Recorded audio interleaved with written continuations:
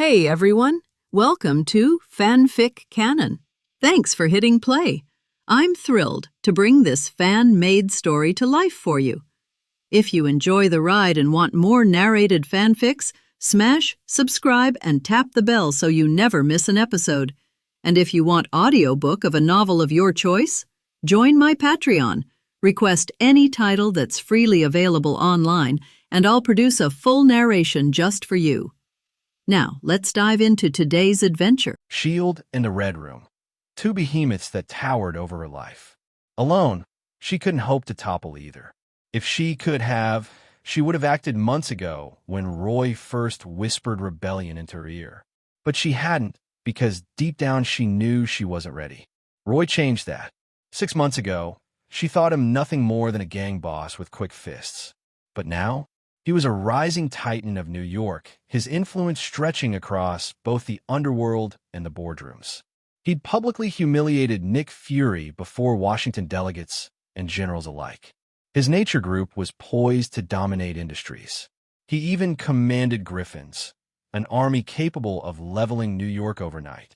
If Roy truly lent his strength, then rescuing Yelena or burning the Red Room to the ground was no longer a fantasy. As for S.H.I.E.L.D., Natasha felt no loyalty left.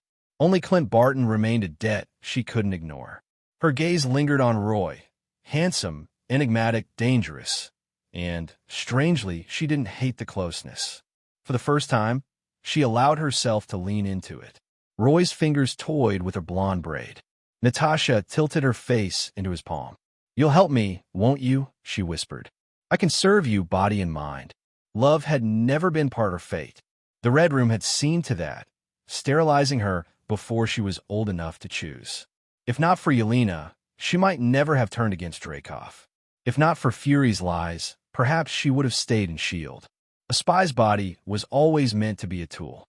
She'd accepted that, but Roy's response wasn't what she expected. He produced a parchment, not an embrace. A contract, etched on demon oak and dragon vine, fir and mithril.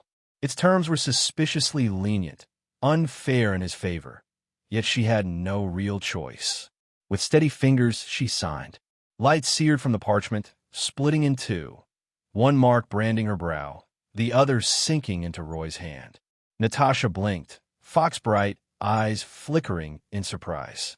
For once, she looked less like a femme fatale and more like a startled girl.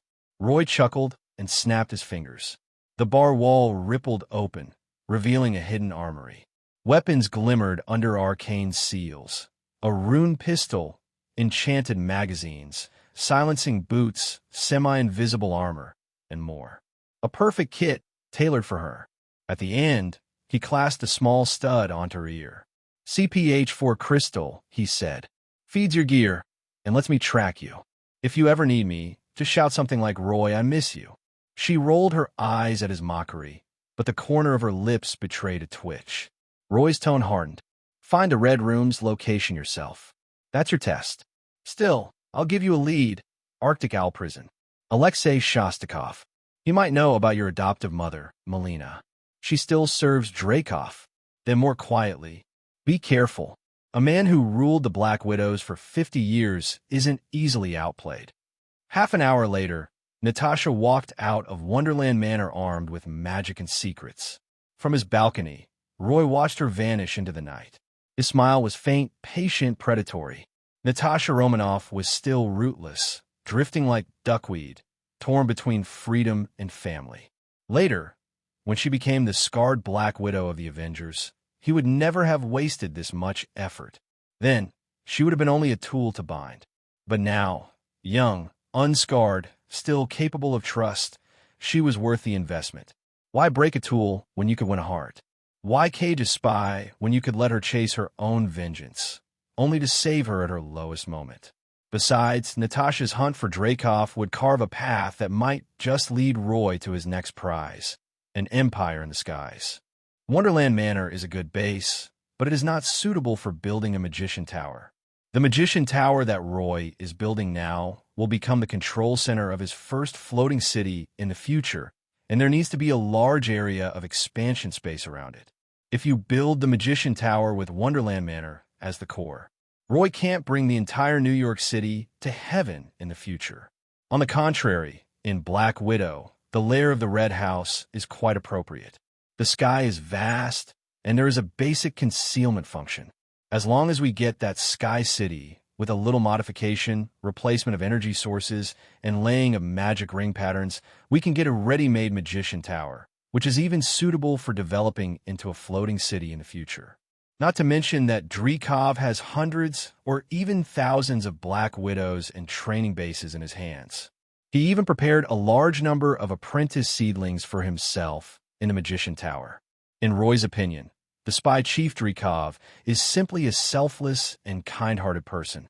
The other party is so kind, letting it live a little longer, making more money, and training a few more Black Widows would be the most I could do. And just as Roy was thinking about his plan, Veronica and Emma also came to the balcony at some point. Veronica was originally an ancient from 1,300 years ago and was born into a noble family. She was not surprised by people in power finding lovers, and her family was quite stable. But Emma started to act a little jealous and weird. Still looking, Mr. Roy is really affectionate. Do you want me to help you tie him back? Emma, baby, you're so cute when you're jealous. Lovely, you big-headed ghost. Tell me the truth. How many things are you hiding from me and Sister Winnie? TSK. You're calling me sister already? Baby Winnie is over 1,300 years old. You should call her grandma. You're going to die. You're AB********************************************************************************************************************************************************************************************************************************************************************************************************************** Taboo that women can never touch. Hearing Roy's joke, Veronica, who had been very noble and calm, broke down on the spot and quickly joined forces with Emma to launch a tight defense against Roy. Fortunately, Roy is best at breaking through double teams, and his butterfly steps are unparalleled. A fight. Emma was as sleepy as a little girl. Veronica was quite strong, but she was also exhausted and defeated, so she simply stayed to teach Emma how to meditate. Only Roy, after working hard for most of the day, still looked energetic, as if there was no limit. He went to the magic laboratory excitedly to deal with the vampire's treasure, a drama where griffins sweep across New York.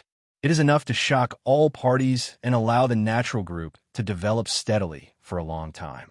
Originally, Roy wanted to completely overthrow the entire Gening clan at one time and give the underground world a little shock. However, when Hayden, the White House's chief of staff, visited, he had some discussions with Roy. Now that 2003 is already halfway through, 2004 will be another presidential election year in America. According to Hayden's chief of staff, the owner of the White House does not want to have too much conflict with the dark creatures before being elected. If only Roy could stop for a moment and exercise restraint.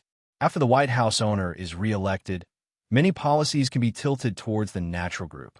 Even the owner of the White House will personally pave the way and help the natural group become the top chaebol in America.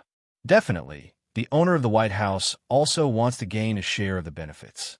Those vampires of the Gening clan are just a minor nuisance. In comparison, at this stage, it is more beneficial to make friends with the White House, the military, and other forces. In modern society, money is the closest thing to everything. Although Roy often uses protecting my Earth as his self-motivation, in fact, Roy originally did not have any particularly perverted Homelander ideas. What's more, a stable and orderly secular society. It is of great benefit to one's own magician journey. Whether it is collecting knowledge, gathering resources, recruiting apprentices, etc., it is inseparable from secular society.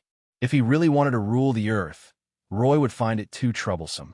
So during this rare window of peace, Roy planned to first build a magic element pool in Wonderland Manor, and then go to Kamar-Taj for a visit. With the inheritance of Supreme Merlin, Roy can lay a good foundation as a magician. But if it continues to develop upward, it will be slightly insufficient. After all, the era in which Supreme Merlin lived was the end of the decline of myths and the supernatural. The reason why Merlin was able to become the Sorcerer Supreme was not because of how powerful his magical ability was, but because he possessed many treasures left behind by various myths and extraordinary forces. the dragon ring that commands the five-color dragon clan, a holy grail of infinite magical power, a golden sailboat that can sail across the stars, a mighty sword that can cut through the universe, and so on. Merlin possesses so many different kinds of magical artifacts. However, almost all of Merlin's artifacts were lost in the long river of history. Veronica, as the only apprentice of Supreme Merlin in modern society, didn't even get a single thing. In this case, when Merlin's inheritance potential is exhausted, if Roy wants to climb faster on the path of magician, the best way is to enter Kamar-Taj, preferably with the full help of the Ancient One. The contemporary sorcerer, Supreme Ancient One, is far more powerful than Supreme Merlin. The Ancient One is a being that can use astral projection magic to travel throughout the multi-universe and even the chaos astral plane. Why is Dormammu in the dark dimension jealous and hateful of Earth and the Ancient One? It is because the Ancient One stole Dormammu's endless energy and often used Dormammu's energy to beat Dormammu up. The knowledge and power of the three Vishani gods were used by the Ancient One for hundreds of years. Ancient One resigned as soon as he said he would, and then turned around and found the eternal god to support him, making the investment of the three gods of Vishani go to waste. To be frank, the Ancient One is a true, magical Holy Spirit. According to the original magic level classification that Roy obtained from the Philosopher's Stone, the Ancient One is at least a 9th ring true spirit great magician. Concentrate your own consciousness, inject knowledge nourishment, and transform into true spirit and Holy Spirit. Space, time, energy, and everything in the material world are almost powerless to do anything to each other. One more step up is the true ascension to godhood. He is not a racial god like Marvel's Odin or Zeus, but a true god who embodies divine nature, holds power, can penetrate the multiverse, and reside in the astral realm forever. And most importantly, Ancient One himself is indifferent, broad-minded, and is looking for a successor. Roy felt that he was more suitable to be synthesized into Sorcerer Supreme than Doctor Strange. Roy did not go to Kamar-Taj before because his path as a magician was not yet established. Without a clear source of magic, traveling to Kamar-Taj might lead to following the path of the Ancient One magician. Even with the truthful meditation method, one can protect the mind. But the path of relying on a long time to hone oneself bit by bit and build a true spirit is too tiring. And after having an endless source of magic power, Roy can then, without any scruples, quickly absorb the endless knowledge collected by the Ancient One magician in Kamar-Taj and transform it into nourishment for his own magician journey. In this way, Roy only needs to collect resources to steadily ascend to godhood. Gathering resources is much easier than the ascetic approach of the Ancient One magician. Building a magician tower is enough to ensure your safety in the material plane. Building a floating city would be enough to allow him to travel the entire galaxy. Going further up, once you set foot in planes, dimensions, multiverses, etc., with the infusion of resources, you can directly experience the joy of level ascension and being promoted to godhood. Thinking of this, Roy became full of motivation. Then, in a magic laboratory, Roy began to quickly process the treasures that John Wick had looted from many New York vampire families. Gold, gems, rare minerals, and even various magical materials, etc. Although those vampire families are not very powerful, they live for a long time. Even for ants, the resources they can collect over a longer time frame cannot be underestimated. Not to mention vampires, dark creatures that are inherently greedy and extravagant. The only pity is that vampires have a natural aversion to substances like silver, so the stock is almost ridiculously small. Fortunately, among these treasures, there are many antiques such as oil paintings, porcelain, and handicrafts. If you sell these things, you could get a lot of silver in return. In this way, Roy could barely gather the resources to build the magic element pool. It took more than 10 days. Apart from occasionally eating, sleeping, and playing poker with the two girls, Roy spent almost all of his remaining time in a magic laboratory. And the results of this almost crazy work are also very fruitful. In the past, Roy and Veronica's magic powers were at a poor and insufficient level. But from CPH-4's bottom-level observation, Roy obtained a large passive ability spell in the string world. The Crown of Wisdom constantly queries, decomposes, and deduces the formulas of various materials. The proof of elements and the proof of nothingness provide infinite positive and negative magic power, accelerating the smelting of materials. Under these existing conditions, Roy doubled the magic levels of commonly used magic metals, such as refined gold, mithril, orichalcum, and tin. At the same time, Roy also obtained additional lapis lazuli, sea silver, red blood copper, star pattern steel, and many other substitutes. Some of these materials are weaker than the original magic metals, but some are more outstanding than the original magic metals, and even have more advantages in some aspects. For example, vibranium. This thing has good energy conductivity, and its stability and corrosion resistance are ridiculously strong. The biggest disadvantage is that the quantity is too small. Those vampires have only been able to collect about 3 to 5 kilograms from their hundreds of years of collection. However, vibranium is not used much in the process of creating the magic element pool. The ones that really have a greater demand for vibranium are relatively small, endless magic sources, such as the elemental furnace and the Iola core. They are generally used in large-scale war magic props and a manufacture of advanced golem puppets. Before the Chitauri invasion, Thanos' arrival, and other major war plots, Roy doesn't have much demand for these things. What's more, vibranium is right there in Africa. When you need it again, you can take it whenever you need it. As for Wakanda, those noble magical retro-tech black kingdoms, if you're smart, keep them. If you don't know what's best for you, haha. After writing down vibranium and Wakanda in the notebook, Roy quickly devoted his full attention to the creation of the magic element pool. The magic element pool was placed by Roy on the second underground floor of the Wonderland Manor. This was originally the underground parking lot of Wonderland Manor. However, after the entire Fairyland Manor was gradually transformed into a demon, all the sightseeing cars in the secret realm of the manor have been replaced by demonized versions. Originally, all those luxury cars, sports cars, and the like were parked in the parking lot outside the manor. After this underground parking lot became vacant, it was reserved by Roy very early on. At this time, the entire second underground floor was empty. Obsidian covered the entire ground like a glass mirror, and fine and dazzling mixed metals of refined gold and mithril were laid out along the remaining magic patterns, forming an extremely dense magical energy channel.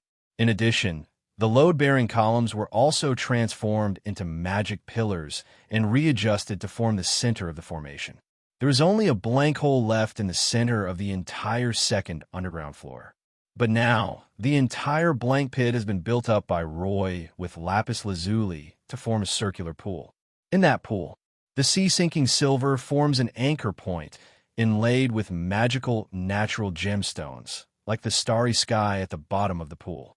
The star-patterned steel is like a mesh of filaments, hidden in the narrow gaps of the dazzling magic circle, forming overlapping magic rings.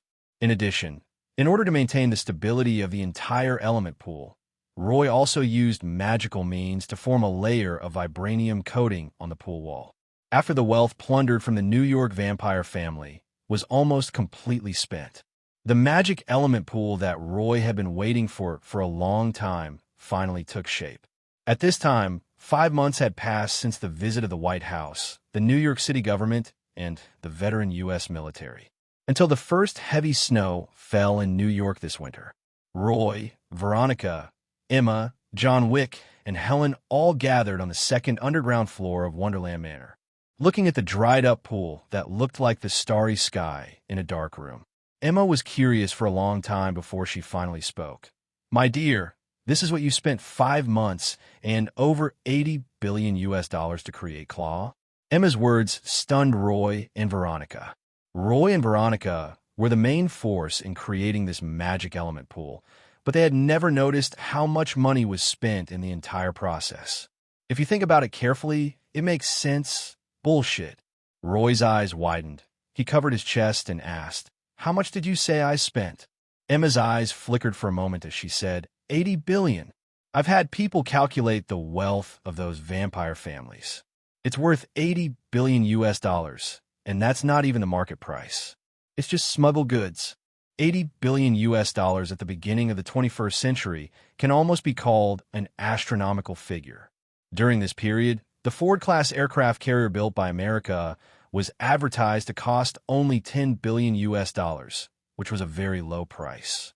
Theoretically, 80 billion US dollars can build 10 aircraft carriers. There are only 11 aircraft carriers in the entire America, and only one of them is Ford-class. To be frank, the cost of this magic element pool alone is enough to cover America's entire aircraft carrier fleet. Roy's heart twitched as he listened to Emma's words. But soon Roy reacted. There's nothing we can do about it. After all, the lowest grade materials in the entire magic element pool are mithril and fine gold, and magical materials such as lapis lazuli and star steel are even more expensive than vibranium.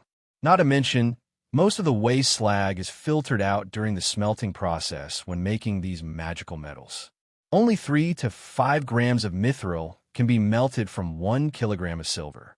Gold is slightly stronger, but the consumption ratio of smelting refined gold is also very alarming. I don't feel bad. I don't feel bad at all. Anyway, they were all taken from those vampire families. After I return from Kamar-Taj, I will kill the Genin clan and make up for it. Roy quickly waved his hand and said, Emma baby, no matter how much it costs, it's worth it. Once the magic element pool is activated, it will be able to open channels to various elemental planes through the astral anchor points made of star-patterned steel, forming a magical tidal reflection. By then, not only will all of us be able to achieve a wave of extraordinary evolution. Once the magic tide in the elemental pool stabilizes, you will have endless magic power in the future. The Enchanted Botanical Garden, Rune Enchanting Factory, Mystic Eye, Golem Puppet, etc. can all be deployed. Our power in Wonderland Manor, and even in New York, will become impregnable. This little bit of spending is necessary. As he spoke, Roy's mood completely calmed down. He took out hundreds of medium-level soul crystals and began to cast a spell to create low-level demon spirits. It's like computer control in a science laboratory. Originally, magic element pools of this level were built in magician towers and controlled by tower spirits.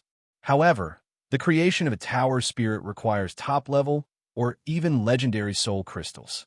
As for Roy up to now, he only has 2 high-level soul crystals in stock. This is also the reason why Roy did not choose to build the magician tower for the time being. Even if it was built without the tower spirit to control it, Roy and others would not be able to unleash the full power of the magician tower. It would be better for them to build a small magic manor first, in the absence of the need to substitute magician Tataring. The demon spirits created by hundreds of medium-sized soul crystals are enough to maintain the operation of the magic element pool. Anyway, there is still a high-level soul crystal that can create high-level demon spirits and uniformly allocate them. Damn it, it's already 50 chapters in, and I'm still working on a low-profile copycat version of the Magic Manor. Kamar-Taj's further studies cannot be delayed any longer. Roy's mind was in a mess, but his hands were very steady. Relying on the endless magic power provided by the 3 ability spells, he created hundreds of demons one after another in just a moment. The intelligence level of these monsters is probably only 10 points higher than that of AI-level artificial intelligence. But the advantage is that the demons can directly interfere with reality through the magic field. Hundreds of demons jumped into the magic pool and attached themselves to the magic gems one after another. Soon, halos began to flicker, and strands of magic power continued to gather at the bottom of the pool. These magical powers continued to spread along the magical patterns on the bottom of the pool, as magnificent as lighting up a starry sky. Soon, The large composite magic array and overlapping magic rings were activated. In an instant, a colorful magic vortex formed in the entire magic element pool. Hundreds of magical vortexes continuously collided, and under the control of the demonic spirits, they gradually devoured and integrated each other, forming 4 huge, pure magical vortexes of red, blue, yellow, and green. At the same time, the last high-level demon spirit in Roy's hand was also completely created. With the complete subjugation of the high-level demon spirits, the gates to the elemental planes suddenly opened at the bottom of the 4 huge magic vortexes, forming a stable passage. In an instant, a torrent formed by the 4 basic elemental particles of earth, water, wind, and fire rushed into the magic element pool. The 4 elements of earth, water, wind, and fire are fighting fiercely, forming a turbulent magical storm. This magical storm seems to be able to crush all matter in the world. However, on the wall of the magic element pool, the protective position made of vibranium coating was like a solid wall, restraining all magical storms. The brilliant 4-color halo flickered continuously throughout the entire second underground floor. Roy was in a rare state of excitement. Everyone get ready. The conflict between the 4 elements has been averted. Once the earth, water, wind, and fire merge, a stable source of magic will escape, forming the first wave of magic tide. Those who need to meditate should meditate quickly, and those who need to cultivate fighting spirit should cultivate fighting spirit. This is a God-given opportunity. How far you can go depends on yourselves. After saying that, Roy no longer paid attention to anyone and quickly immersed his consciousness in the sea of knowledge. While maintaining the visualization of the truth while meditation method, he showed the system transformed by the Philosopher's Stone in his mind and frantically deduced the rune traces in the domain. At the same time, Veronica, Emma, and Helen quickly fell into meditation. John Wick began to circulate his chi and blood, preparing to condense the seed of life. It didn't take long for everyone to fall silent. Along with a tsunami-like roar coming from everyone's soul, an endless tide of magic power erupted in the entire underground second-floor space. This huge tide of magic power even passed through layers of buildings and entered the magical botanical garden outside the main garden of the fairyland. In an instant, everything was silent, and only the brilliant light of the original magic power danced in the original sea of consciousness of each living being. This is a kind of evolution, and there are traces of law in the original magic power. This thing is much purer and more precious than ordinary magic power. At this moment, Roy's background was rapidly increasing. Veronica's magic level is recovering rapidly. Emma and Helen's mental strength increased rapidly, and they began to directly strive to become a first-level official magician. John Wick has been honing his energy and blood for 20 to 30 years, completely condensing it into a seed of life and stepping into the extraordinary realm. Even in the magic botanical garden, there are large tracts of plants that have been classified as magic plants.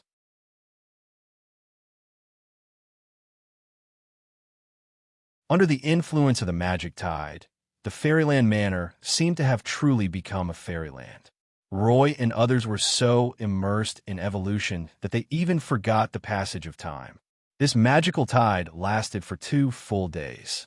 Even every snowflake that fell into the Wonderland Manor was transformed into perfect ice magic material under the influence of the magic tide. As for all the plants that were already nurtured by the magic circle, they began to evolve collectively. Rainbow rose, emerald magnolia, dragon blood vine, spirit awakening grass, refreshing lilac, calming water lily, etc. The plants in Wonderland Manor were originally transplanted from the adjacent New York Botanical Garden. There are more than 1,200 species of various kinds, all of which have become magical plants. The poplar forest exudes the scent of golden sand, and the maple garden is filled with the element of fire. There are splashes of water in the water lily pond and gusts of wind in the flower garden. The 2 most core species, the life oak and the tulip were directly promoted to mid-level magical plants. There was even an ancient oak tree that was nearly 300 years old, which gave birth to the oak heart. When it became a high-level magical plant, even its intelligence was fully awakened. In just 2 days, the entire Wonderland Manor seemed to have evolved for 20,000 years, as if it had fallen into a magical world. Wait until the magic storm on the second underground floor of the Manor Villa completely subsides. Gradually, the original magic power that filled the air began to dissipate. In the end, only the magic element pool remained, with 4 elemental springs still remaining. Magical spring water continuously gushed outward, forming a shallow layer of water film, which also contained a faint breath of original magic.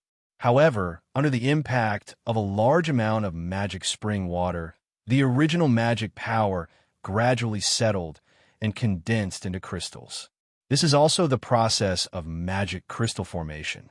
If it existed in nature, the magic crystal formed by the precipitation of this original magic power could even become the mother marrow of magic crystal after billions of years of condensation.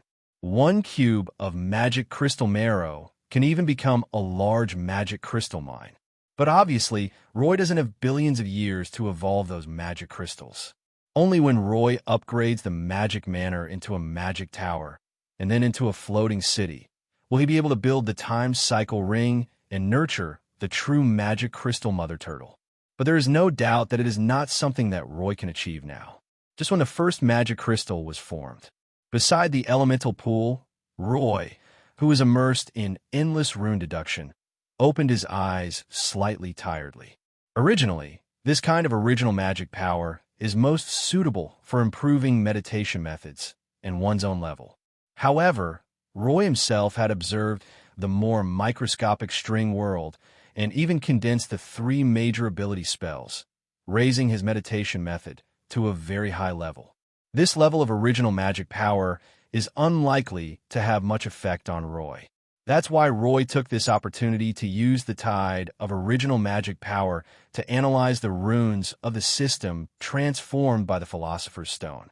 Analyzing and deducing runes consumes the most original magic power, because only the original magic power, with its inherent law patterns, can materialize into runes.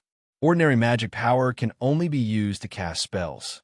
Fortunately, under this great opportunity, Roy also gained a lot, and he put his core alchemy, including runeology, potionology, magic crystal science, creation science, magic circle science, etc. All of them were upgraded by 2 levels. Level 6 alchemy is enough for Roy to build a magician tower with his bare hands. At this point, Roy didn't even have to go to Kamar-Taj to build his own magician tower. Definitely, Roy can never have too much magical knowledge. Kamar-Taj, you should go, but you don't have to go. Just think of it as knowledge accumulation to prepare for upgrading the floating city in the future. If I could gain the favor of the Ancient One, I could save myself hundreds of years of detours. Wouldn't that be better than anything else? Roy came to his senses, his thoughts wandering a little. At the same time, Veronica, Emma, Helen, and John Wick also woke up one after another. After 2 days of being immersed in the original magic power, the most obvious change was that of Veronica, who had once had a glorious era. Not only did she recover to her original level of a 4th ring magician, but she also broke through the bottleneck through the specialized meditation method of truth will. It wouldn't take long for her to reach the level of a 5th ring magician. You know, even the Supreme Merlin 1,300 years ago was only at the 6th ring level and needed the help of artifact effects to reach the 7th ring. Definitely, Supreme Merlin has a lot of magical weapons, and it is common for him to reach the 8th ring of combat power at his peak. Though, request flowers? Otherwise, Merlin the Magician would not be able to become Sorcerer Supreme. Putting aside the 1,300 years of being sealed, Veronica was only 24 years old, and achieving the dollar ring was already a surprise. And most importantly, after recovering his own strength, coupled with the surging energy of the magic element pool, Veronica felt that as long as she stabilized her mental strength and arranged a suitable magic circle, she would be able to quickly separate Morgana, the world-destroying witch, from her soul parasitic state. Except for Veronica's huge gain, Emma also practiced the truth will meditation method and directly entered the ranks of the first-level official cultivators. Even more, the moment she stepped into the extraordinary realm, Emma stimulated the dormant X gene in her body. When achieving first-level magician, Emma also condensed two ability spells, telepathy and diamond of nirvana. This, originally, was the super ability carried by Emma X's gene, transformed into extremely powerful composite magic. In telepathy, there are more than 20 single-target psionic spells, including Mind Shield, Mind Invisibility, Mind Illusion, Mind Detection, Mind Tracking, Mind Link, Psionic Dispersion, Psychokinesis Explosion, Position Control, Mind Control, Pain Induction, Memory Clearance, etc. The Nirvana Diamond is also not simple and comes with many abilities such as Nirvana Evolution, Diamond Body, Super Strength, Super Endurance, Super Toughness, Mind Immunity, Mind Strengthening, and Induction Phoenix. An ultimate magic at the level of psychic general principles and a physical strengthening that is close to Phoenix Force. This is simply a natural psychic magic holy body. Even when Roy himself was at level 1 and obtained 3 more powerful ability spells, he was still very envious. After all, ability spells are like this. Unless Emma is placed on the dissection table, it is impossible to analyze and replicate. Fortunately, once Emma becomes familiar with the single-target psychic magic, she can still dismantle it herself. This can be considered an extra surprise and gain. Definitely, it's more rewarding than Veronica and Emma. As for John Wick and Helen, their gains were not that exaggerated. John Wick and Helen are Roy's subordinates, and their qualifications are not as good as imagined. Helen herself was unable to practice the meditation of the will of truth and could only practice the disassembled version of the meditation of will. She barely stepped into the level of a first-level magician, condensed the ability spell, life resurrection, and prepared to take the path of a nanny. John Wick was once infected by the demon Baba Yaga and couldn't even practice basic meditation. It was Roy who helped him summarize a breathing method by breaking down meditation and family breathing methods. Fortunately, John Wick's aptitude for practicing breathing techniques is pretty good. In this tide of original magic, John Wick has successfully condensed the seed of life, and his body has fully evolved, making him half Spider-Man. After the couple finished their evolution, they said goodbye to Roy together. Although these two 050 couple also live in the Wonderland Manor, they do not live in the main villa of the manor, but in the Poplar Forest Villa area near the Edge entrance. In a sense, the couple can be considered as half of the gate security guards of Wonderland Manor. Wait until John Wick and his wife leave. Roy took Veronica and Emma directly to the magic laboratory and began to set up the transfer array and the sealing array. The world-destroying Witch Morgana is sealed inside Veronica's body, and she is always a hidden danger. While Morgana is still in a weak state, now is the time to deal with her. A full 2 hours. Even though the entire Fairyland Manor was filled with extremely abundant magic power, and had even reached a super-rich magic state, setting up 2 magic arrays still consumed the owner's energy. This is also because Wonderland Manor lacks a tower spirit. Wonderland Manor is said to be a magic manor, but in fact, it is a mini version of the Magician Tower, especially with the magic element pool to supply magic power. Roy even had plans to use the Traceless extension spell to expand the Oak Garden, Poplar Garden, Flower Garden, Cherry Garden, etc. in the Wonderland Manor to form a super large magical botanical garden.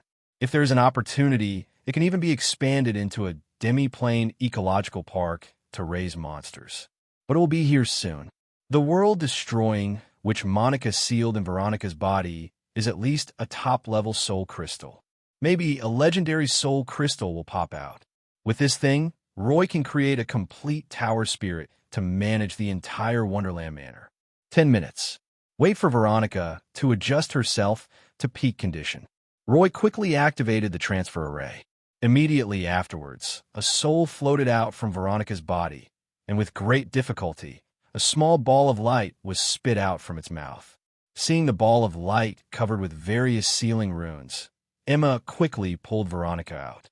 Then, Roy activated the sealing array on the transfer array again. As expected, the moment the sealing magic circle was activated, the ball of light began to expand wildly, and in the blink of an eye, it had become the size of an ordinary person's file. Through the thin sealing light curtain, one could see the world-destroying which inside suddenly opened her eyes. What a rich magical environment! Could it be that myths and the extraordinary are beginning to revive? The sealed Witch of Destruction has been in a dormant state for a long time and has a very vague sense of time. Moreover, this world-destroying, which is indeed quite capable. Even through the sealing light curtain, she can sense the surrounding magic power and can even draw the magic power to break her own seal. Definitely, all of this takes time, a lot of time. At the same time, the Witch of Destruction also saw Roy, Veronica, and Emma outside the magic circle. A moment later, the Witch of Destruction's expression changed slightly. She took a deep breath and said, "Veronica, there is no hatred between you and me. You can see that the magic power is returning now. There is no need to destroy." Veronica's soul returned to her body, and she said with anger on her face, "You killed Teacher Merlin." The Witch of Destruction froze in her expression as she argued, "No, it was Maxim Horvaths who backstabbed Merlin. Besides, if I kill Maxim, that would be considered revenge for Merlin, wouldn't it?" Veronica sneered, "Yeah, you even killed Senior Balthazar." 3 years ago, a New York elementary school monk was recognized by the Dragon Ring, but accidentally opened the seal and released Maxim, Morgana, Veronica, and others. The Witch of Destruction did kill Maxim, who had backstabbed Merlin. It was only after the Ancient One appeared that the Witch of Destruction had to do this in order to replenish her magic power. Before that, the Witch of Destruction also killed Veronica's senior, Balzisa. Speaking of which, Merlin's lineage, except for Veronica, was almost wiped out by the Witch of Destruction. The Witch of Destruction's expression grew increasingly rigid.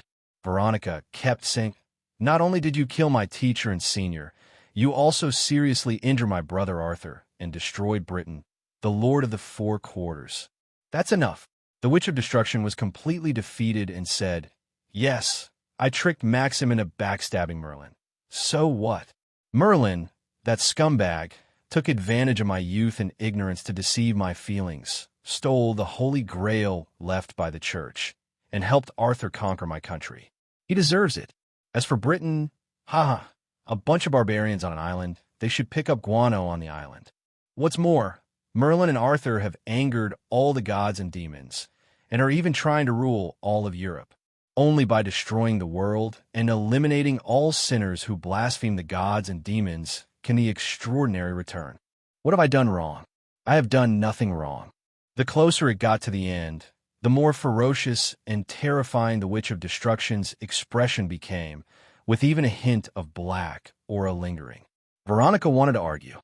However, Roy reached out to stop Veronica and said, "She's gone crazy. There's no point in arguing with her. Let me deal with her." Veronica was simply held in Roy's arms, feeling the warmth of her man, and quickly calmed down. After seeing Veronica calm down, Roy just turned around and came to the side of the sealing magic circle. He ignored the roar, bewitching and wailing of the Witch of Destruction, stretched out his hand, and unfolded his own Roy magic circle. Crown of Wisdom, Proof of Elements, and Proof of Nothingness, the 3 major ability spells are fully activated. Under the infusion of endless magic power, the magic ring quickly enveloped the soul of the world-destroying woman. Then, a large amount of magical knowledge was stripped out and appeared in Roy's magic book. Wait until the consciousness and memory of the world-destroying, which are completely gone.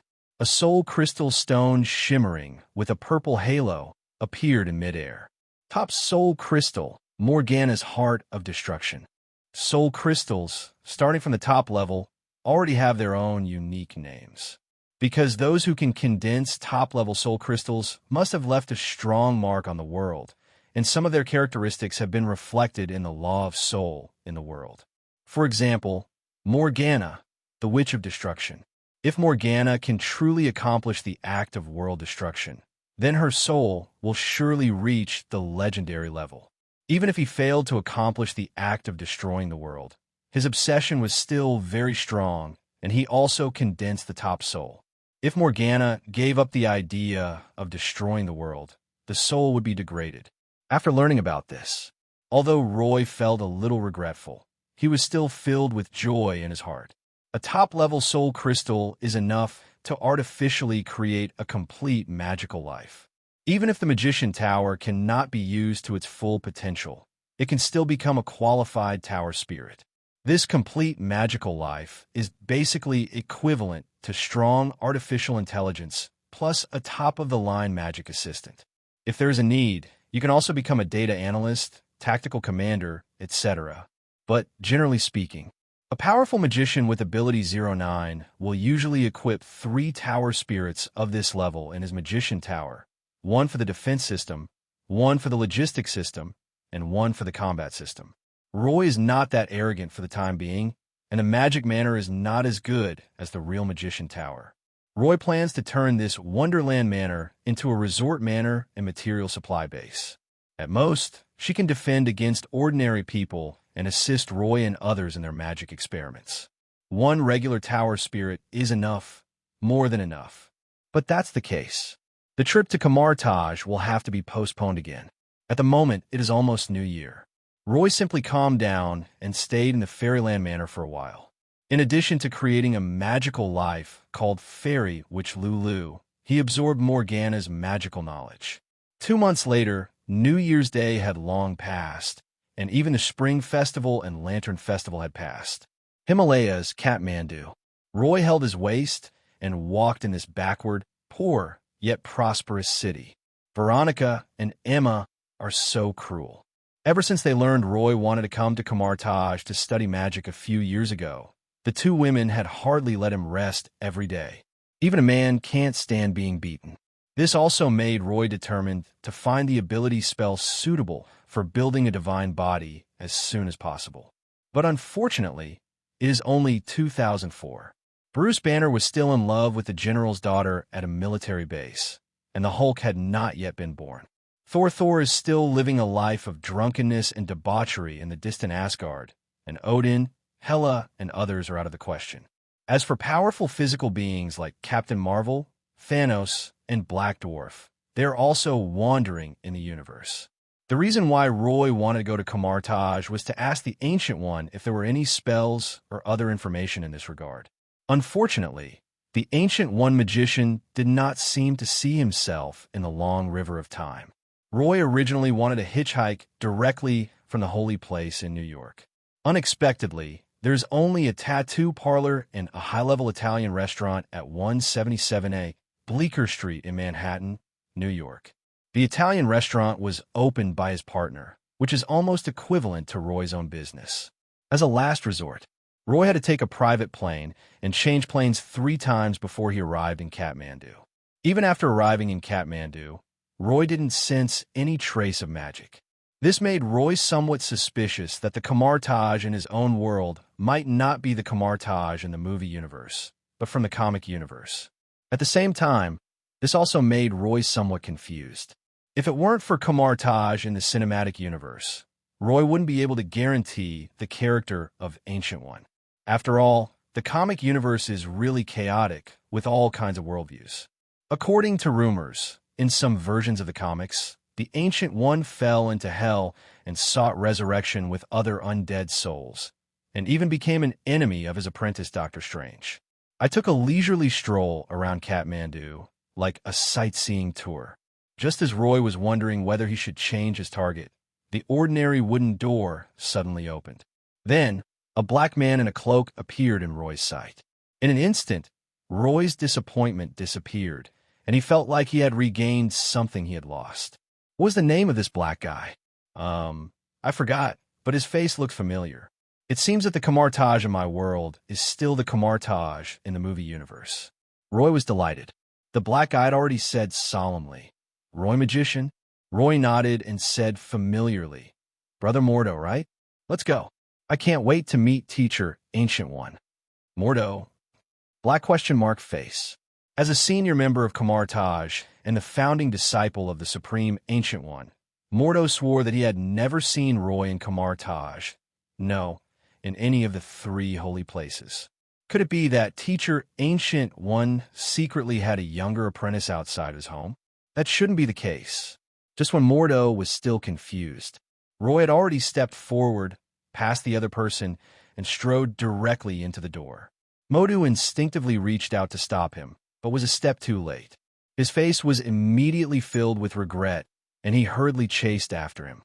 Stepped through the wooden door. In a flash, we arrived at 110, a wuxia-style courtyard surrounded by beautiful mountains and clear waters and a tranquil nature. This courtyard is just an inconspicuous gateway in the huge Kamar-Taj complex.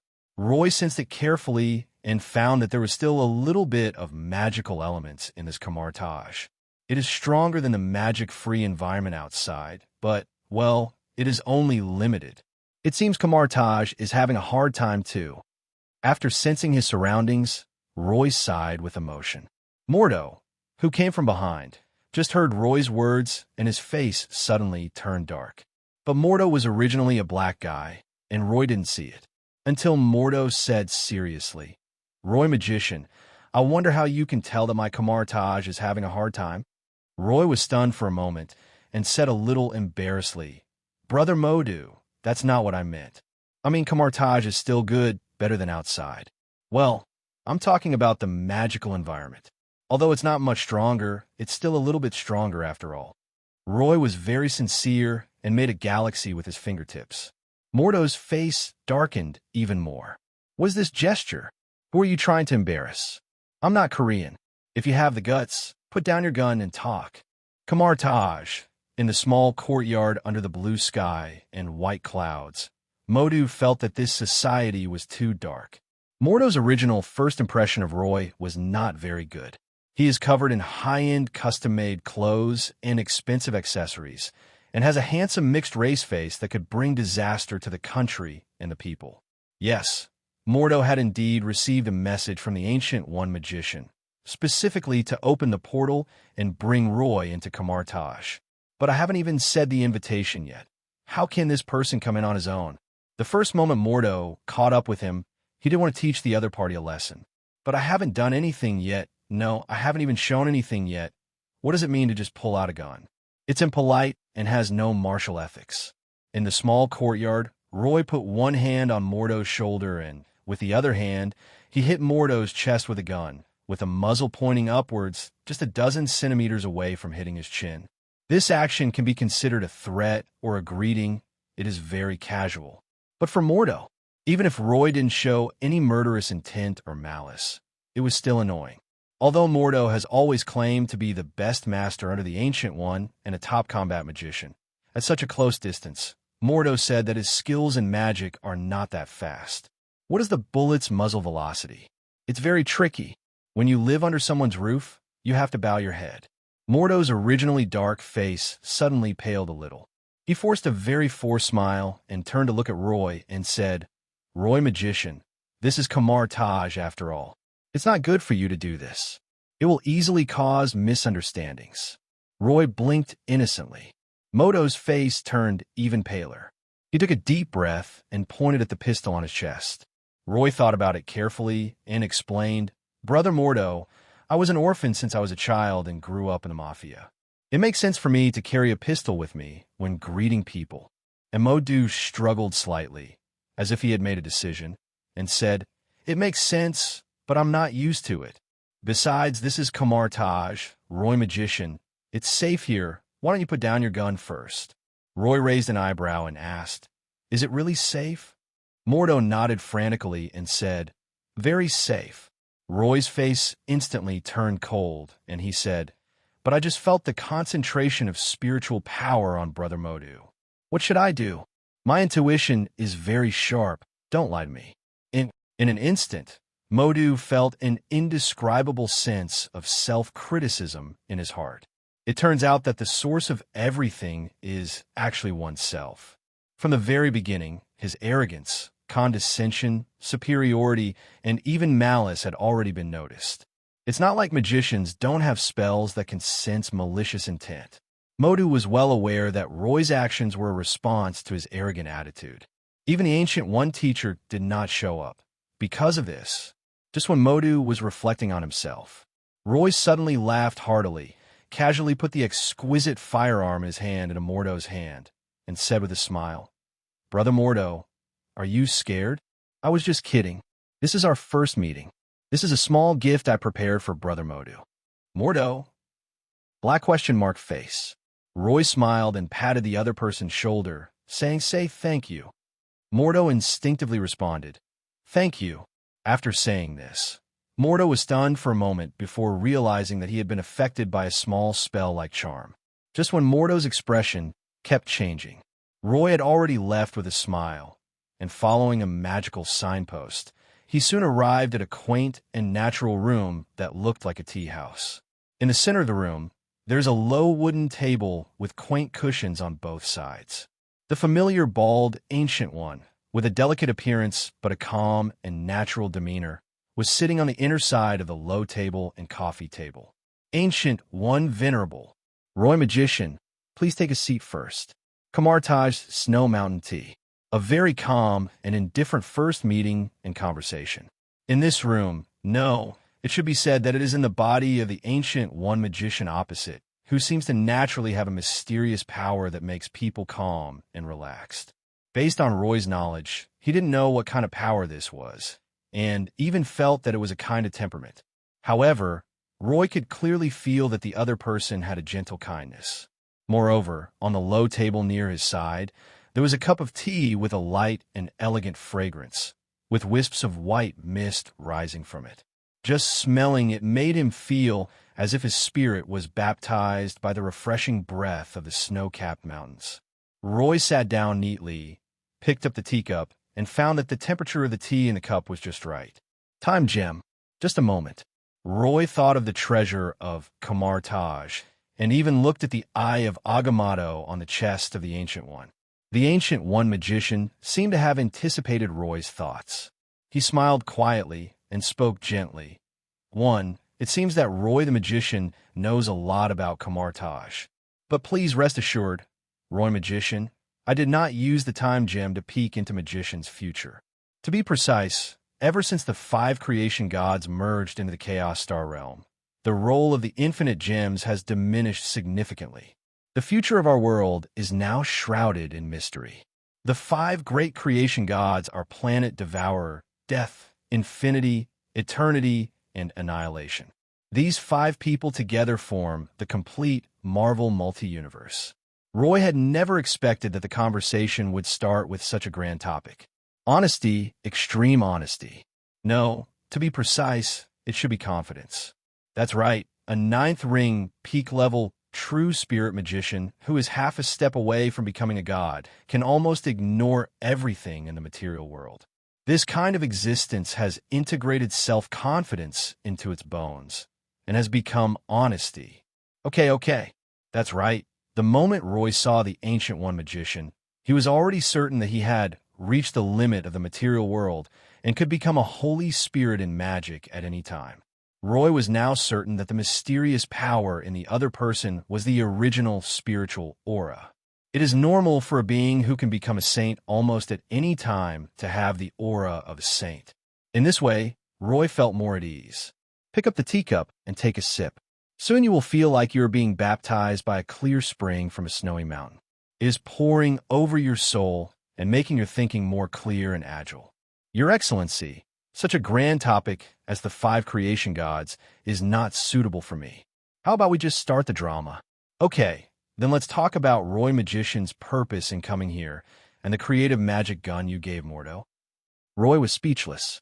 There's no point in talking about this anymore. Let's settle the bill later, right? Ancient One is a person who can be regarded as the ceiling of the magician world since the decline of the extraordinary in this world. Many words can be applied to the Ancient One, such as wisdom, indifference, strength, and gentleness. The only shortcoming that can't be considered a shortcoming is that he is too lax with his disciples, from Mordo to Kaecilius, and from Kaecilius to Doctor Strange. These disciples that Ancient One had placed high hopes on all met with various accidents. High hopes bring disappointment. Ancient One's subsequent bizarre and funny death was perhaps a form of giving up.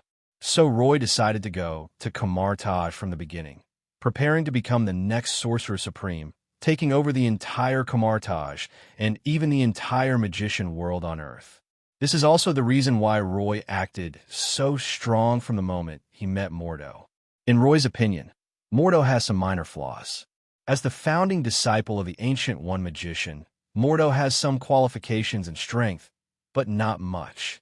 Because of his status, all previous magician apprentices were trained by Mordo. This also earned Mordo great fame in Kamar-Taj. Coupled with Mordo's original character flaw of being a bit too picky, he developed an arrogance that he had not even noticed originally. When there are newcomers who gradually surpass Mordo in terms of qualifications, strength, reputation, etc., Mordo's arrogance will become a hidden danger. In many parallel universes, Mordo developed a demonic barrier due to his arrogance and stubbornness, which led to his fall into the ranks of villains. The Ancient One magician doesn't care whether Mordo falls or not, and he respects the fate of others. But in Roy's opinion, this is simply a huge waste. Although Roy comes from the Mafia, he says he hates waste the most. A senior brother who has all the qualifications, strength, reputation, and sense of responsibility, and who has been diligently and tirelessly training magic apprentices for many years. What good cow and horse? Roy said that after his own magician tower is built, he is willing to make Mordo the chief dean of the Magic Academy. Definitely, the premise of all this is to be able to suppress Mordo. When facing such a stubborn person who likes to dwell on trivial matters, it is not enough to just reason with him. You have to make him calm down and listen to your reasoning honestly. Roy didn't know how much the Ancient One magician across from him had guessed about his thoughts. But since the Ancient One magician was able to use previous events to poke fun at himself in the form of a cold joke, I don't think he would object. Ancient One Venerable, you'd rather call him Mordo senior brother than call me teacher. Roy put down his teacup and pondered for a while, then was teased by the Ancient One magician again. Although this made Roy feel a little unhappy, he was completely relieved. At least the other party did not object. Think of this. Roy stopped testing her and spoke frankly, Teacher Ancient One, I was an orphan and grew up in a Mafia family. I've been walking on thin ice all the way. Do you think I could be Kamar-Taj's successor and become the next Sorcerer Supreme? The Ancient One said that he did not use the time gem to peek into his future. Roy believed this. But Roy also knew very well that at the level of the Ancient One, he could see every corner of the material world through time magic without the time gem.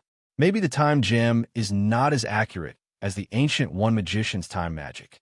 To use the time gem, one must choose the most likely future from infinite timelines. However, when one reaches the level of a ninth ring true spirit great magician, a great prophecy can accurately capture everything one wants to know. As expected, after hearing Roy's words, the Ancient One magician paused for a moment while holding the teacup in his hand. But soon, the Ancient One magician acted very naturally and asked, Aj, can you guarantee your original intention? Knowledge originally is the greatest temptation in the world. When you hit a bottleneck and can't break through, the temptation of Mephisto, the temptation of devouring, the temptation of destruction and restart, etc., knowledge will become your greatest accomplice. The Ancient One's worries were not without reason. Throughout history, there have been too many outstanding people and geniuses who have forgotten their original intentions and become a disaster. The most typical example is Morgana, the world-destroying witch.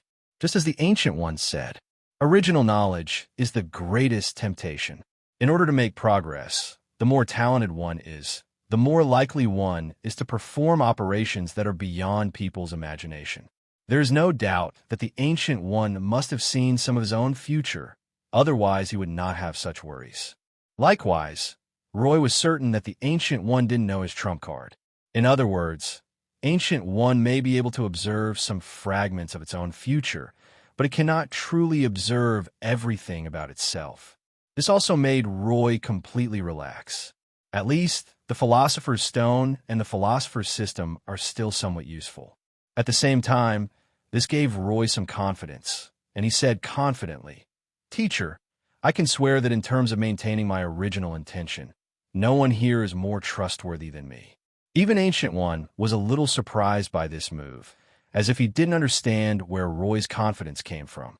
Roy smiled shyly and said, "Teacher, the foundation of my practice is called the Truthful Meditation Method. What is the will to truth? It is the balance between knowledge and original intention." To put it bluntly, Roy was born with a psychic immunity spell of more than 9 levels. Forget about the temptation of Mephisto or anything like that. Even if it were an eternity, it would not be able to erode Roy's will. After hearing Roy's meditation method, the Ancient One immediately laughed and said with relief and approval, "I will declare you my new disciple, and all the knowledge of Kamar-Taj will be open to you." Roy secretly praised in his heart, suppressed his ecstasy, and said, "Teacher, about me and Brother Mordo." The Ancient One smiled more relaxedly and said, "If you have the ability, I look forward to seeing you help Mordo and the others change their original fate." It is obvious that Ancient One is not without feelings for his disciples. This actually made Roy a little confused, and he asked, "Teacher, speaking of abilities, why don't you correct Brother Mordo's flaws yourself?" The Ancient One sighed softly and said, "The greed of Dimension Mephisto is the same. In Kamar-Taj, Mordo and his companions found it difficult to find the true meaning of magic. For them, retaining some of their own shortcomings is sometimes not a bad thing." Regarding the topics of Dimension Mephisto and Mordo, the Ancient One spoke very vaguely, but Roy heard the subtext. For ordinary magicians, whether it's white magic or black magic, there's actually no difference. If one cannot find the true meaning of magic like the Ancient One, then the final outcome will be that their souls will be taken away by the dimensional Mephisto and integrated into the dimensional origin of those Mephistos. However, gods of white magic like the 3 Vishani gods choose long-term investment. Mephistos like Dormammu and Mephisto, on the other hand, choose a more intense gambling investment method. In the absence of a source of magic, taking the path of white magic is nothing more than living a stable life. Taking the path of black magic, if one can win Mephisto's bet, there might be another way out.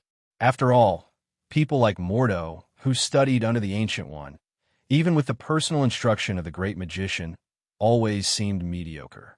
On the contrary, after being judged to be a master, people like Mordo have made remarkable progress. The Ancient One can help Mordo and other disciples enter the door of magic, but it cannot make choices and learn on their behalf. This is also the ultimate reason why Ancient One chooses to let all his disciples go their own way. A 9th ring true spirit magician, nearly invincible in the material world. But similarly, even someone as powerful as the Ancient One could not do anything to the dimensional Mephistos who had already divided up the world's authority. This is the general trend of the entire extraordinary world. If not, Ancient One might not have recognized Roy so easily. The Ancient One's recognition of Roy might be due to the fact that he saw a change in Roy. After leaving Ancient One's tea house, Roy quickly understood Ancient One's helplessness. But Roy didn't take this kind of thing to heart. First of all, facing dimensional Mephisto or something like that is still a long way off for Roy. Secondly, Roy may have had the idea of capturing Mephisto, dissecting Mephisto, and studying Mephisto in his heart. Those dimensional Mephistos are not necessarily more powerful than the Ancient One magician. Even some weaker dimensional Mephistos might not be as powerful as ordinary high-level magicians. The real strength of Mephisto lies in his immortality. The root of a dimensional Mephisto has always been its own dimension. As long as its own dimension is hidden enough and a duplication is separated to walk in the world, death will only result in the loss of a little soul and energy. What's more, there are some powerful and special dimensional Mephisto. Even if the real body dies in the outside world, it can be reborn in the origin of the dimension by relying on the connection between itself and the dimension. Therefore, when Roy becomes stronger, he may not be able to counterattack those dimensional Mephistos. Definitely, it is not an easy thing to do. Perhaps, when I have the chance, I can discuss this with Teacher Ancient One. After Roy walked out of the Ancient One's tea room, his thoughts wander a little. When he came to his senses, he saw the magic library of Kamar-Taj. It was pretty much the same as Roy's impression. The magical library of Kamar-Taj is not mysterious or extraordinary, but it has a profound solemnity. However, unlike Roy's impression, the librarian in at the moment is not the funny guy. After a brief exchange with a somewhat unfamiliar librarian, Roy soon entered the palace of knowledge he had long coveted. Kamar-Taj's collection of magical knowledge is much more than Roy imagined, ranging from the most basic magical worldview to the extremely taboo time magic. The various magical knowledge in the entire library is far richer than Merlin's inheritance. This is the precious wealth of knowledge that the Ancient One magician has gained over hundreds of years of traveling the infinite multi-universe. It's just that it's been wasted in this ordinary library. Pack it up hard. Sooner or later, I will pack all these magic books into my own magician tower. Just when Roy was feeling excited, a chubby, crew-haired magician walked in, donut in hand, and said, "Brother, it's your first time in the library, so it's normal to be excited, but reading books like you're looking at naked women with green eyes is a bit too much. Moderate yourself. Patrick has already found a wolf-proof device." Coincidentally, the person who just walked into the library was the magician Wong in Roy's impression.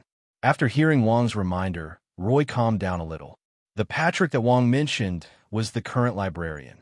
He stretched his neck and watched Roy's every move vigilantly. "Oh, please give me flowers." Roy turned his head, slightly embarrassedly, and nodded to Patrick before looking at the king beside him. "I'm Roy. I lost my composure a little bit just now." "I understand. Just call me Lao Wong. I'm a new wild magician in Kamar-Taj. You're such a good magician. Do you want one?" Lao Wong had an understanding look on his face and gestured with the donut in his hand. Roy glanced at the donut, then at Lao Wong's bulging belly, and waved his hand, saying, "Forget it, let's not do that. I'd rather start studying." Lao Wong put away the donut nonchalantly and asked in surprise, "No need to be so anxious, right?" Roy explained casually, "I'm quite anxious. I have a lot of business outside. I want to finish my studies sooner and go back sooner." 0. Snap. Lao Wong dropped the donut he was chewing and said, "Finish learning? Are you serious?" Roy nodded and said, "Definitely, this is why I came to Kamar-Taj, the king of purposes." Lao Wong was stunned for a long moment, then picked up the donut from the ground without disdain, took another big bite, and said incoherently, "No wonder the teacher made an exception and accepted you as his disciple. You are very special." Roy looked a little puzzled and asked, "Special? Is there any?" Lao Wong swallowed the food in his mouth and nodded vigorously, saying, "Definitely. My family has lived in Kamar-Taj for generations, and I've never seen anyone as confident as you. No wonder my father asked me to follow you." Roy frowned and said, "Who is your father?" Seeing Roy's increasingly confused expression, the old king then slapped his head and said, "I forgot to mention that my father is King Hamel, a servant of the Ancient One. Why don't I say you're special? My family has been servants of the Ancient One for generations. Just now, my father asked me to follow you and show you around Kamar-Taj. You know what I mean, right?" Roy understood and said, "Betting on investment?" Old Wong said frankly, "That's right. My father said that the Venerable has been looking for a suitable successor for many years, and I think it should be you." Roy immediately laughed and said, "Then, Old Wong, you should call me Master Roy." Lao Wong's face fell, and he said, "No need. It's the 21st century. Kamar-Taj and Roy's impression are somewhat different, more real and more lifelike. For example, Lao Wong is a very interesting person and very frank.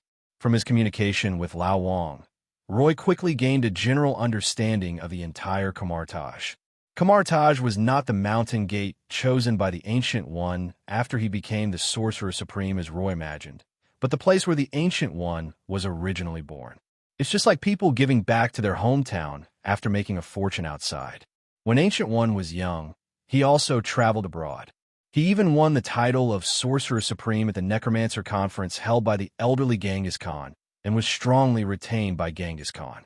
But Ancient One was indifferent and eventually returned to his hometown to settle down. For nearly 100 years, Kamar-Taj has always been a peaceful little village where the Ancient One and the monks of the Seven Ones village discuss the natural world and study magic together. Until 1666, when an unprecedented fire broke out in London. However, during the Great Fire of London, the Ancient One discovered the duplication of the dimension Mephisto Dormammu and retreated it. Because of this encounter, Dormammu completely hated the Ancient One, and even after being expelled after several battles, he spread the coordinates of the Earth to the Mephisto group in the dimension. As a last resort, Ancient One reached a cooperation with the three gods of S.H.I.E.L.D.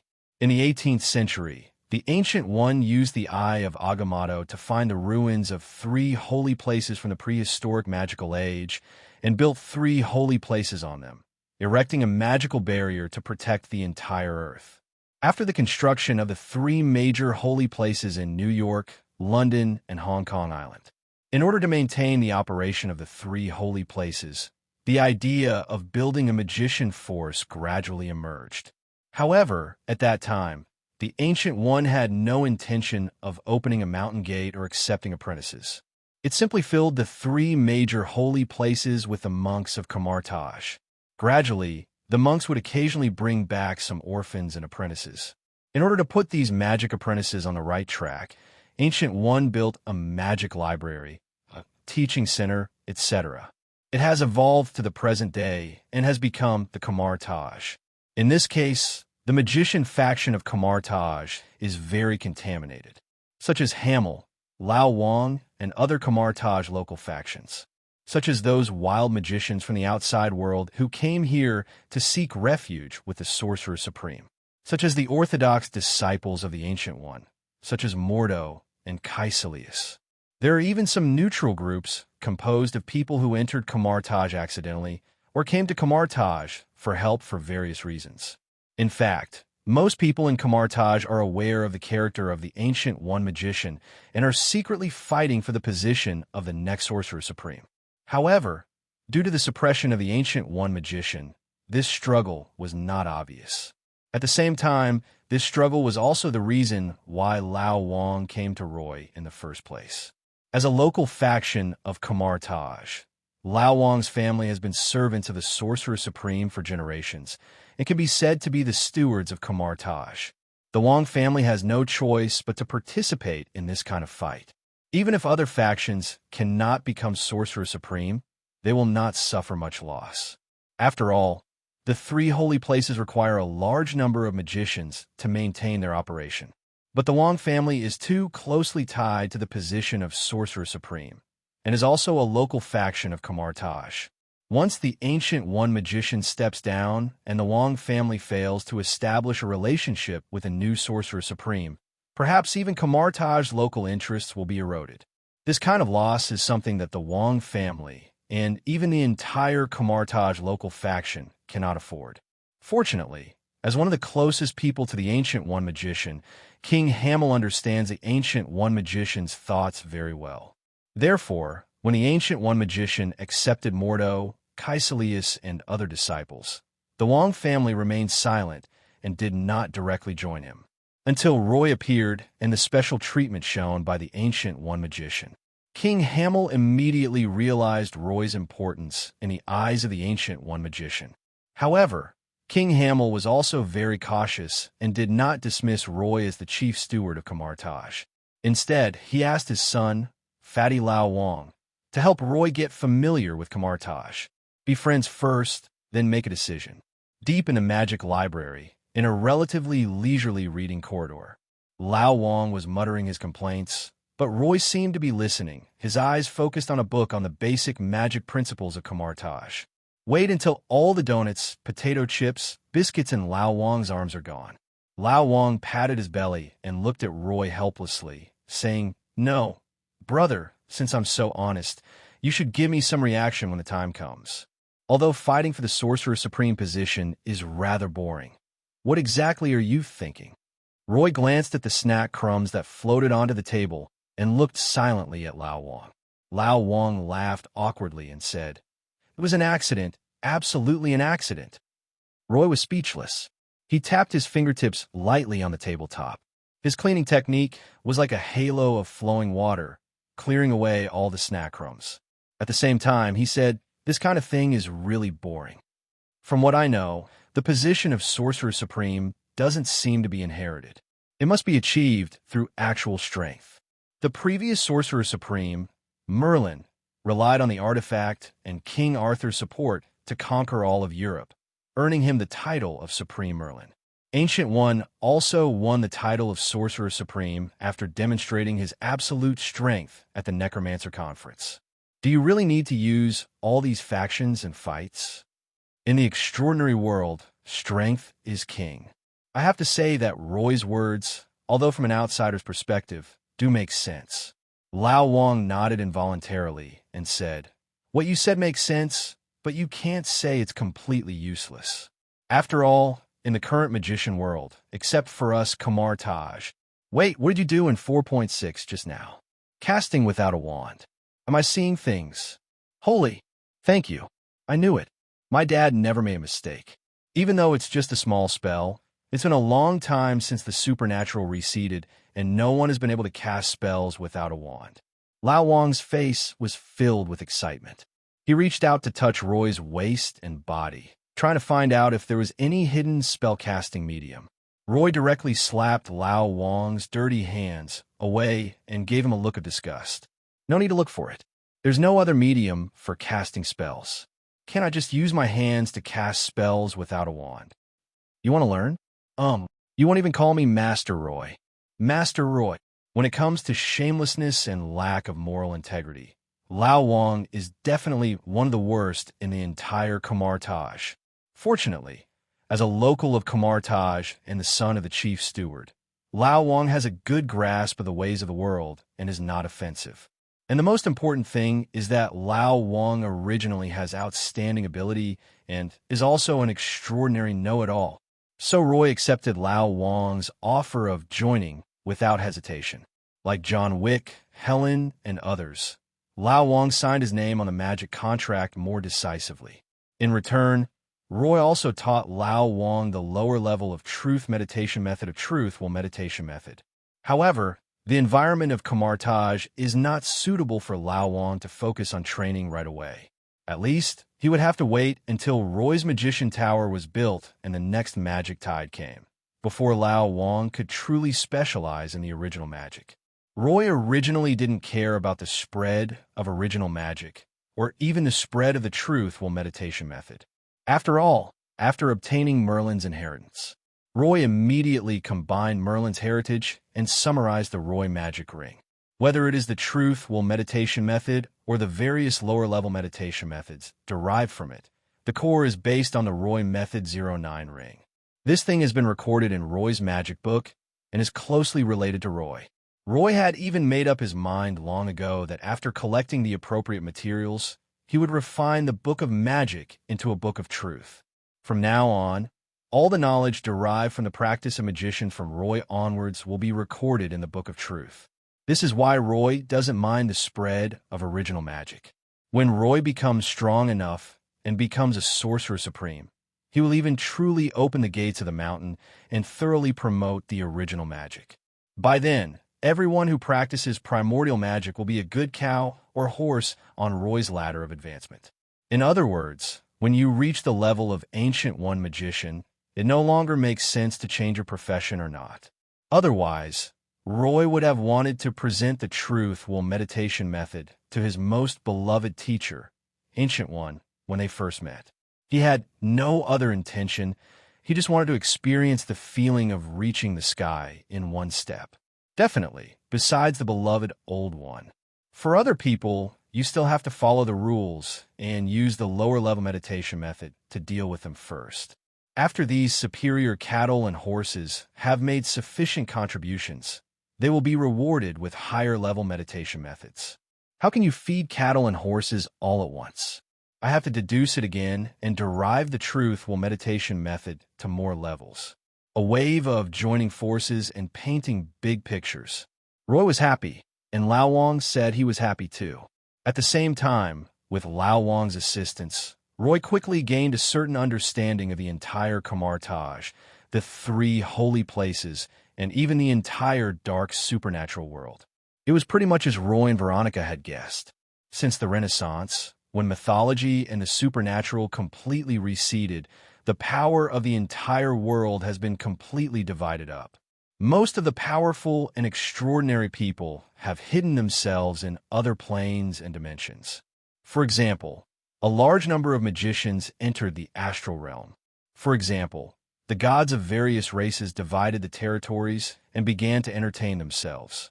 For example, high-ranking vampires fell into hell, and even the ancestors of vampires became demon lords. Nowadays, the few extraordinary beings left on Earth are nothing more than the scraps of those once powerful forces and are also the tentacles of various forces left in the material world. It is also because of the decline of myths and the extraordinary. The Ancient One magician had the time to grow and successfully became the Sorcerer Supreme and established Kamar-Taj. By now, Kamar-Taj and the 3 great holy places have become the top overlords in the extraordinary world. If this were not the case, the various factions within Kamar-Taj would not have been so arrogant as to believe that they could become Sorcerer Supreme simply by inheriting Kamar-Taj. To put it bluntly, if it weren't for the Ancient One magician's force suppression, Kamar-Taj's enemy would be defined as Dimensional Mephisto. Otherwise, even if a group of magicians came out of the 3 holy places, they could sweep the entire Earth. At the same time, this is also the reason why Ancient One has been able to sit firmly on the throne of Sorcerer Supreme for hundreds of years and has been recognized by countless people. Even though myths and supernatural things have receded, the interests of the entire Earth cannot be underestimated. The Ancient One has been on the throne for hundreds of years, relying not only on his strength, but also on his noble character. In other words, the Ancient One himself was tired of this job. Otherwise, as long as Gushur has no intention of taking the throne immediately, the title of Sorcerer Supreme can be welded to the Ancient One forever. This also made Roy, after briefly getting familiar with Kamar-Taj and becoming familiar with most of the main magicians, devote himself to the magic library again without sleep or food. From a beginning to the end, Roy's goal has never changed: to become the next Sorcerer Supreme and inherit the legacy of the Ancient One. But Roy also knew it very well. All of this must be based on strength. Having the ready-made inheritance of the Ancient One, but not studying and learning it, and instead engaging in those messy factional struggles, is like picking up sesame seeds and losing watermelons. I won't say anything else. Roy only absorbed 1/3 of the basic magic knowledge of Kamar-Taj in the library. Roy could already clearly feel that his own truthful meditation method had been upgraded to a higher level, and even Roy's Dharma ring had been further improved. Other spellcasting skills, alchemy systems, spell levels, etc. are also improved. The most direct manifestation of this achievement is that Roy's 2053 Ring Road has once again reached its peak. Roy Corleone, Sage System. Gender, male. Age, 26. Ability, Sage's Testimony. Will of Truth, Cosmic Synchronicity. Divinity, 6. Attributes, Strength 10, Agility 10, Constitution 10, Intelligence 20, Charm 10. Values increase in multiples. Magic Power, Energy, 4,999 to 0. Rank, Second Ring Peak. Magical Specialties, Wandless Casting, Spellless Casting, Fast Casting, Silent Casting, Super Magic Casting, Multicasting. Physical Specialties, Guardian of Truth, Unyielding Will, Extraordinary Body LV2. Skills, Meditation on the Will of Truth LV5, Rhenology LV7, Potions LV6, Magic Crystals LV7, Creation LV6, Creation LV6, Arrays LV6, Combat LV5, Firearms LV5, Camouflage LV4, Driving LV2, Ability Spell, String World Crown of Wisdom, Evidence of Elements, Evidence of Nothingness.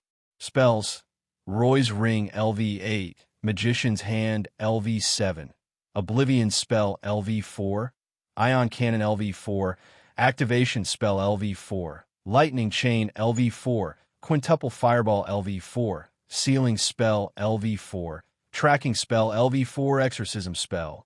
Treasures, Philosopher's Stone Defective/Bound, CPH4, Small Amount.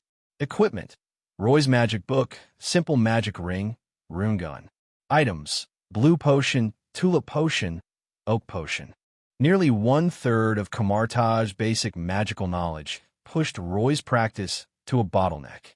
Roy has almost pushed the second ring magician road to its limit.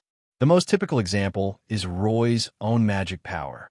After it increased by 49.99 points, no matter how much meditation was used to improve it, it had no effect at all. This was Roy's original LV2 extraordinary body, which had already limited the improvement of his strength. If you want to continue to improve. Otherwise, Roy can only slowly grind and upgrade his extraordinary body to LV3 bit by bit through the immersion of magic. Once you overcome this small bottleneck, you will be able to have another period of rapid improvement. Otherwise, Roy can only work on the ability spell, looking for an ability spell that can enhance the physical body and use absolute knowledge to break this small bottleneck. In fact, Roy originally came to Kamar-Taj to find a suitable ability spell. However, during this period of time, even with Lao Wang as his assistant, he searched through all kinds of magic in a library, but could not find the ability spell that Roy liked. It's not that they're all useless, it's just that Roy doesn't like them very much. For example, the form of Akin and the ancient body of Hogs in the White Magic series can both enhance the physical body. But how to say it? The form of Akon focuses on duplication. Hog's ancient body focuses on energy absorption. In some respects, these two types of magic are very powerful, but if used as ability spells, they feel a little low-grade because of the ancient spell position. Roy wanted more of an evolutionary compound magic like Emma's Nirvana Diamond. The function is stronger, the upper limit is higher, and it does not take up a spell slot. While this kind of evolutionary compound magic is also available in the library. For example, S.H.I.E.L.D, the source of god power in the Crimson Magic series. Once this magic is condensed, can transform into a juggernaut in minutes, possessing super strength, super speed, super endurance, super self-healing, indestructibility, self-sustaining, immunity to aging, immortal force field, invincible charge, and many other magical effects.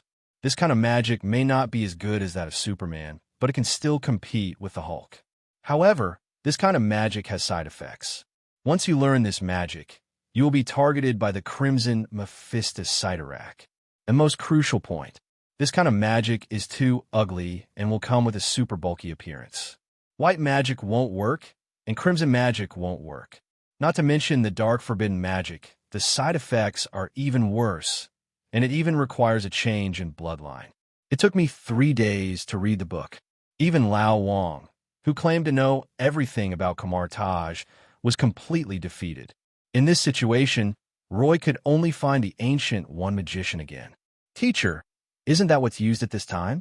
Standing on a high platform in a corner of Kamar-Taj. Looking inward, one could just see a large number of apprentices practicing introductory magic in a square. Looking outward, one can see the majestic snow-capped mountains, jade belts, grasslands, and villages. When Roy arrived, Ancient One was holding a small fan, looking at the situation in the square with satisfaction. Roy followed the Ancient One's gaze and soon saw the reborn and revamped Mordo. Well, Roy couldn't really tell. It's just that during this period of time, Roy heard Lao Wang say that his previous strong prank on Mordo seemed to have touched some of Mordo's thoughts. From the day Roy joined Kamar-Taj, Mordo went into seclusion. I just don't know if Mordo will come to cause trouble for me. If I don't come, how can I make a name for myself in Kamar-Taj? Roy thinks that the sting operation seems to be a good idea. Just when Roy was thinking about how to lure Mordo out, to make an example of him and make a name for himself, the Ancient One magician looked at Roy speechlessly. Roy saw the look in Ancient One's eyes and said with a look of resentment, "Teacher, you are spying on my future again?" The Ancient One rolled his eyes and said, "Roy, you practically have all your thoughts written on your face. Don't think that Ancient One magician does nothing all day. But in fact, every move of everyone in Kamar-Taj cannot be hidden from the eyes of the Ancient One." Ancient One already knew that the Wong family had taken sides and bet on Roy. Add to that Roy's strong personality and the brutal style of the Mafia, and he stares straight at Mordo. It would be strange if he could come up with any good ideas. Roy also smiled awkwardly when he heard this. He was so arrogant and didn't try to hide it at all. It would be strange if no one noticed. Roy quickly adjusted his mentality, and his temperament gradually calmed down. The Ancient One's small fan suddenly sped up by 3 points. His calm eyes revealed a hint of admiration as he gave him advice. "You've actually done quite well during this period. The true essence of magic has always been placed in the library. You can disassemble knowledge from the most basic magic and integrate it into your own system. That's a good thing, but you still need to maintain your mindset." As the Ancient One magician said, the true meaning of magic is so clear and has always been displayed in the library. But unfortunately, more than 99% of the people in Kamar-Taj are pursuing stronger, more magnificent, and more gorgeous magic, and few people study the essence of magic. The power of magic is not originally important. What is important is its principle. The simpler and more basic something is, the more obvious its principles are. The correct approach is to constantly disassemble those basic runes and adjust them to the state that best suits you. Only by expanding the foundation can we rise higher and go further. This is the reason why Roy's strength grows. Roy nodded in agreement and immediately started to flatter her. Ancient One smiled helplessly and said unhappily, "Your compliments make me feel like I'm being sold out at any moment. Good, King. You're suited to this, so just state your purpose directly." Ancient One has a point. As a Mafia gangster and a famous killer, complimenting others has never been Roy's forte. Roy is better at using force and threats. Forget it. After all, Ancient One is my teacher. I have always respected teachers, respected the elderly, and loved the young, so I will just regard it as a necessary payment for inheriting the property. Roy grumbled inwardly, then quickly spoke out his problem, saying, "Teacher, I'm in urgent need of a suitable, evolutionary composite magic that can be used to build a divine body in the future. It would be best if they could ensure that their own form, bloodline, and so on would not change."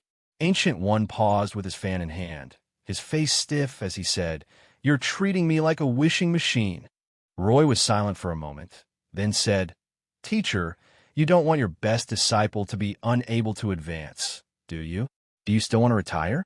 Ancient One magician felt helpless towards Roy, but at the same time, he also admired him.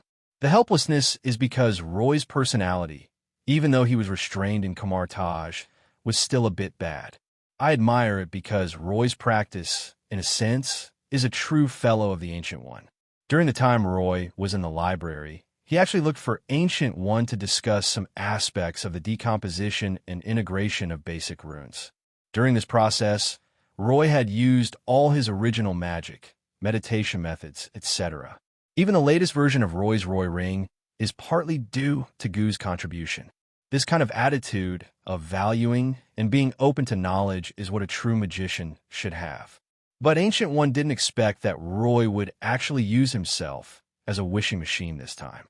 A suitable, evolutionary composite magic that can be used to construct a divine body in the future. Ancient One magician really couldn't think of it for a moment. But soon Gu reacted. Roy wanted to lay the foundation for the evolution of his physical body. Then, Ancient One gently swept the small fan in his hand, and the portal instantly enveloped Roy, and like the movement of stars, brought the two of them to a quiet room, 877. At this time, Ancient One said with a serious expression, "Roy, are you sure you want to lay the foundation for your physical body now?" Ancient One's approach is different from Roy's. The Ancient One's evolution in mind, soul, and spirit has reached the pinnacle of the material world. He can become a saint at any time and step into a realm similar to that of an eternal god. But Roy follows the traditional magical path to godhood, which requires divinity, divine body, and divine nature. In the previous discussion of magic, Ancient One can confirm that Roy already has a good foundation in both divinity and godhead. The most reliable way is to follow the path of the string world crown of wisdom. First construct the godhead to perfection, thereby amplifying the divinity, and after reaching the seventh ring, through the method of overflowing when water is full, self-derive the divine body. Definitely, safe also means a certain degree of slowness. Obviously, in the eyes of Ancient One, Roy is moving too fast by laying the foundation of his physical body now. Face the Ancient One with solemnity. Roy also became serious and said, "Yes, teacher, when the divine body, after the divine nature and divine nature are perfected, develops on its own, it will be too uncontrollable. Compared to the almost mutant self-derivation, I believe more in my own control over magic. With a suitable base magic, I can gather strength from other aspects and slowly fill it in. It might be a bit thankless, but it will be more controllable. What is controllable is the most suitable. I don't want to become a big-eyed monster or some other monster when I become a god." The last thing Roy complained about was the Eye Demon. Eye Demon, Shuma Godzilla, originally, is also an ancient god, also a magician, who first builds the godhood, then amplifies the divinity, and finally derives himself. It's just that its divine nature and divinity are too huge, causing its derived body to become a big eyeball. The instability of the divine body also caused Shuma Godzilla to become a Mephisto from the Kaecilian dimension. The magical road to godhood is glorious and dangerous. Roy wants to become a god, but he doesn't want to become a monster Mephisto. Looking at Roy's determined face, the Ancient One was silent for a moment, then reached out and opened a small portal leading to the London Magic Props and Treasure showroom, and took out a crystal ball that was shining green. The crystal ball flashing with green light makes people feel all kinds of negative emotions rising at the first glance. Evil, darkness, anger, devouring, etc. It was like the aggregation of countless original sins. However, the two people in this quiet room simply ignored the influence of the crystal ball. The Ancient One's realm has reached an absurdly high level. However, Roy, protected by the ability of the will of truth, is directly immune. But strangely, when Roy saw the crystal ball emitting green light, he quickly developed a strange feeling that this thing was very important to him. Roy was stunned, thinking that his intuition was probably wrong. Although he has committed murder, gangsterism, and smuggling, he is actually a good person and has nothing to do with original sin. "Teacher, I don't think this thing suits my temperament." "Are you sure? You don't regret it?" How about you first tell me about the origin of this thing?" The Ancient One magician's rhetorical question made Roy feel that he should play it safe first. The Ancient One ignored Roy's cheekiness and introduced himself. "This is one of the gifts I received from the Eternal God when I stumbled upon him 400 years ago while traveling the multi-universe." Roy's eyes lit up and he said, "One? Teacher, does the Eternal God have many gifts? Can you introduce me to him? I don't have any other intentions. I just admire the Eternal God." Being looked at by the Ancient One with a very calm gaze, Roy's voice gradually faded away and he became obedient. The Ancient One then continued. At that time, the tide of myth and transcendence had already receded. Before the Eternal God chose to merge into the Chaos Star realm, he fought a great battle with the Underworld. What is sealed in this crystal ball is the source of all things. In terms of the potential and strength of his physical body alone, he is among the best in the entire Chaos Star realm. This little bit of origin cannot reveal the true strength of all things. But if you can research something from it, It may help you build the most suitable physical foundation. Listening to the Ancient One's words, Roy felt somewhat lost. The name Under All Things is very familiar, but also seems unfamiliar. Roy thought about it carefully. Perhaps there were only sporadic fragments in his huge memory palace, but it was obvious that these fragments were not enough to provide sufficient information. Then Roy asked directly, "Teacher, what is beneath all things?" The Ancient One frowned slightly and said, "Beneath all things, as the name suggests, is the gathering of all darkness and filth at the lowest level, the collection of all original sin. Hell, demons, devils, dark creatures, etc., all come from it. In contrast, it is the gathering of all light and beauty, such as eternity, infinity, and everything above it. However, since the decline of myth and transcendence, all things above have merged into the chaos astral realm. Under all things, they have completely fallen into the endless abyss. You don't need to pay attention to these. Whether it is above all things or below all things, they will not appear in the material world." In the quiet room of Kamar-Taj, Roy finally remembered where he had heard of Under All Things. Above all things is OA. Under everything is OBA. Roy remembered that he seemed to have seen in a post that said the source of the Hulk's power came from OBA, and that he could evolve into War Hulk, Green Hulk, Four-Armed Hulk, and so on. This is not unreasonable. Beneath all things lies the aggregation of all darkness and filth, and the aggregation of all original sin. Anger is one of the original sins, and also the source of Hulk's power. Roy looked at the crystal ball flashing green light in front of him, and his whole body went numb on the spot. Above all things and below all things are equivalent to the two poles of heaven and earth in the entire Marvel Universe. According to Roy's understanding, when the world was first created, the pure air rose to form OAA, and the turbid air descended to form OBA. I just want to ask Ancient One to help me find a suitable ability spell. That's all. The Ancient One pulled out a copy of The Origin of Innate Turbid Energy and said that everything related to the physical body was in it, and asked Roy to study it himself. Arrogant, too arrogant. Roy felt that simply calling him teacher was no longer enough to express his feelings. If Roy wasn't afraid that Teacher Ancient One had read Romance of the Three Kingdoms, he would have just called him foster father. Foster mother would have been fine too. There's also the Eternal God, who said that he has merged with the Chaos Star Realm. It doesn't matter. I'll just burn incense and offer sacrifices. Roy didn't have any other intentions. He just thought that the tablet of the Eternal God matched well with his own altar. Before I came to Kamar-Taj, Roy also thought about using Colonel James's connections to find Bruce Banner at the military base to conduct experiments, and after he transformed into the Hulk, he could borrow some of his blood and do some research. But now, I don't care about that damn Hulk. If there's the origin of all things, why do we need bicycles? The Demon Lord, the Devil of Purgatory, the Hulk, etc., these guys with strong physical bodies are just the descendants of all things. Evolvable, high upper limit, and extreme physical enhancement. Everything fits Roy's idea. The only drawback is that it will be affected by negative emotions, that is, by original sin. But in this regard, Roy is completely immune. Isn't this Chiao's mother opening the door for Chiao? Chiao has arrived home. For a moment, Roy was extremely moved and excited. Then, Roy looked at Ancient One with a strange look in his eyes and said, "Teacher, I really cannot repay your kindness." The Ancient One sneered. Kamar-Taj was already online 2 years ago. What do you want to say? Roy wanted to say, "I will pledge myself to you."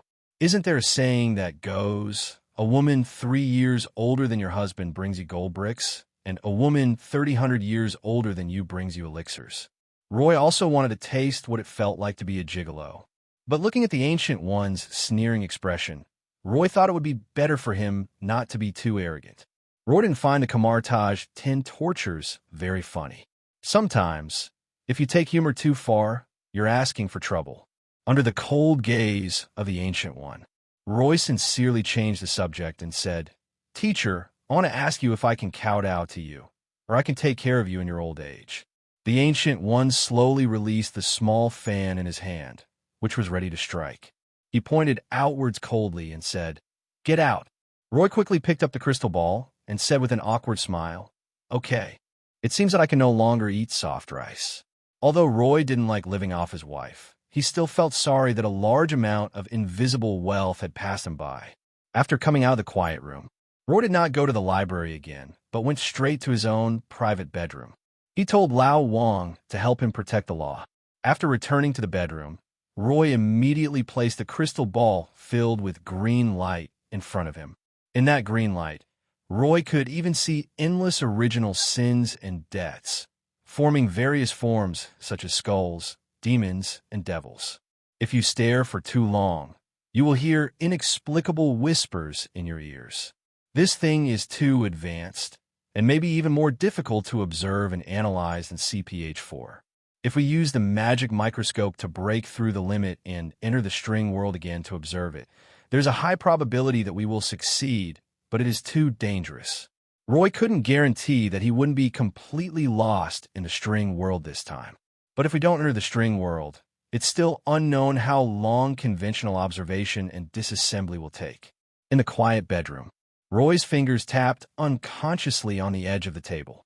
Suddenly, Roy looked at the various forms of original sin in the green light, and an idea flashed in his mind. Under all things, originally is the aggregate of original sin, which is incompatible. Though, request flower, then its origin is most likely some kind of original sin spirit. If there is a spirit, there is a soul. Can I refine it by using the method of refining soul crystals? It's better to do it than to think about it. Anyway, we have Teacher Ancient One to back us up at Kamar-Taj. Roy immediately activated his infinite magic power and began to extract and refine the green light source in the crystal ball. A moment later, Roy sat down on the ground with a pale face, but a happy smile was on his face. Roy's actions failed and succeeded. The failure was because Roy's mental strength and knowledge level were not enough to extract the essence of green light. The success was due to Roy's operation, which triggered the instinctive resistance of the origin of green light. 0. If there is resistance, it means that your ideas are feasible. My own strength is not enough. But don't I still have the Philosopher's Stone and the Sage System? Roy quickly took out a bunch of life potions from his wallet, which was cast with a traceless stretching spell. After swallowing the potion and eliminating the backlash of his own magic, Roy almost did not pause at all and used the power of the Philosopher's Stone to begin a new round of absorption and refining of the origin of the green light. If it was the complete origin of all things, Roy would definitely not even try. But it was just a little bit of the broken origin sealed under all things, and ultimately, it was no match for the power of the Philosopher's Stone. After more than 2 hours of confrontation, the green light in the crystal ball finally dissipated slowly, leaving only an emerald-like soul crystal appearing in front of Roy. The top soul crystal is more broken than all the broken things. After sensing the name of this soul crystal, Roy's mouth twitched. Using 2 words incomplete in a row and adding the adjective incomparable to it, how incomplete is it? If you think about it carefully, the eternal God is very powerful, but compared with the one under all things, he seems to be a little bit behind. Below all things is the eternal lowest level of hell, and it cannot appear in the material world at all. Where did the eternal God go to fight the underworld? Most likely, he fought a parasite under the underworld. He got some spiritual light related to the underworld. No wonder he gave this thing to Ancient One just by chance. Are there still people as honest as me these days? Under the extremely broken and incomplete world, this soul crystal can enter the legendary level if it is missing a word of broken. This also poured cold water on Roy's originally extremely excited mood. The soul crystal went from being a source of innate turbid energy to being a leftover scrap of innate turbid energy, but it was still tolerable. However, the ability spell that could be refined from it must not go wrong. He casually threw the top-level soul crystal on the table. Roy quickly focused all his attention on his own system.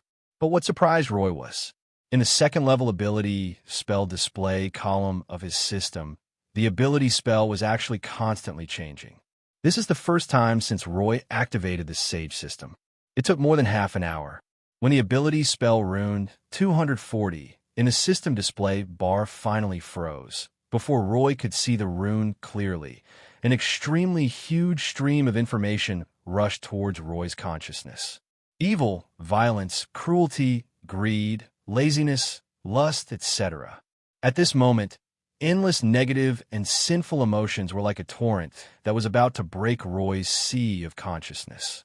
Faced with this terrifying torrent of impact, the Roy Dharma ring structure that Roy built in his sea of consciousness and was so proud of was like a small boat in the sea, which could be overturned and shattered at any time. Fortunately, at the most critical moment, the Philosopher's Stone was like a magic needle that stabilized the sea and stopped the torrent of original sin. The Philosopher's Stone shines brightly. After gradually coming to my senses, Roy could even feel that the Philosopher's Stone was like a powerful and greedy beast, suppressing the endless original sin while constantly licking the most fundamental energy within it.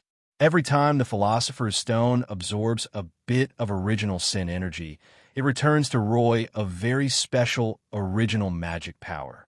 This original magic power will not be integrated into Roy's sea of consciousness to nourish his spirit and soul. On the contrary, this original magic power nourishes Roy's blood and body. Under all things, infinite rage, adaptive evolution, abyssal curse. That's right. This ability spell is extremely similar to the ability spell Roy condensed when he was at level 1. The most advanced evolutionary composite magic, unifying 3 into 1.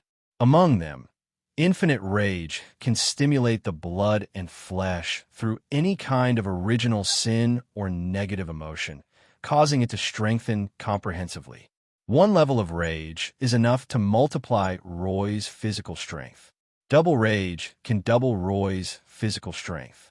Triple rage can quadruple Roy's physical strength. By analogy, when Roy reaches the 9th ring, the infinite rage alone can increase the power by up to 512 times. Definitely, this kind of multiple rage also has side effects. The greater the increase, the greater the impact from negative emotions. If it were anyone else, they would become crazy after experiencing double rage. It is even possible that, like Bruce Banner, a negative personality or even a negative soul may be born. But what a coincidence! Roy happens to be the nemesis of this kind of negative emotion. With the ability of truth, will, and the Philosopher's Stone, Roy can be directly immune to this erosion. Just this low-level infinite rage spell was enough to make Roy overjoyed. Then, Roy quickly began to check the other 2 lower-level spells.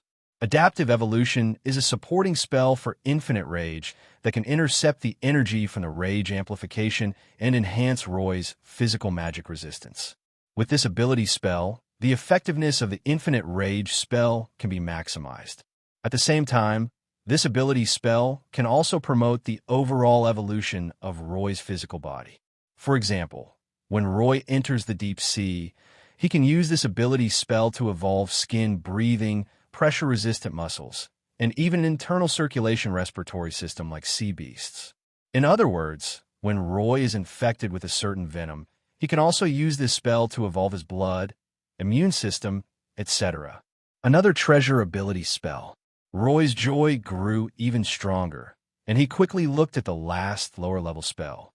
Curse of the Abyss. This seems to be a negative type of buff. To be precise, this thing is essentially a curse mark from the endless abyss. Under all things, after the myths and the supernatural receded, they have been integrated into the endless abyss and become one of the original laws of the endless abyss. The green light origin that Roy obtained, although only a little bit of the origin remnant, but it directly points to the root of all things. Roy took the ability spell from it, which was like plucking a handful of wool from the endless abyss. Even if the endless abyss has no consciousness, it will instinctively fight back and bring down a curse. With the ability spell, or the curse mark, Roy will be hated by all dark creatures, such as the demons of hell, purgatory devils, and the kingdom of the dead. It can't be said to be hatred. It should be said to be a constant gold from the endless abyss. Any dark creature that kills Roy will receive a reward from the endless abyss. Definitely, this ability spell is not pure garbage. Through this ability spell, Roy can absorb all the negative emotions in the world. Even as long as Roy takes refuge in the endless abyss, he can become a god on the spot and transform into a top-level existence like Mephisto. This thing is a curse, but also a temptation. But for Roy, this is a pure physical nourishment. All those negative emotions that seem like great terrors to others are actually super supplements for the Philosopher's Stone. By drawing the original magic power from this negative energy, Roy can continuously activate infinite rage. In this way, the Curse of the Abyss can also be considered a complementary spell of infinite fury. Infinite Rage is a breakthrough device plus amplifier. Adaptive Evolution is a stabilizer plus transformer. Curse of the Abyss is a backup power supply plus cooler. After fully understanding the 0.8 effectiveness of the composite ability spell under everything, while Roy was extremely ecstatic, he also had to admire that a boss of this level was really not to be underestimated. He could eat a lot of leftovers. Well, I also have to thank Teacher Ancient One and the Great God Eternal. These two are simply my beloved mentors and adoptive parents.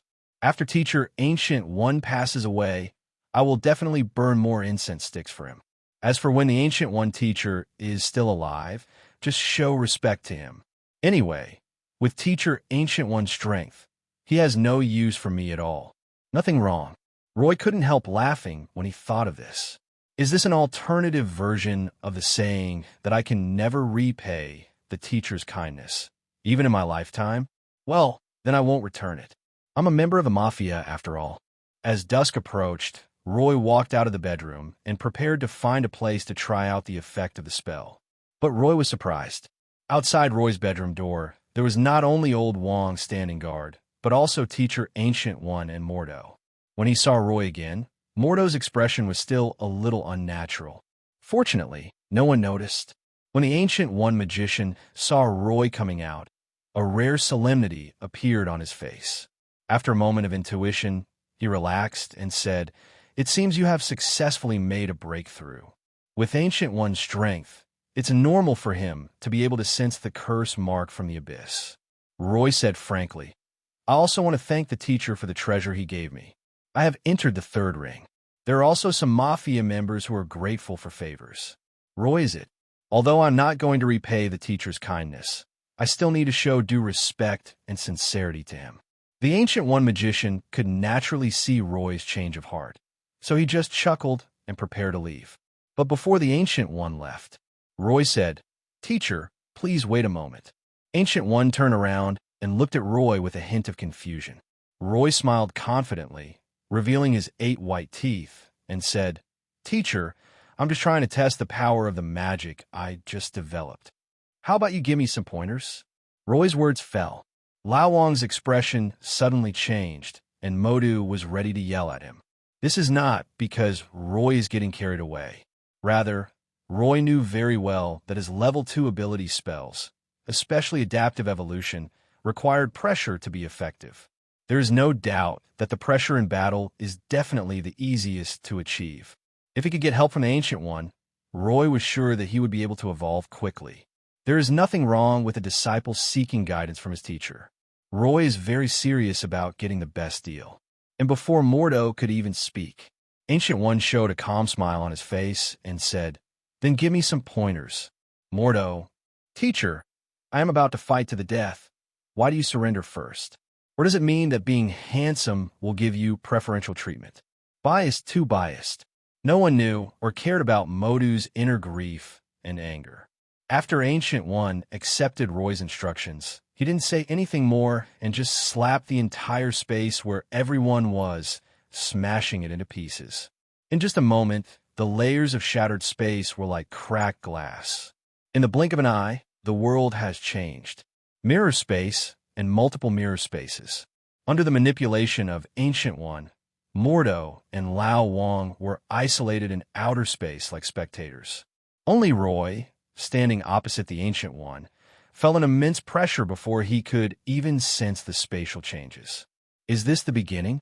Teacher, you have no moral principles. Under extremely strong mental pressure, Roy had no intention of using other elemental magic. Triple Fury, Wind Walk, Giant Strength, Hawkeye, Dynamic Vision, Beast Intuition.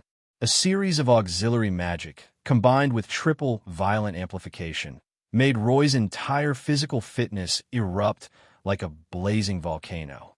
Almost without thinking, Roy rolled over and jumped, dodging from his spot. Sure enough, the moment Roy dodged, more than 10 magic whips fell from the sky. In an instant, sparks flew and a trench several feet deep was dug out in the ground. These bluestones are carved from the hardest bluestone in the Himalayas and are no worse than steel. This is too cruel. This is for real. Before the magic whip dissipates. After Roy landed, he just tiptoed and pounced on the Ancient One magician like a tiger. As early as when Roy issued the challenge, you'd already seen what he was thinking. Facing Roy's tiger pounce, the Ancient One magician did not dodge. Just as Roy leaped into the air, the Ancient One magician stretched out his hand and pushed, and the seraphim shield, used for comprehensive defense, crushed over like a solid wall. Bang! An orange-yellow magical halo dissipated in the air. Roy was like being hit by a truck. His whole body was knocked away. In outer space, both Mordo and Lao Wang frowned, unable to bear to look directly. It's so miserable. The Seraphim Shield, this thing can withstand the falling and impact of the spaceship in the final battle of Avengers 4. Not to mention, it was the Seraphim Shield used by the Ancient One magician. Being hit by this thing, even if the Ancient One magician didn't use his full strength, would still be more powerful than a train running at full speed. As expected, on the Bluestone Square in the inner space. After being knocked away, Roy lay on the ground in a very miserable state, almost like a rag doll. It really hurts. It hurts so much. But in this unprecedented pain, Roy also felt a sense of excitement. Adaptive evolution and the curse of the abyss were activated instantly. Roy could clearly feel that under the pressure of being seriously injured and on the verge of death, the speed at which the Philosopher's Stone absorbed negative energy skyrocketed, transforming it into a special source of magic power that was integrated into every cell of his body. Powerful and vigorous vitality emanates from every inch of flesh, blood, and bone marrow. Roy's injuries began to heal almost visibly. Bones heal on their own, and internal organs heal. In just a few minutes, Roy evolved a super recovery ability. Another 2 minutes later, Roy climbed up from the ground with a grin on his face, looking at Ancient One with resentment. "Teacher, you are too cruel. Isn't that what you need?" Looking at Roy's grinning expression, Ancient One smiled and came over. The magic runes in his hand gathered together and formed a small fan, which he gently waved. He was obviously in a good mood. Roy was silent, but he was thinking that he couldn't jump into the air again. The teacher's casting speed is simply outrageous. After making up his mind, Roy did not give up. Like a hunting beast, he began to circle around Ancient One, hoping to use the speed brought by the Wind Book to find Ancient One's flaws. But before Roy could launch an attack, Ancient One had seen through Roy's thoughts and waved a small fan in his hand. In an instant, the Bluestone Square, which had been solid as a whole, seemed to come alive, instantly turning around and moving continuously, making Roy's speed useless. There were even large areas of bluestone ground that rolled back, and no matter how hard Roy ran, they soon fell down like a mountain. As a last resort, Roy could only raise his hands high to bear the pressure brought by the huge bluestones. The amount of bluestone increased rapidly, from 5 tons to 10 tons, and then to 20 tons. Every time Roy's power evolved, the weight of the bluestone hill increased by 1 point. 10 minutes later, super strength was born. Previous, a sparring battle that lasted for more than 3 hours. When the battle was completely over, the Ancient One magician was free of dust and waved his magic fan gently, without leaving a single cloud. After the mirror space disappeared, the original bedroom door. Roy seemed to be exhausted, sitting on the ground with sweat pouring down like a stream. Wait until the Ancient One magician's figure completely disappears. Old Wong finally came to his senses and quickly stepped forward to support him, saying, "Roy, are you okay?" Roy felt extremely tired, but his eyes were surprisingly bright. He said, "I'm fine.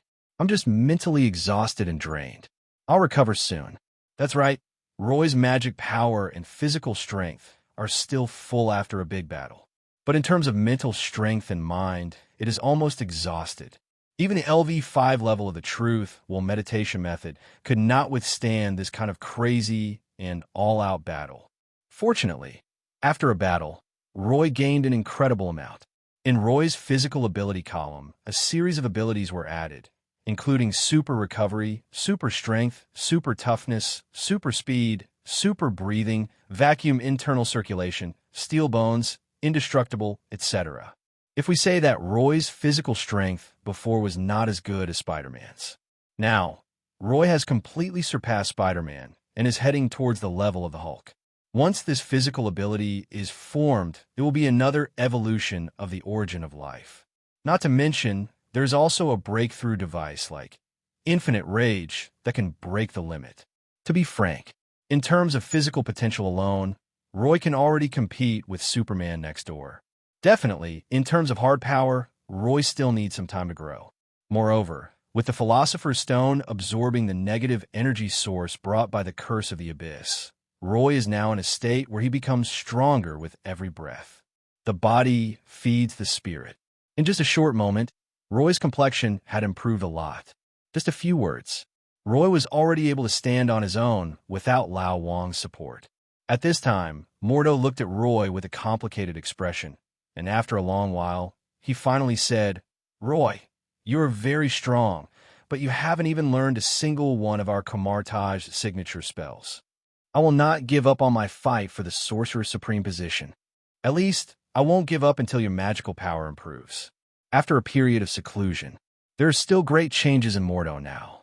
The biggest point is that the inexplicable arrogance in Mordo has completely disappeared. Without the arrogance of Mordo, although he is still dark and stubborn, at least he is no longer annoying. Roy looked directly at Mordo, and even though he was not in good spirits, he still said confidently, "Brother Mordo, in 10 days, you will give up." Mordo frowned and said, "Roy, you have great potential, but you should learn to be humble."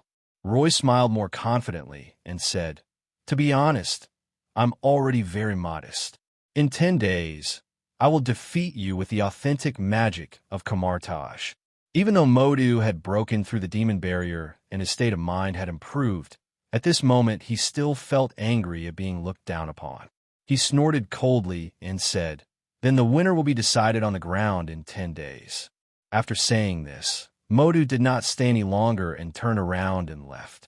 Watching Mordo disappear, Roy had a smile on his face. As long as he could deal with Mordo, he would basically be the heir of Kamar-Taj.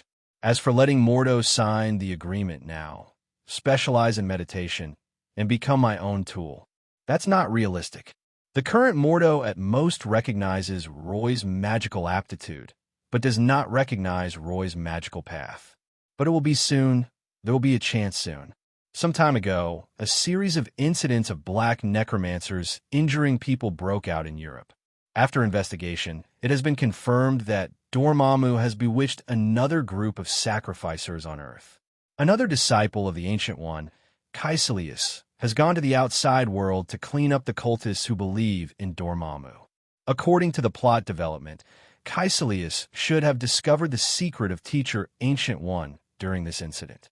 After that, Kaecilius endured for several years, and after confirming that the Ancient One teacher was indeed absorbing the power of the Dark Dimension, he launched a rebellion, which triggered the plot of Doctor Strange and caused Mordo to rebel. This is an opportunity to completely convince Mordo and Kaecilius. Definitely, Roy will not let the plot develop to the point where it cannot be handled. Whether it's Mordo or Kaecilius, they are both good horses that Roy has already reserved. Degree. Roy simply used the secret of ancient one teacher to break through the shackles of their thinking. Dimensional magic has no future. Not everyone is an ancient one. On the contrary, as long as Mordo and Kaecilius can accept their own magical paths, together with Lao Wang, he can guide the entire Kamar-Taj to begin its transformation. With such a whole sect as a supplement, his own magician tower can be put into operation. Otherwise, if I rely solely on myself to train magic apprentices, my own magician tower and floating city plans will not be realized until a long time. That's right, I am the undisputed heir of Kamar-Taj and the future Sorcerer Supreme. It is reasonable to let your own sect work for you. However, we should not be too hasty in implementing this series of plans. Just when Roy was happily planning his beautiful future life, Lao Wang said seriously, Roy. Lao Wang took a deep breath, as if to adjust his mentality, and said, Roy, I think what Brother Mordo said actually makes some sense. You should be more humble. 10 days is too short time. You haven't even finished learning the basics of magic. Lao Wang is a little worried, which is normal. After all, the competition between Roy and Mordo, to a certain extent, determines the future position of the Supreme Being. The Wang family has invested a lot in Roy during this period. Many local factions of Kamar-Taj have secretly defected to Roy under the coordination of the Wang family. If Roy fails, the Wang family will inevitably suffer heavy losses. But Lao Wang missed one thing. That is, Roy's learning is different from Kamar-Taj learning. Roy is not so much learning as integrating, as long as he can master the transformation of all the basic rune numbers. For Roy, there are no secrets about the various spells of Kamar-Taj. 10 days is enough. Roy patted Lao Wang on the shoulder and said, Lao Wang, let's make a bet. Lao Wang. Roy smiled and said, If I win, you'll continue to call me Master Roy, right? Lao Wang. Kamar-Taj magic is actually not bad. It's just that it lacks its own core power, which is why it is criticized. But this is also the general trend after the decline of myths and supernatural things. True gods, such as the one above all things, the one below all things, the 5 great gods of creation, and so on, have integrated their consciousness and authority into the Chaos Star Realm. Without the suppression of these true gods, the dimensional Mephistos and racial gods will naturally start a carnival. Most of the law authority and supernatural energy in the universe have been divided up. If a magician wants to maintain his extraordinary path, he must submit to the various cosmic gods. The most typical one is Kamar-Taj. Find a relatively gentle dimension Mephisto. When alive, borrow the power of the dimension Mephisto to maintain transcendence. After death, use your soul to repay the debt. Mephisto in any dimension cannot be a philanthropist, and the energy below must be extremely small. After controlling the core energy source, those dimensional Mephistos cannot let the magicians lose faith in magic. Therefore, the various spells under Mephisto in these dimensions are often very practical and powerful. The magic whip is basic and practical. It can be real or fake, can attack or defend, can bind or injure. The portal can cut through space and dimensions, and the entire universe in an instant. 947 Ring of Rakador, single target defense, can be held in hand and suspended, can be enlarged and used as a shield blade. Seraphim Shield is a comprehensive defensive magic that can be used by one person or a group with extreme defensive power. Vishanti's Sacred Sword can be used for both close combat and range combat, and has added various damages such as sharpness and holiness, with a maximum attack history. Mirror Space can even distort dimensions and create demiplanes. The form of Akeem can be regarded as an enhanced version of the duplication technique. In addition, there are time magic, crimson magic, dark magic, etc. Those dimensional Mephistos control the core energy source and are not afraid of rebellion from the magicians and believers below. They even dare to use their most hidden, forbidden magic. It is conceivable to what extent these cosmic god-level bosses will streamline the spell structure. It is powerful and concise, and can also hide the profound truth within it. This is why Roy dared to guarantee that he could master the Kamar-Taj magic within 10 days. Others learned formulas and theorems, which require them to practice one spell after another. Roy learned the principles and was able to understand everything immediately. Just 3 days. After Roy's physical body's ability increased greatly, he quickly translated all the basic magical knowledge in Kamar-Taj and converted it into his own rune structure. And this improvement in knowledge is also extremely huge for Roy. Just a few days after entering the third ring magician, Roy can already look forward to the fourth ring. The vast torrent of knowledge continued to enhance Roy's understanding of meditation, which made his mental strength soar. The huge basic rune library continues to expand, making Roy's core magic circle more and more mysterious. At the same time, this also made Roy more wary of the strength of Dimension Mephisto. Just this basic magic knowledge that was almost everywhere allowed Roy to improve by nearly 2 levels. And what's even more terrifying is, the dimensional Mephistos used these basic runes to weave spells that were comparable to traditional elemental magic and forbidden spells, without consuming any mana. This is like the boiling water theory in human technology. Traditional elemental magic is very clumsy and complicated. First, you burn steam, low-level magic, then burn electrical appliances, medium-level magic, and finally burn nuclear energy, high-level magic. The higher you go, the more conditions are required and the more difficult it is to master. But the magic passed down by Mephisto in those dimensions. In the middle, there is the law authority of the dimension Mephisto as a bridge, and you can burn it however you want. 1 point of magic power can produce low-level magic, as well as high-level magic. 2 points of magic power, directly reaching the level of forbidden techniques and forbidden spells. It seems that these dimensional demons make the use of magic more convenient and easier. But in reality, once the magicians and believers in the Mephisto dimension get used to this convenience and ease, they will no longer be able to see the true meaning of magic and will completely lose the ability to research and develop knowledge. Perhaps in a later period, the Ancient One discovered the conspiracies and intentions of the Mephistos in those dimensions. But once this convenient dimensional magic becomes popular, it will basically be impossible to stop it. If the Ancient One wants to turn the table, even allies like the 3 gods of S.H.I.E.L.D may stab the Ancient One in the back or even attack him directly. This may also be the real reason why Ancient One is unwilling to be Sorcerer Supreme but cannot step down. Once the Ancient One steps down, the truth about the true meaning of magic and the development of knowledge structure will be completely buried. So Ancient One could only sit in Kamar-Taj, his mentality becoming increasingly indifferent. Well, it could also be a bad game. Only when someone like Mordo, Kaecilius, Doctor Strange, etc. appears in Kamar-Taj and has the potential to see through the dimensional magic trap will he be accepted as a disciple. Unfortunately, in the original plot, Mordo and Kaecilius were ultimately unable to break through the dimensional magic trap. Only Doctor Strange, with his persistent character and stubborn scientific thinking, discovered the truth and became the true successor of the Ancient One.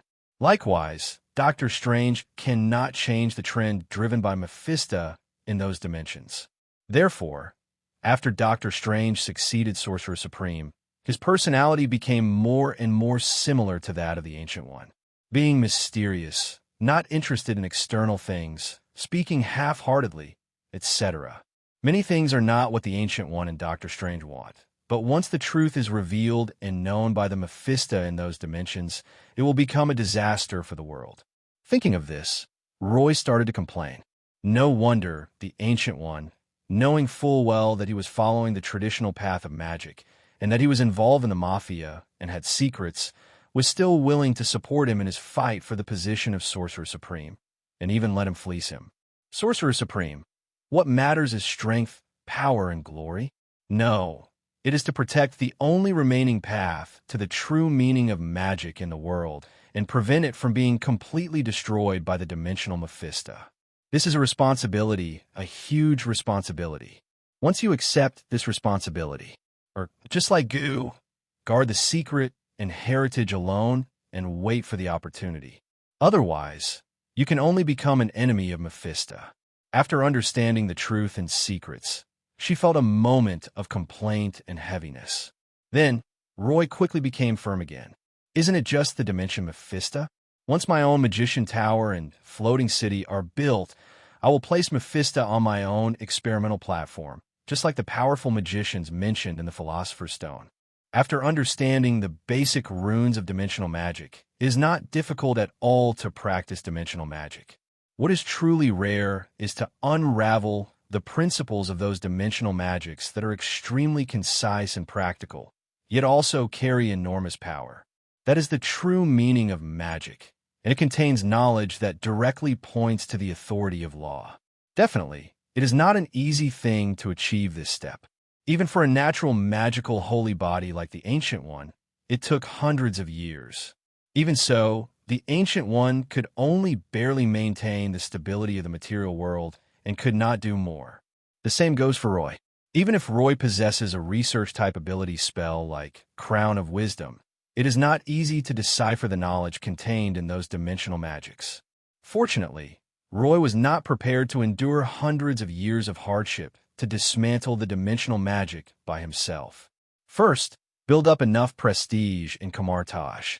Then, with the help of Kamar-Taj resources and power, he built his own magician tower, floating city, etc. Finally, dimensional magic was turned into a research topic and sent to various laboratories. As long as he has enough cattle and horses under his command, he will be able to completely uncover all the secrets of dimensional magic sooner or later. Teacher Ancient One is very strong, even a little bit great, but his style of hard training and fighting alone has long been outdated.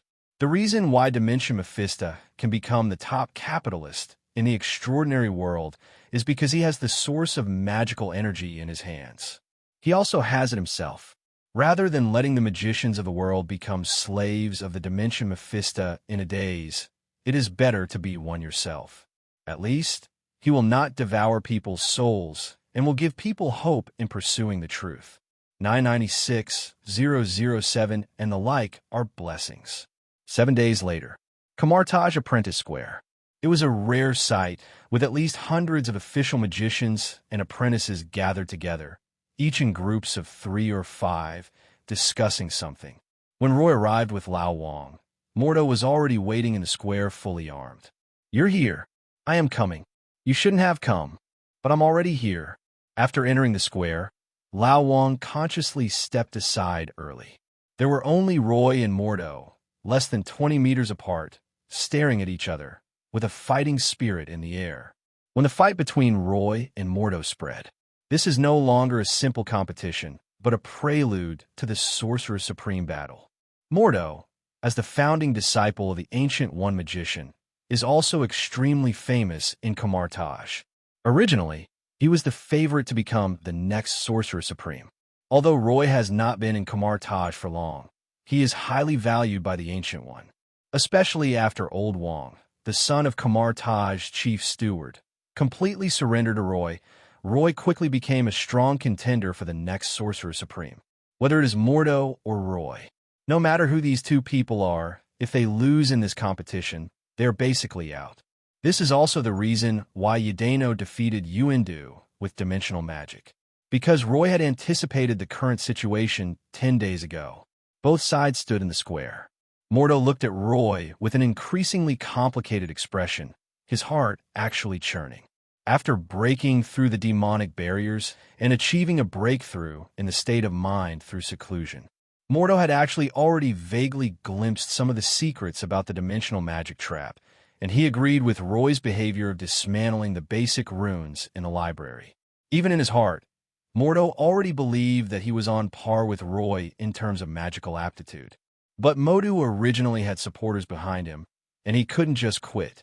"Roy, it's not too late for you to admit defeat now. I can postpone this fight." "Brother Mordo, that's not necessary. Since you insist on doing this, I won't let you off even a little bit. Brother Mordo, just come over here."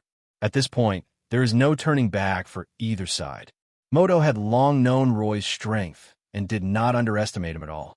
He reached out and pulled out the short stick behind him, then attacked Roy like a wolf. The short-staff magic weapon was swung in the air, and several magic whips took shape out of thin air, winding towards Roy like spirit snakes. The moment the magic whip appeared, Mordo stomped his feet hard, and his magic shoes lit up with layers of light. In a very clever way, he avoided Roy's field of vision and came from midair behind Roy. 0-0. The magic whip formed a winding light curtain. The short-staff magical weapon blooms with layers of runes and attacks from behind like a spear. Mordo has already mastered this little combo to perfection. Even many well-known magicians will suffer if they are not careful. But just when everyone thought Roy was at a disadvantage and was about to lose, Roy spread out his 5 fingers and lifted them up from the bottom. Mirror Space Lotus platform mode. Layer upon layer of spatial folds, like broken glass mirrors, spread out from under Roy's feet, forming a lotus shape visible to the naked eye, protecting him. Be a magic whip or a magic wand, they cannot break through the distorted dimensional space barrier. As a result, Mordo's offensive was thwarted. In the instant when Mordo had no time to change his offensive, Roy stood in the lotus space like a javelin, turned his palm over, and pushed outwards fiercely. Mirrored space, lotus pattern. The lotus platform space that originally wrapped and protected Roy was like a lotus that turned over and bloomed, spreading outwards smoothly and then closing in. At this moment, even if Mordo was wearing magic shoes, he could not escape the sweep of the mirror lotus. This scene also shocked all the magicians around. Kamar-Taj had been established for over 200 years, and apart from the Ancient One magician who rarely took action, almost no one could have imagined or achieved the ability to change the mirror space into a shape-shifting state with such ease. This is a direct way to play with the mirror space, just as people were exclaiming and talking secretly. However, a portal opened in the mirror space of the Lotus mode. Although Mordo fell down in a mess, he still jumped out of it with a nimble figure. After coming out, Mordo swung the magic wand without stopping. The magic short staff, which was originally only about 2 feet long, suddenly turned into a 9-section whip connected by magic. I have to say that Mordo, as the eldest brother of Kamar-Taj, is quite capable.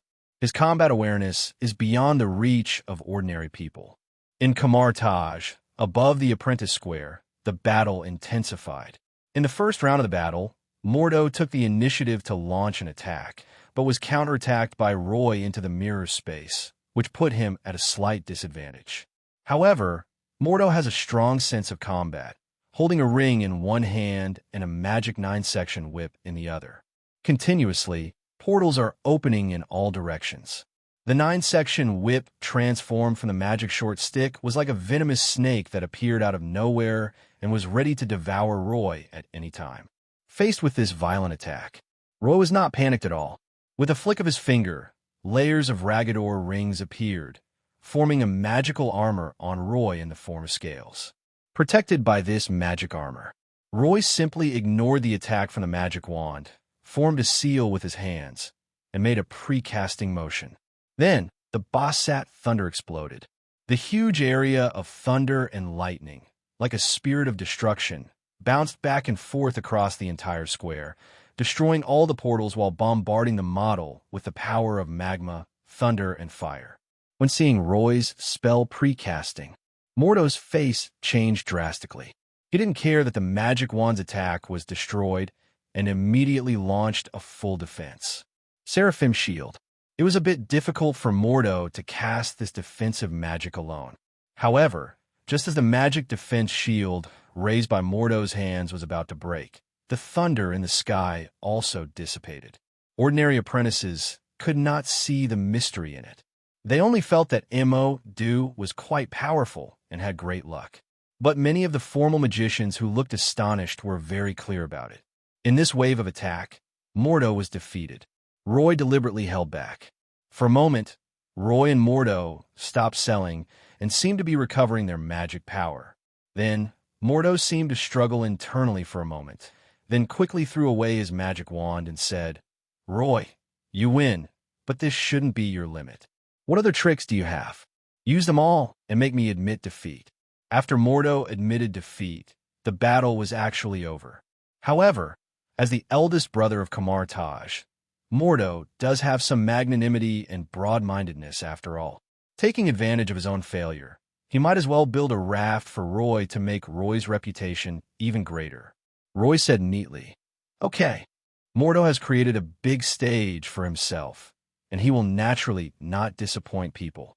One thought, and the flowers bloom. Butterflies dance all over the world. Catch the wind and turn it into a knife. Thousands of sword energies." Roy stomped his foot and transformed Hoggs's ancient body, which was purely used for the defensive spell of energy absorbing, into an incomparably gorgeous flower. The exotic flowers are brilliant, and they also come with auxiliary magic such as mind-trapping and humanoid charm, attracting everyone's attention. When everyone is intoxicated, the strange flower shattered and turned into butterflies that filled the entire square. The butterflies fluttered and connected with the shape of a keen, like thousands of duplications, stirring up a heavy storm. This storm, the wind of Wadham, condensed all the defensive positions and formed streams of air as sharp as blades. In the overlapping air currents, the holy sword of S.H.I.E.L.D is also filled. The boundless and gorgeous magic is like a grand and magnificent fireworks. But within each of those fireworks, there is a terrifying and shocking destructive power. Watching these scenes, not only Mordo, but everyone present was stunned. The ancient body of Hoggs, the form of Acorn, the wind of Vadam, and the sacred sword of S.H.I.E.L.D. These spells are extremely powerful white magics from the Kamar-Taj book of S.H.I.E.L.D. It is difficult for ordinary people to master even one. Not to mention, Roy almost made these magics come to life.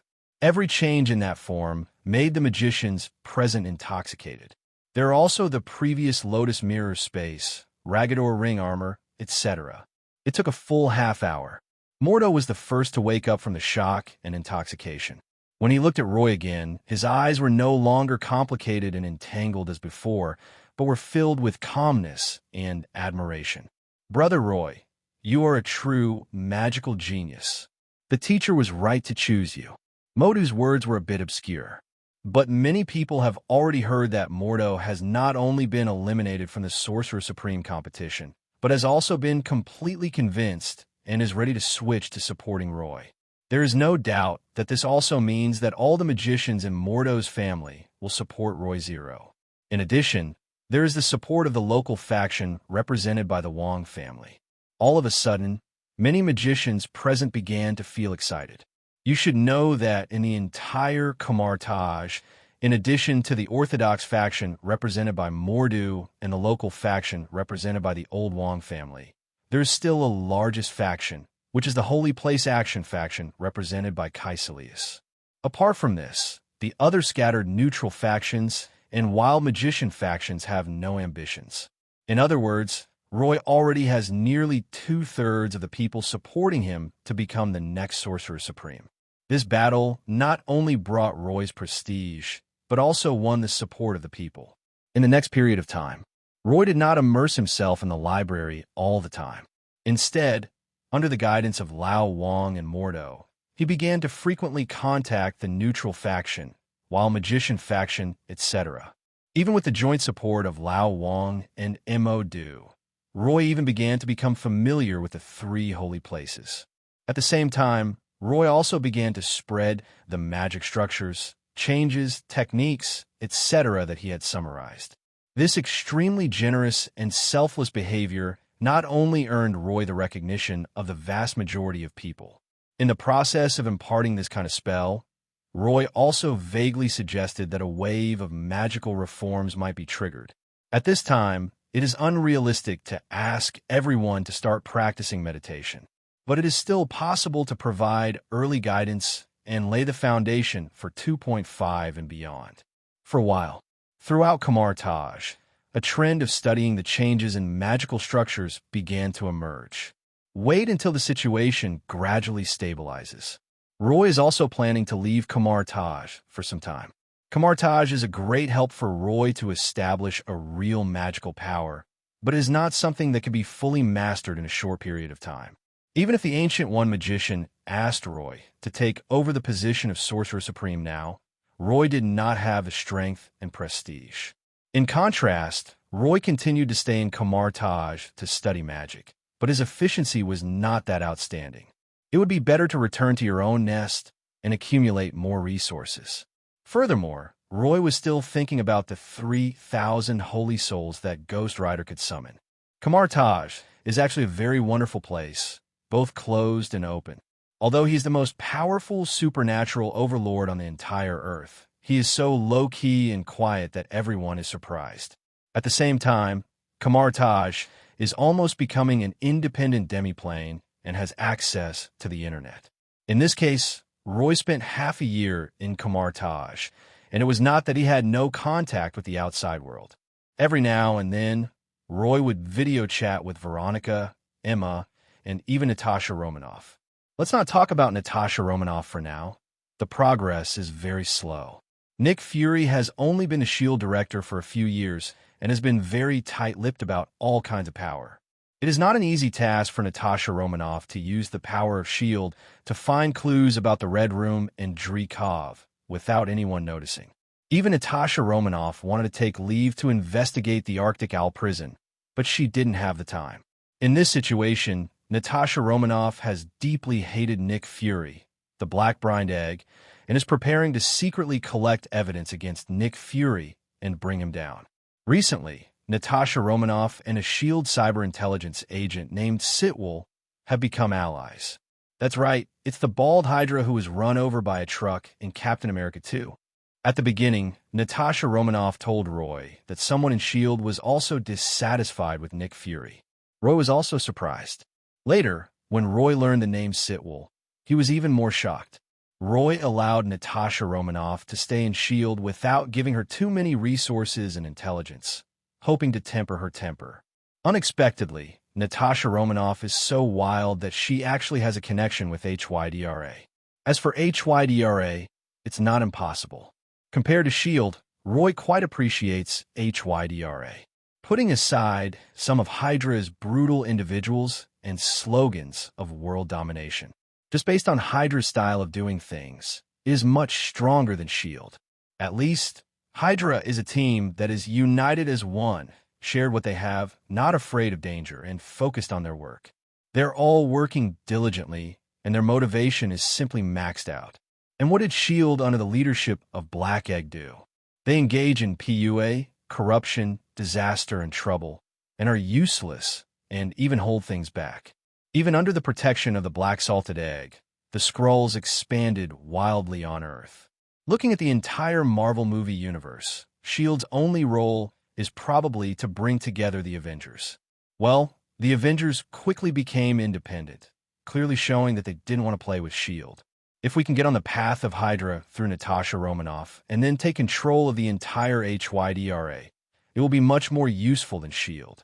Therefore, Roy did not remind Natasha Romanoff and allowed Natasha Romanoff to stir up trouble in S.H.I.E.L.D.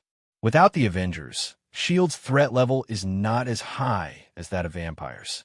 Except for Natasha Romanoff's contact with S.H.I.E.L.D. Roy was about to leave Kamar-Taj for another reason. Emma had sent him a message that she had found traces of Johnny Blaze. But before leaving Kamar-Taj, Roy planned to meet the Ancient One teacher. He was the definite successor to Kamar-Taj, the future Sorcerer Supreme, and the heir to his teacher. Even Doctor Strange in the original story got a magic cloak. Then I can't be any worse. Well, I don't need a magic cloak myself. It's not good to look too retro when I go out. What's more, with adaptive evolution, when he asked Ancient One for guidance last time, Roy had already evolved the flight skill during the half-hour-long infinite fall of the portal of the Kamar-Taj 10 tortures. The magic cloak's function is somewhat redundant. Just when Roy was thinking about how to get the wool from teacher Ancient One, a portal flashed by.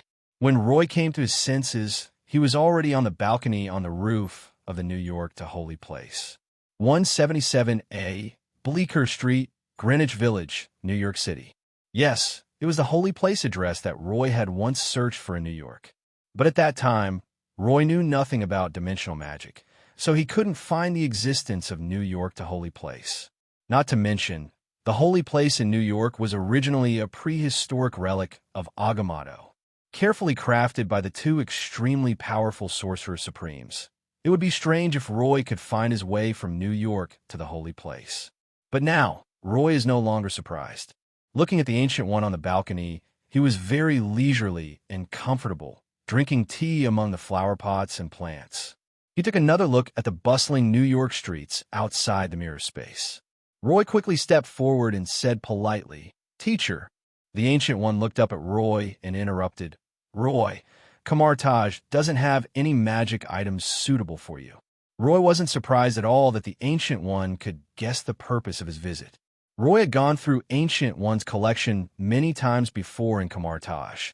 As the Ancient One said, whether it's Kamar-Taj, sling ring, or magic cloak, most of them are used to help Kamar-Taj magicians cast spells. Most of the Ancient One's collection over the past few hundred years was spent on the construction of the three holy places. Roy's expression suddenly fell. 080 said, "But Master, I'm going to help you deal with Mephisto. How about you lend me the Eye of Agamotto for a while?"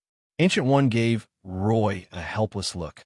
In the original storyline, the Ancient One dared to give the Eye of Agamotto to Doctor Strange. That's because the Ancient One knew that even if he gave Doctor Strange the Eye of Agamotto, it wouldn't cause any major trouble in a short period of time.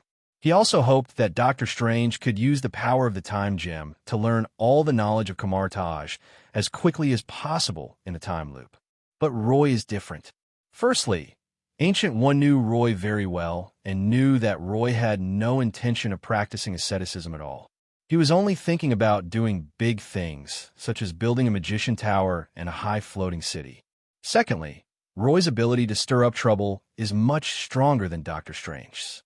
Even the magician tower and the floating city have not been seen yet.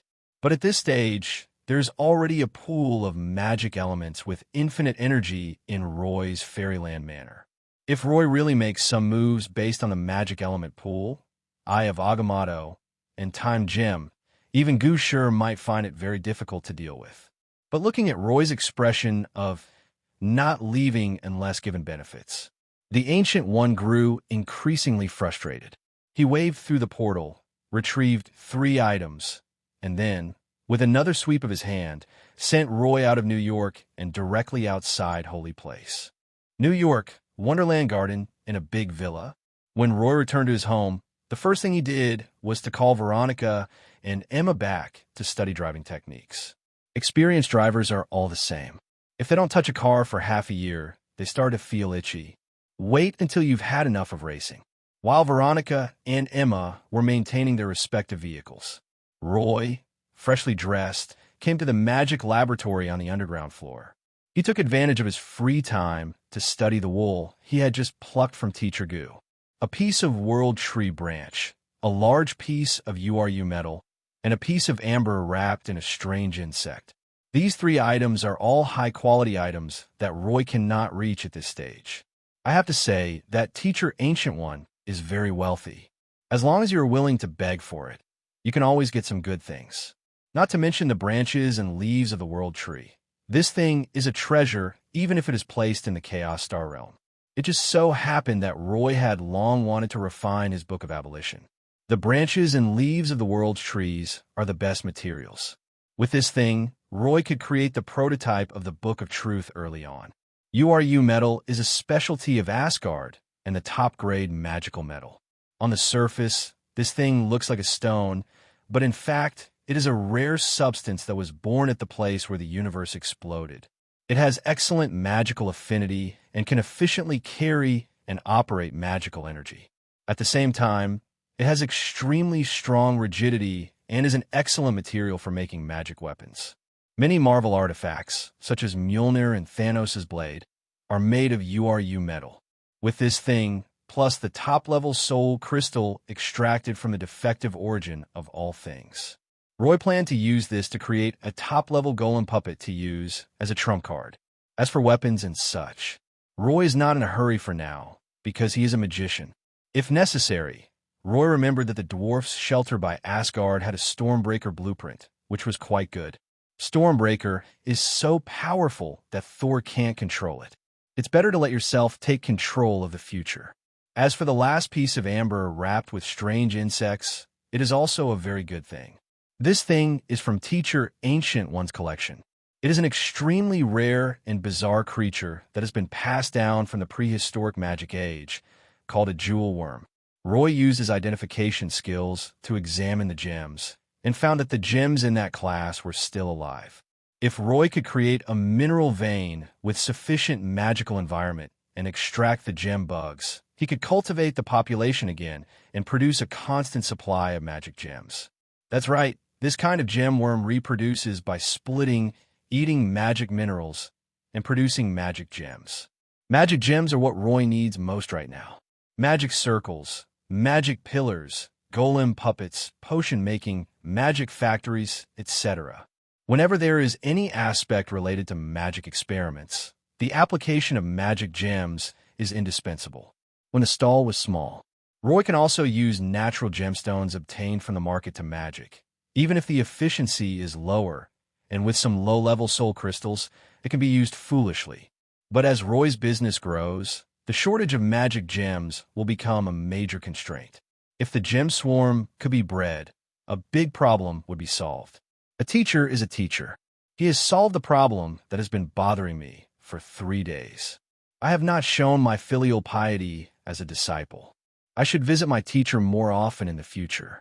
Just as Roy was playing with the prehistoric amber in his hand, Veronica and Emma also maintained the vehicle and came to the magic laboratory.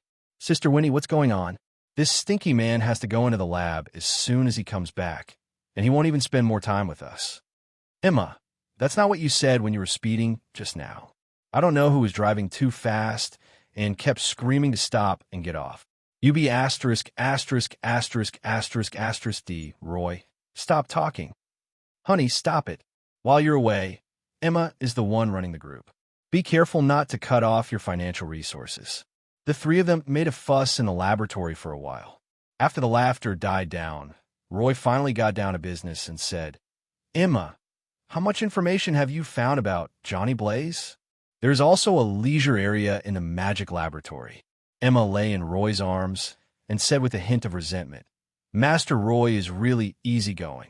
He just left the name Johnny and walked away. Do you know how many Johnnies there are in the American South? At least several million. God, just screening the information of these millions of people must have cost at least tens of millions. It would have been fine if they didn't mention the serious matter, but when she brought up this matter, Emma hit Roy's thigh hard. In response, Roy just smiled awkwardly and tried to comfort her. In this matter, Roy was indeed somewhat at fault. When Roy first thought of the plot of Ghost Rider, he had completely forgotten the name of the protagonist. He only remembered the motorcycle stuntman, Johnny. Then Roy left the matter to Emma and went to Kamar-Taj. Now that I think about it, it seems a bit unreasonable. Although the name Johnny is not as common as Tom, William, and others in America, it can be seen everywhere. It is not impossible that there are millions of people named Johnny. After a while of comfort, Emma casually pointed, pulling up a projection in the magic lab and saying, based on the information you mentioned, I contacted people from the White House. Combined with some information your lover, Natasha Romanoff, got from S.H.I.E.L.D, I finally locked onto this person. As she spoke, Emma, good job, paused and reached out to pull. Under the magic projection, an image of a blonde white man with a long face and a pointed chin appeared. He looked unremarkable, but had a unique melancholic temperament. This man is quite similar to Nicholas Zhao C. No Cage. The moment he saw this man, Roy was almost certain that this was the Ghost Rider. And at this time, Emma continued, Johnny Blaze, a famous motorcycle stuntman from Texas. It's highly consistent with the clues you provided. He lost his father at a young age, has an ex-girlfriend who's a hostess, likes to eat rainbow jelly beans, and has some mysterious things on him. According to S.H.I.E.L.D. intelligence, many of the mysterious deaths of gangsters in Texas are related to him. But Johnny has very clean connections, so no one can find any evidence. Based on the clues collected by Emma, Roy speculated that the plot has not yet begun, but it should be soon. Today, Johnny Hot is very famous in America. He will soon hold a Johnny Hot motorcycle stunt tour, and there is a high probability that he will meet his ex-girlfriend. Once Johnny Blaze runs into his ex, Mephisto should show up. 1 month is not too tight. Mephisto, this old B********************, D, is a well-known demon lord in the dimension of hell. Roy plans to get involved in the plot of Ghost Rider, and also wants to snatch the souls of the 3,000 fallen saints that Mephisto has been planning for 100 years. This is definitely not an easy task, and it can even be said to be very dangerous. If that's the case, Roy planned to use URU metal to create a golem puppet that could be used as a backup, and then go to Texas to stir up trouble. Well, before going, I have to notify teacher Ancient One to keep it as a safety precaution. Do what you think. In the following time, Roy quickly took action. In the alchemy inherited from the Philosopher's Stone, there are many techniques for making golem puppets. From the lowest level clay puppet, to the elementary level rock puppet, to the medium level steel puppet, high level golem puppet, as well as the top level holy statue puppet, forbidden magic puppet, neutron star puppet, etc. These golem puppet series are extremely strictly divided in terms of functionality and combat power, especially the top-level golem puppets, which can at least reach the combat power of a 7-ring magician. Just like the top-level neutron star golem puppet series, it even needs to be made of the neutron star core and a legendary soul crystal as the core. Once it is born, it can almost hunt down demigods. Roy currently does not have the materials or the ability to create this top-level golem puppet. But with the help of the magic element pool, Roy was still able to create a top-level 7-ring golem puppet. For example, Roy's goal this time is to create the Saint Angel golem puppet. This kind of sacred golem puppet not only possesses extremely powerful physical melee abilities, but can also imprint many top sacred spells in its spirituality. Even if this kind of holy statue puppet only has the strength of the 7th ring, its combat power will be increased by 1 ring after facing the dark creatures. The 8-ring level of suppression, S.H.I.E.L.D, is enough to deal with Mephisto. As Mephisto from the Hell Dimension, he had no ability to descend into the material world in person before the 3-dimensional barriers to the holy place were broken. Definitely, there are ancient markets on Earth. Even if a scoundrel like Mephisto had the chance to show up in person, he would never dare to do so. At most, Mephisto would split a part of the soul and create a more sophisticated duplication. Mephisto's duplication will never reach the 9th ring level. After all, the Ancient One magician was only at the 9th ring level and was already able to directly defeat Mephisto's true form. As long as Mephisto duplication strength does not reach the 9th ring, there will be no problem for him to be held back by the holy statue puppet. It took more than 20 days. Roy and Veronica are the main players, and Emma is often drafted as well. Relying on the endless supply of magic power from the elemental pool, after consuming a large amount of extremely precious materials, such as URU metal, vibranium, and refined gold. An angel puppet with a slender figure, about 1.8 meters tall, holding a rapier and wearing armor, was completely formed. This holy statue puppet was named Silver Angel by Roy. Its physical melee ability alone is enough to reach the level of world destruction and can even penetrate planets. In addition, the Silver Angel is also engraved with a series of powerful sacred spells, such as the Holy Light, Silver Holy Fire, Holy Strike, Angel Judgment, and the Holy Sword of S.H.I.E.L.D. Especially at the core, Roy unprecedentedly replicated the ability spell Curse of the Abyss on it. Although this replica version of the ability spell can only be effective up to 80%. However, combined with the top-level soul crystal condensed from the origin of all things, this holy image puppet directly possesses certain growth attributes. As long as the Silver Angel continues to kill dark creatures, it can absorb the source of negative energy and continue to grow. To put it bluntly, this is definitely a super killing weapon against dark creatures. If Roy has the opportunity in the future, he will open the door to the Hell Dimension. At that time, this Silver Angel will be thrown into hell to kill and devour enough dark creatures. Roy had no idea how far this Silver Angel would eventually grow. In the magic laboratory, under the watchful eyes of Veronica, and Emma, Roy very seriously placed the magic crystals accumulated in the magic element pool into the body of the Silver Angel. Accompanied by the dazzling magic halo, it flows along countless magic patterns. A moment later, 10 golden eyes suddenly appeared under the Silver Angel's helmet. It's done. The Silver Angel activated, and although there was no movement at all, the incomparably powerful sacred force field emanating from it alone made Roy and the other two terrified. This is when Roy originally had the core control over Silver Angel. Even Veronica and Emma have secondary control over Silver Angel. Otherwise, Roy highly suspected that the terrifying sacred force field emanating from the Silver Angel alone would be enough to cause him serious injuries. Then, Roy laughed out loud and said, "With this thing, I'm invincible. Don't eat beef. If you want to stop eating beef in the future, just don't eat beef." As Roy laughed, Veronica and Emma also showed happy expressions on their faces. But soon, Veronica calmed Roy down, saying, "Dear, don't get too carried away. Although the Silver Angel is extremely powerful, the magic crystal output of the elemental pool can't keep up." Hearing Veronica's words, Roy quickly subsided his wild expression. There is nothing wrong with this. The power of Silver Angel is all based on sufficient energy supply.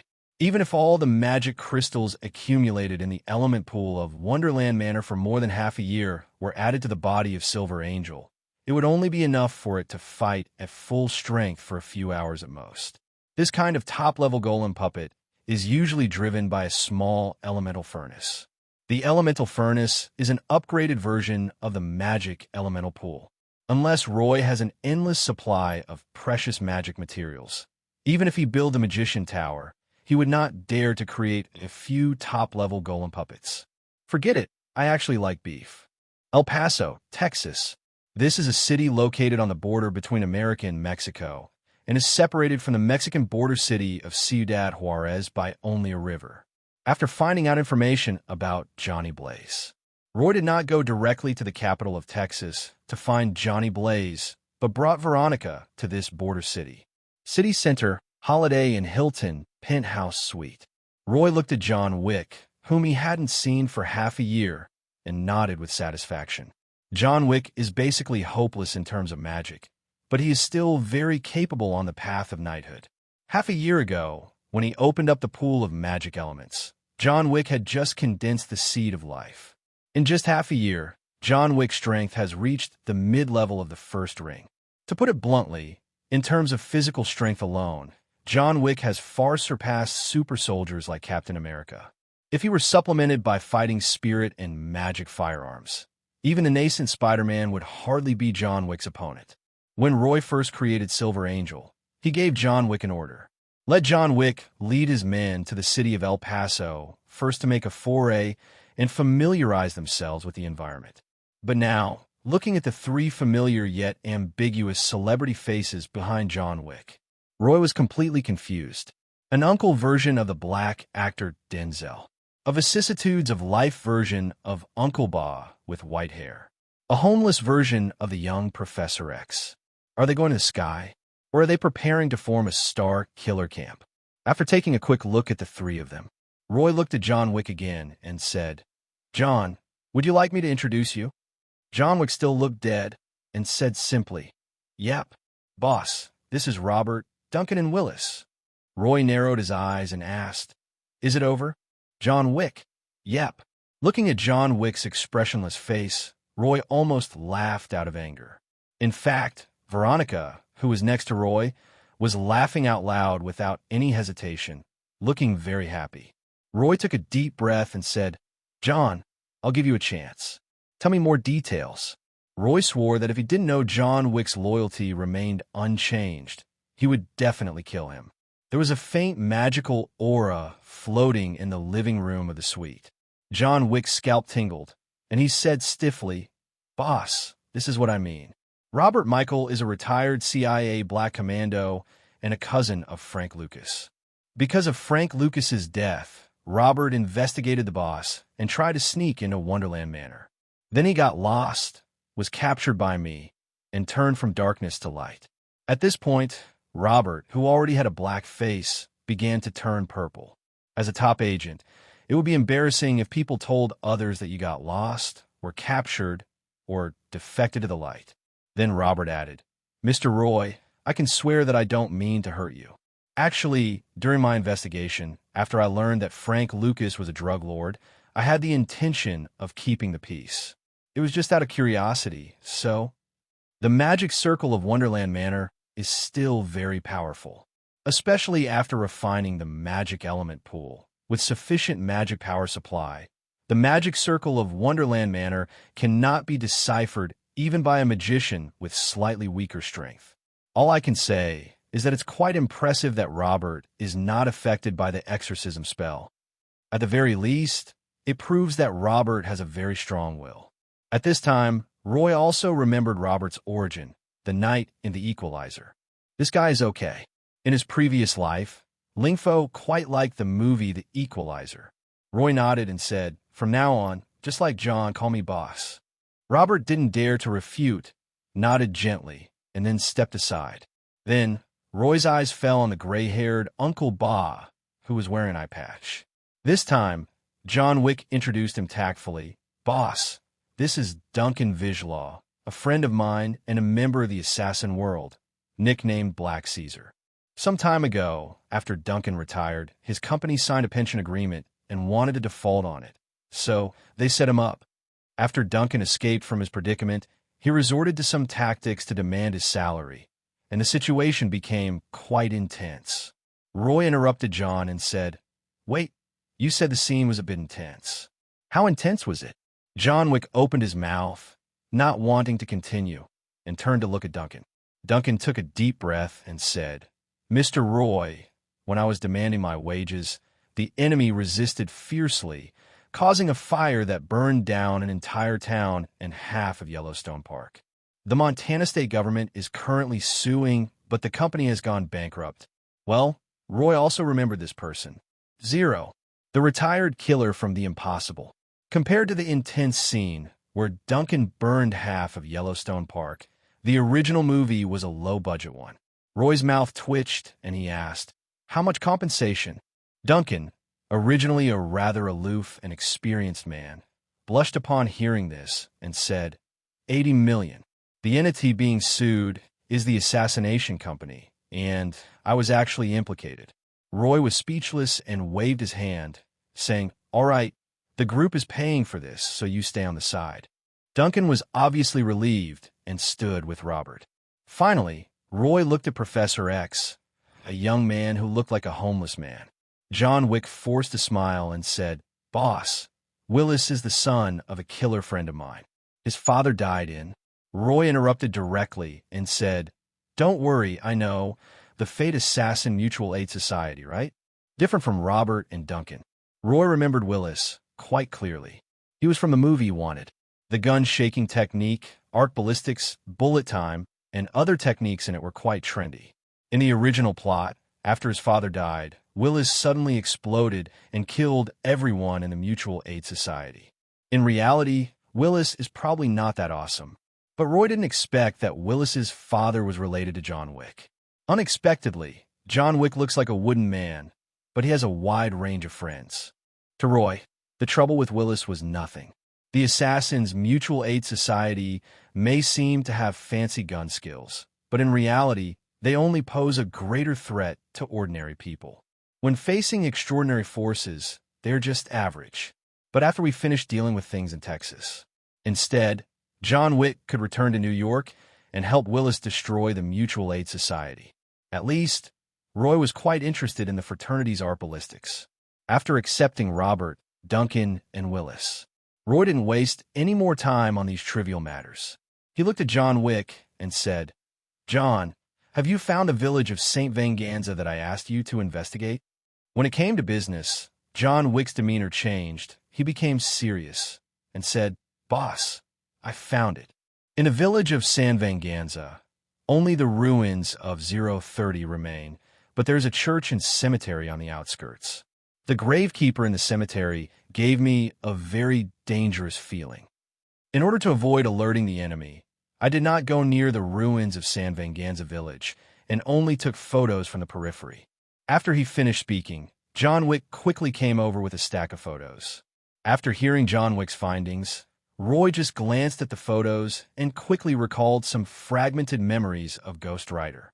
In the original plot, was there a gravekeeper watching, or was it the previous generation of Ghost Rider? And Roy remembered that the St. Van Gogh contract seemed to be in the hands of the gravekeeper. Is it inside the leg of a church table, or inside the handle of a shovel? It's all Cage's fault. He's acted in so many movies that I can't even remember them all. The mind is clear. Mind Palace. Roy felt his memory was a little confused, so he quickly cast 2 psychic auxiliary spells developed by Emma on himself. Then, his originally confused memory suddenly became extremely clear. The movie scenes of Ghost Rider flow through my memory like light and shadow. Although the plot and memory cannot be fully trusted in the world of American variety shows, it can at least serve as a reference. It's that shovel. The St. Venganza contract is hidden in the handle of the gravekeeper's shovel. By the way, there are also several demons, such as Wushima. Forget it. Let's give up on those demons for now. I was planning to ambush Fister at the ruins of St. Venganza Village. Don't let a few demons from hell ruin your important plans. After obtaining the specific location of the ruins of St. Venganza Village, John Wick and his 3 companions were no longer needed here. Whether it is Mephisto, the devil from hell, or Ghost Rider, and so on. This level of existence is not something that John Wick and others can deal with. Then, Roy told John Wick directly Natasha Romanoff's secret contact information. After returning to New York, during these 20 days, Roy also had the idea of eating Natasha Romanoff. But after contacting them, I found out that Natasha Romanoff had found some clues about the Black Widows, and they had been working in Mohage recently. John Wick and his 3 companions took advantage of the time they were dealing with the Ghost Rider incident to help Natasha Romanoff. John Wick and the other 3 did not object and quickly took the order and left. Until this time, Roy just glanced at the photo, opened a portal, and came to the cemetery outside the ruins of St. Venganza Village with Veronica. With the strength of Roy and Veronica, the previous generation Ghost Rider, who was already at the end of his life, naturally didn't notice it. After some investigation, Roy and his companions found the St. Venganza contract in a worn-out iron shovel in the cemetery. Without alerting the previous generation Ghost Rider, Roy took the contract away without anyone noticing, and also left a mirror space in the cemetery. After blinding the previous generation Ghost Rider, not long after, Roy and his companions arrived at the ruins of St. Venganza Village. More than 100 years later, a large number of religious buildings can still be seen in this site. There used to be more than 3,000 people in this village, almost all of whom were God's most devout believers. However, Mephisto schemed to cause the saints to fall, and overnight, the entire village died. Even though more than 100 years have passed, standing in this relic, one can faintly hear the echoes of history and the lamentations of the saints. Roy sighed and said, "Winnie, baby, can you sense the breath of those undead?" Veronica, because she once sealed Morgana, a top-level undead magician, within her body, her soul is extremely sensitive to the undead. Because of the contract and Mephisto, even Roy couldn't sense the souls of those saints, even with the St. Venganza contract in hand. If they want to find those holy souls in advance without alerting Mephisto, Veronica is the only one. For quite a while, Veronica held the St. Venganza contract in her hand, suddenly opened her eyes, and revealed a hint of Yuan Shang's expression. "Found it. My dear, those souls are still here. Mephisto cultivated a demi-plane here, and this St. Venganza contract is the key to that demi-plane. Damn Mephisto, it wants to use this demi-plane to open a passage to hell." The truth behind the St. Van Gogh's contract was even more shocking than Roy had imagined. Roy originally thought that the people of San Venganza Village were just a group of victims of Mephisto's soul abduction on Earth. Unexpectedly, the souls of these people are an anchor coordinate. Roy didn't know how Mephisto deceived the people of St. Venganza Village, or why he lost the contract more than 100 years ago. But Roy knew very well that once this place was really transformed into a passage to hell by Mephisto, that would undoubtedly be a catastrophe for humanity on Earth. Fortunately, I discovered the conspiracy against the 4.7 party in advance. When Roy came to look for the St. Venganza contract, he had a little intention of robbing his fellow thieves. Now it seems that I am the messenger of justice and the savior of the Earth. Trash Mephisto, you want to invade your own Earth? What a joke. It just so happened that after he collected the souls of the 3,000 saints, he could hide the newly created holy statue puppet, Silver Angel, in that dimension to give Mephisto, the evildoer, a surprise. But if that's the case, we can't just wait here. According to the original plot, Johnny Blaze had a duel with the witch heart demon here. But Mephisto didn't leave, which showed how insincere he was. I don't have any drafts saved. I write and upload them on the same day. There is still one chapter left. It's already 11 or 12 o'clock in the evening. I'm looking for subscriptions. To Roy, the trouble with Willis was nothing. The Assassins' Mutual Aid Society may seem to have fancy gun skills, but in reality, they only pose a greater threat to ordinary people. When facing extraordinary forces, they're just average. But after we finish dealing with things in Texas, instead, John Wick could return to New York and help Willis destroy the Mutual Aid Society. At least, Roy was quite interested in the fraternity's art ballistics. After accepting Robert, Duncan, and Willis, Roy didn't waste any more time on these trivial matters. He looked at John Wick and said, "John, have you found the village of St. Venganza that I asked you to investigate?" When it came to business, John Wick's demeanor changed. He became serious and said, "Boss, I found it. In the village of San Venganza, only the ruins of 030 remain, but there's a church and cemetery on the outskirts. The gravekeeper in the cemetery gave me a very dangerous feeling. In order to avoid alerting the enemy, I did not go near the ruins of San Venganza village and only took photos from the periphery." After he finished speaking, John Wick quickly came over with a stack of photos. After hearing John Wick's findings, Roy just glanced at the photos and quickly recalled some fragmented memories of Ghost Rider. In the original plot, was there a gravekeeper watching, or was it the previous generation of Ghost Rider? And Roy remembered that the St. Van Gogh contract seemed to be in the hands of the gravekeeper.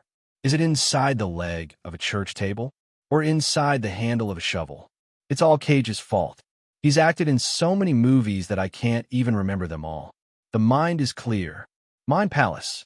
Roy felt his memory was a little confused, so he quickly cast 2 psychic auxiliary spells developed by Emma on himself. Then, his originally confused memory suddenly became extremely clear. The movie scenes of Ghost Rider flow through my memory like light and shadow. Although the plot and memory cannot be fully trusted in the world of American variety shows, it can at least serve as a reference. It's that shovel. The St. Venganza contract is hidden in the handle of the gravekeeper's shovel. By the way, there are also several demons, such as Wushima. Forget it. Let's give up on those demons for now. I was planning to ambush Pfister at the ruins of St. Venganza village. Don't let a few demons from hell ruin your important plans.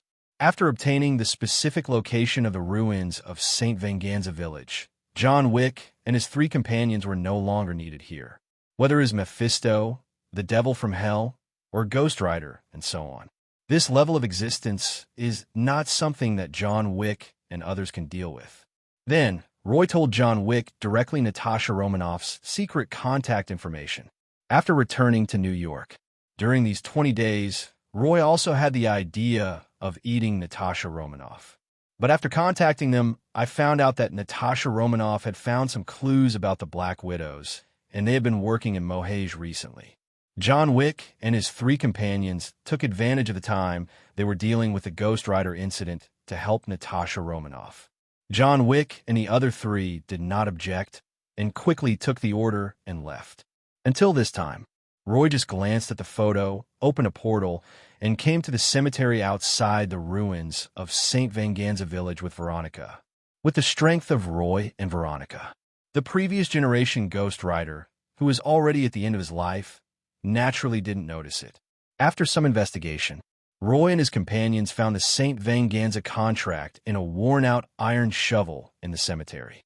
Without alerting the previous generation Ghost Rider, Roy took the contract away without anyone noticing, and also left a mirror space in the cemetery. After blinding the previous generation Ghost Rider, not long after, Roy and his companions arrived at the ruins of St. Venganza Village. More than 100 years later, a large number of religious buildings can still be seen in this site. There used to be more than 3,000 people in this village, almost all of whom were God's most devout believers. However, Mephisto schemed to cause the saints to fall, and overnight, the entire village died. Even though more than 100 years have passed, standing in this relic, one can faintly hear the echoes of history and the lamentations of the saints. Roy sighed and said, "Winnie, baby, can you sense the breath of those undead?" Veronica, because she once sealed Morgana, a top-level undead magician, within her body, her soul is extremely sensitive to the undead. Because of the contract and Mephisto, even Roy couldn't sense the souls of those saints, even with the St. Venganza contract in hand. If they want to find those holy souls in advance without alerting Mephisto, Veronica is the only one. For quite a while, Veronica held the St. Venganza contract in her hand, suddenly opened her eyes, and revealed a hint of Yuan Shang's expression. "Found it. My dear, those souls are still here. Mephisto cultivated a demi-plane here, and this St. Venganza contract is the key to that demi-plane. Damn Mephisto, it wants to use this demi-plane to open a passage to hell." The truth behind the St. Van Gogh's contract was even more shocking than Roy had imagined. Roy originally thought that the people of San Venganza Village were just a group of victims of Mephisto's soul abduction on Earth. Unexpectedly, the souls of these people are an anchor coordinate. Roy didn't know how Mephisto deceived the people of St. Venganza Village, or why he lost the contract more than 100 years ago. But Roy knew very well that once this place was really transformed into a passage to hell by Mephisto, that would undoubtedly be a catastrophe for humanity on Earth. Fortunately, I discovered the conspiracy against the 4.7 party in advance. When Roy came to look for the St. Venganza contract, he had a little intention of robbing his fellow thieves. Now it seems that I am the messenger of justice and the savior of the Earth. Trash Mephisto, you want to invade your own Earth? What a joke. It just so happened that after he collected the souls of the 3,000 saints, he could hide the newly created holy statue puppet, Silver Angel, in that dimension to give Mephisto, the evildoer, a surprise. But if that's the case, we can't just wait here. According to the original plot, Johnny Blaze had a duel with the witch heart demon here. But Mephisto didn't leave, which showed how insincere he was. I don't have any drafts saved. I write and upload them on the same day. There is still one chapter left. It's already 11 or 12 o'clock in the evening. I'm looking for subscriptions. The demi-plane that Mephisto hid in the village of St. Venganza was extremely concealed. It used the interweaving principle of light and darkness to lock everything in the shadows. This kind of demi-plane is like an ant hole hidden in a gap in a football field. Above the ant hole, there are 3,000 fallen saints' souls, like footprints covering the existence of the ant hole. Ordinary people, even those with a St. Venganza contract, once the contract is activated, it will be hit by the souls of the 3,000 fallen saints. The dead souls transform from the souls of 3,000 fallen saints. If you're not careful, even the Ancient One might suffer small loss. But unfortunately, he met Veronica, a fifth-ring magician who had fought a 1,300-year soul battle with a world-destroying undead witch. When it comes to sensing the undead, dealing with the undead, and understanding the undead, Ancient One is no match for Veronica. Even though Roy once extracted a large amount of undead magic knowledge from Morgana's soul, but Roy's understanding of this knowledge is limited to understanding. Veronica, however, had spent 1,300 years dismantling these undead magics countless times, even mastering them more than the Merlin tradition she had learned. 09, in other words, Veronica disliked the undead because they were dirty and smelly. Otherwise, Veronica herself would be an upgraded version of the world-destroying witch. After a little induction, Veronica quickly reported the coordinates of the demi-plane hidden in the shadows of the St. Venganza ruins. With the coordinates, this half-plane is like a safe with the password known to Roy, which is even more exciting than opening a blind box. The spark circle of Kamar-Taj. No, it is a portal. The full name is the Any-Dimension Portal. With Veronica's intelligence support, Roy quickly locked onto the demi-plane barrier and stretched out his hand. Portals flashing with orange and yellow sparks appeared in the shadows of the St. Venganza ruins. At the moment when those portals just opened, the undead howl. The souls of 3,000 fallen saints suddenly let out a shockwave of howls. The wails of the dead souls not only have the feeling of shattering vacuum due to sound waves, but also the impact on the soul that goes straight to the heart. Unfortunately, Veronica, who was extremely familiar with the undead, had already made preparations. Before the undead even had time to wail and rush out of the portal, Veronica touched a bracelet on her wrist, and with a flash of ice blue light, a ghost that looked like a cartoon ice girl appeared beside her. Howling banshees are the top-level race among the ghost races. According to legend, Screaming Jenny, the wailing queen of the kingdom of the dead, is the biological sister of Lilith, the ancestor of vampires. See the appearance of the wailing banshee. Roy paused the series of silencing, protection, and stunning spells he had prepared and looked at Veronica. Veronica gave Roy a reassuring look. Immediately, the wailing banshee rushed into the air, opened her mouth, and sucked in the sound waves in the sky into her body. As a result, a large amount of pure death energy in the bodies of those saint undead souls was also sucked away. The undead transformed from the souls of fallen saints simply have astonishing potential. In essence, these undead are just low-level ghosts formed by self-destructive resentment and have never even established any connection with the kingdom of the dead. When facing a superior ghost race like the Howling Banshee, these so-called saintly undead souls don't even have the ability to resist. What is professionalism? This is called professionalism. In one breath, he swallowed the original death breath and self-destructive resentment of 3,000 saint undead souls. The wailing banshee suddenly seemed to be drunk, dizzy in midair. She forced herself to cheer up and then turned into an ice blue light and disappeared into Veronica's bracelet. As a result, Veronica's face turned red and her eyes sparkled. Obviously, the wailing banshee gained a lot and also gave back to Veronica. Roy looked at Veronica in surprise.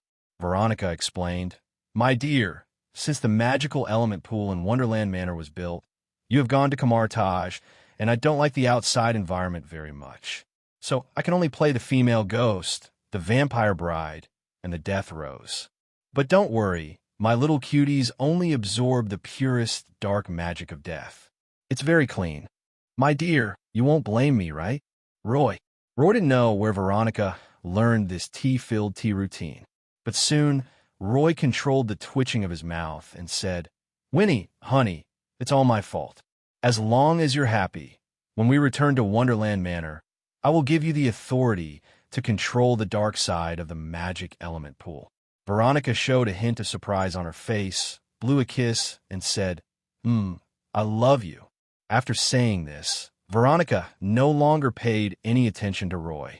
It was obvious that her entire spiritual consciousness had sunk into the undead space inside her bracelet.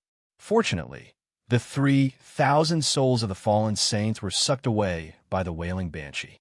At the moment, a large number of saints suddenly got rid of that unconscious self-destruction and chaos. Without the energy of death and boundless resentment, these saints' souls, 900, are no longer undead but pure living souls. However, the consciousness of these saints' souls had long been erased after more than 100 years of self-destruction. Roy sighed with emotion at this. Then, Roy began to happily extract the soul crystals, just like picking up fish in a dry river. High level, high level, high level, top notch, absolutely amazing. If we talk about brainwashing, it has to be the Heaven School. In Roy's opinion, The souls of these saints were all pure to the extreme, especially after being schemed and corrupted by Mephisto, and after walking in darkness. All the resentment was sucked away by the wailing banshee. The quality of each soul has reached an extreme level. These souls are just believers formed by ordinary people, but none of them have low-level soul crystals. Even a medium-level soul crystal cannot be found. A large number of high-level soul crystals and a considerable number of top-level soul crystals. Although among these 3,000 holy souls, not a single legendary soul crystal appeared. But there is no doubt that this harvest is the largest and most abundant one that Roy has ever received since he started his extraordinary journey. Before, Roy had a lot of headaches because he was extremely short of high-quality soul crystals. Now, Japanese wave fertilizer. Thank God, thank the church, and thank the pastor for helping me cultivate 3,000 saint souls. I almost forgot to thank Mephisto. If it weren't for Mephisto's calculations and the seal for more than 100 years, these saint souls might not have produced a large number of top-level soul crystals. Even if it is just entering the top ranks, it is still a top soul crystal. This quality of top-level soul crystal requires 3 tower spirits to manage a magician tower. But among the 3,000 saint souls, a small half of them were of golden quality. 1942 high-level soul crystals. 1,200 top-level soul crystals. No wonder in Ghost Rider, Mephisto would rather use his own son as bait to lure out the Saint Venganza contract. Even if Mephisto and the Ancient One teacher were on the same level, they couldn't stand this kind of temptation. Roy has already started to think about changing the Magician Tower project into a floating city project. Wait, there are only soul crystals but no magic materials. Forget it. Let's put the floating city plan on hold for now. Let's transform the Wonderland Manor first and arrange the plain plantations, dimensional mines, and so on. There are also golem puppet legions, magic rune factories, flower fairy summoning plans, etc., all arranged. He no longer lacks tower spirits and chips for trading plain souls. I have to go back to Teacher Ancient One and learn the technology of the 3 fixed portals to the holy place. Arrangements, all arrangements. Just as Roy was happily counting the soul crystals, Veronica had also completely digested and calmed down the backlash from the wailing banshee and looked towards Roy. Roy couldn't help but embrace the other person, smacked his lips, and said excitedly, "I swallowed the death essence of 3,000 saints' undead souls. Do you need help?" Veronica rolled her eyes at Roy and said, "No, I just got a part of the reward. The one who truly benefits the most is the howling banshee. If I'm lucky, a wailing banshee, will soon be promoted to the wailing queen. If I have the chance, I might even be able to cultivate a dimensional Mephisto of the undead type." Not only Roy benefits, but Veronica also benefits a lot. The high-level wailing banshee, summoned by Veronica, before was already at the level of 6 rings. The Howling Queen is ring 7 to 9. This made Roy even happier. No matter what, Veronica is also his woman. The stronger her subordinates are, the stronger he is. Especially the promotion of the Howling Banshee. What's the difference between this and picking up a holy statue puppet for free? Roy was so happy that he kissed Veronica on the face twice. Seeing Roy's provocation, Veronica immediately launched a high-speed counterattack. More than 10 minutes. Roy suppressed his restlessness and, under Veronica's advice, began to continuously repair the half-plane hole in the shadow, leaving only one entrance and exit. Then, Roy stuffed the Silver Angel directly into that half-plane, completely sealing the exit. This was a big surprise Roy left for Mephisto. But this alone may not be enough to ensure safety. Mephisto is, after all, a dimensional Mephisto-level being. Even if it's just a duplication, if you're not fully prepared, it might escape even if you don't overturn it. Roy gritted his teeth and quickly took out 300 high-level soul crystals and handed them to Veronica. The two had already designed a magic formation to seal, besiege, and strangle Mephisto duplication. But right now, Roy needs to arrange some things to ensure that the Mephisto duplication is drawn.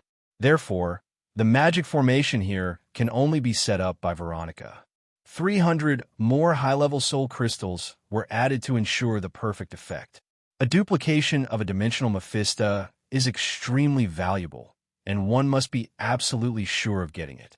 After hearing Roy's arrangements, Veronica didn't object at all. She didn't need to do anything herself anyway. With the book Spirit Teemo to arrange things and a large number of undead minions, she just had to stay here and avoid being discovered. It's just right to take advantage of this time to digest the consequences of the Howling Banshee. Arrangements have been made regarding the ruins of St. Venganza. Roy quickly picked up the St. Venganza contract, which was still in its original state, opened a portal, and came to the outer cemetery. In Ghost Rider, Mephisto has always been B****ch. Mephisto deliberately leaked the information about the St. Venganza contract to his son, Inner Demon. Wu Xinma believed it without a doubt, so he left Hell directly, sneaked onto Earth, and began to look for the contract with St. Venganza. As expected, in order to force out the previous generation Ghost Rider hiding in the dark, Wu Xinma brought a few of his men to cause trouble for Johnny Blaze, hoping to use the connection between Ghost Rider to achieve his goal. Unfortunately, Ghost Rider is not someone to be trifled with, and Wu Xinma's men are constantly being killed. After Wu Xinma realized something was wrong, he immediately changed his tactics and tied up Johnny Blaze's ex-girlfriend. Yes, it's my ex-girlfriend. Johnny Blaze is also a true romantic. In order to save the beauty, he persuaded the previous generation Ghost Rider with a few words, letting him consume the last source of fire and charge with him. The ending is definitely that after Wu Xinma releases the souls of 3,000 saints, he fails.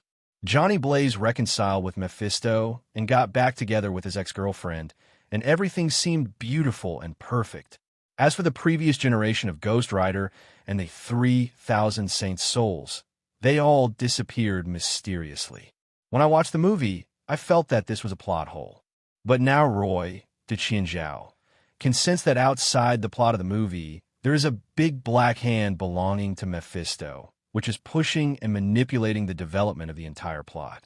You know, Ghost Rider and the 3,000 Saint Souls are all Mephisto's most precious achievements. It would be a miracle if Mephisto could tolerate the disappearance of the souls of the previous generation of Ghost Rider and the 3,000 Saints. There is no doubt that everyone in the plot is Stowe's pawn. This is not what Roy wants.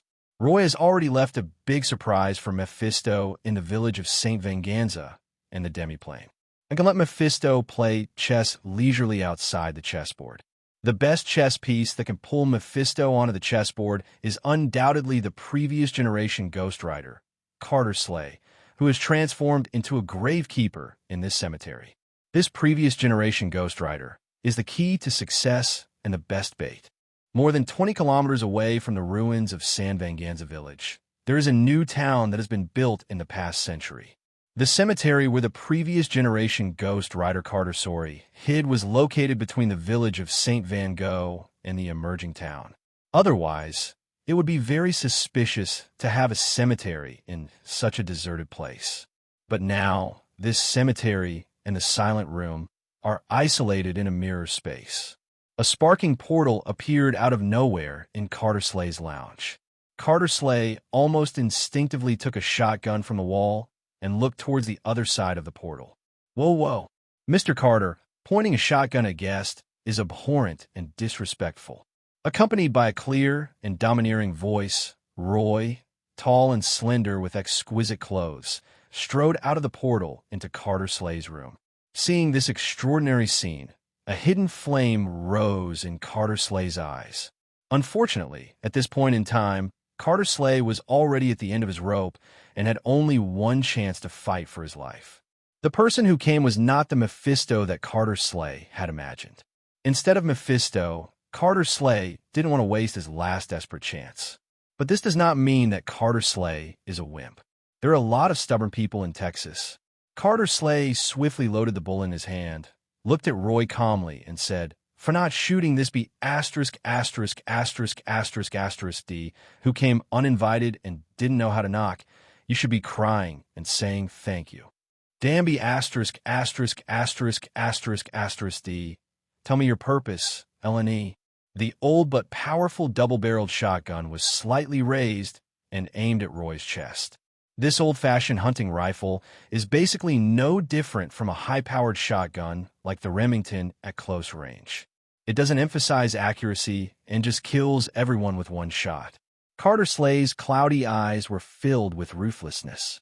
Roy smiled and said, Carter Slay was born in 1860 in the village of San Van Gonzaga in Southern America.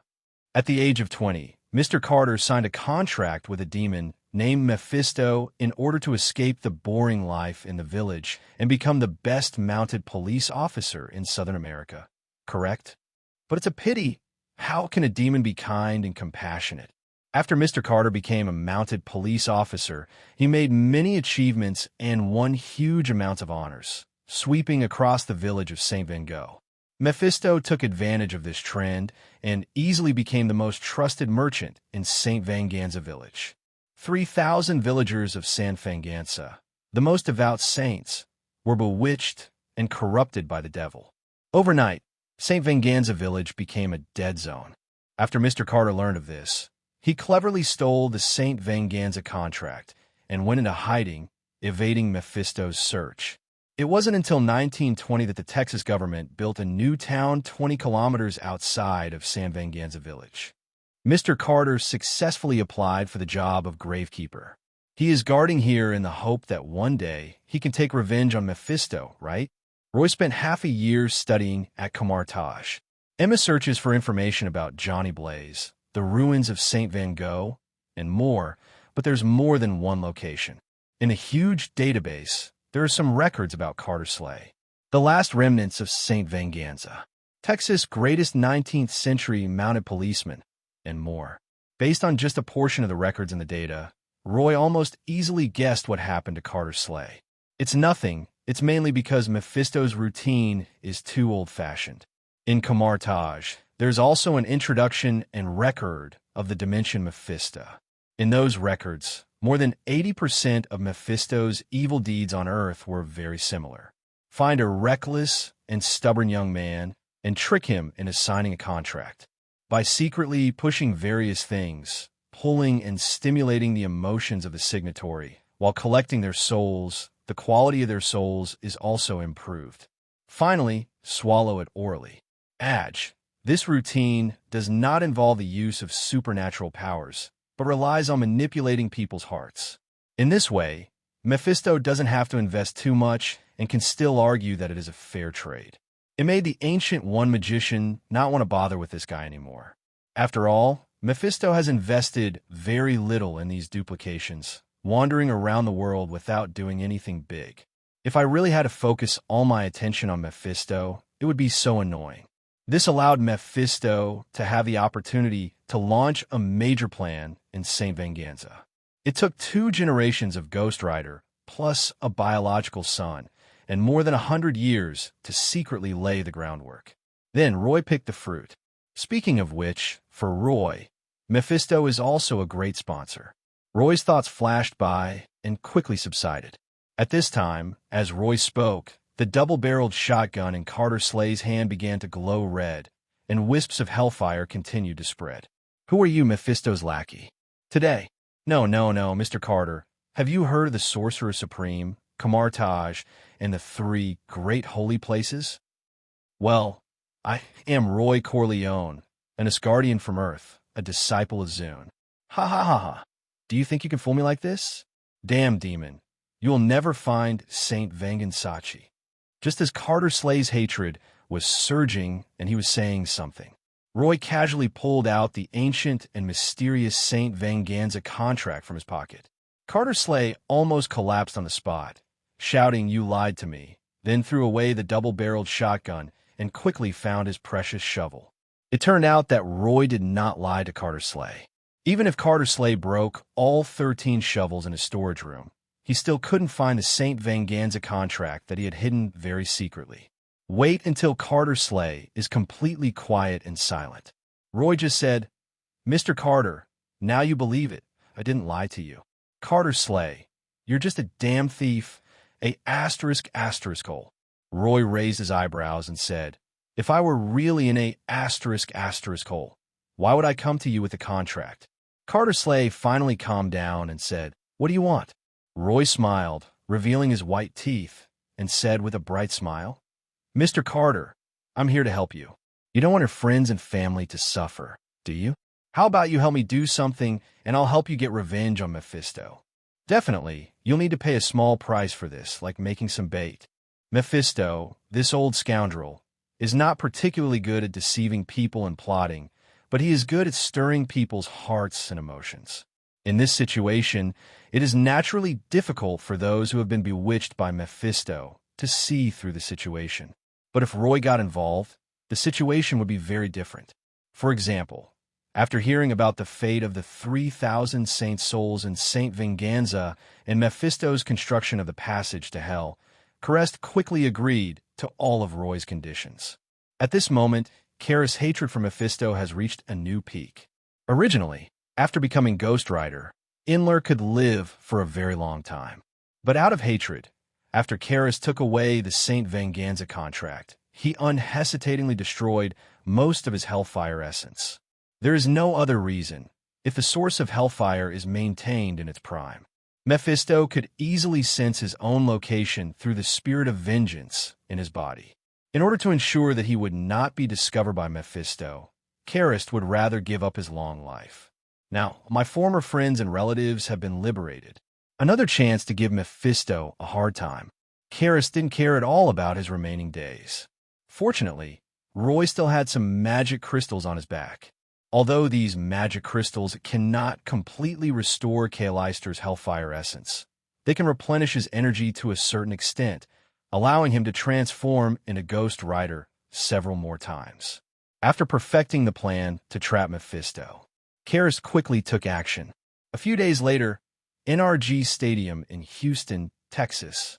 This is Houston's top-notch stadium, which was built and opened in 2002.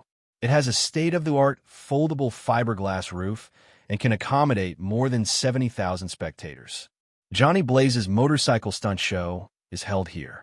As the recently famous Hot Johnny, he attracted almost a full audience. Especially on the large screen in the center, a host was explaining the performance very passionately. Now, let's welcome Johnny Fire. Today, Johnny Hot will face the biggest challenge of his career. That is flying over 6 Black Hawk helicopters, along with the passionate voice of the host. The roof of the entire stadium began to slowly retract. Then, the violent sound of helicopters roared throughout the stadium.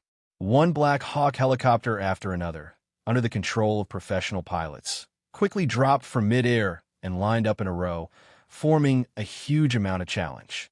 On both sides of the row of Black Hawk helicopters are 2 straight and curved runways.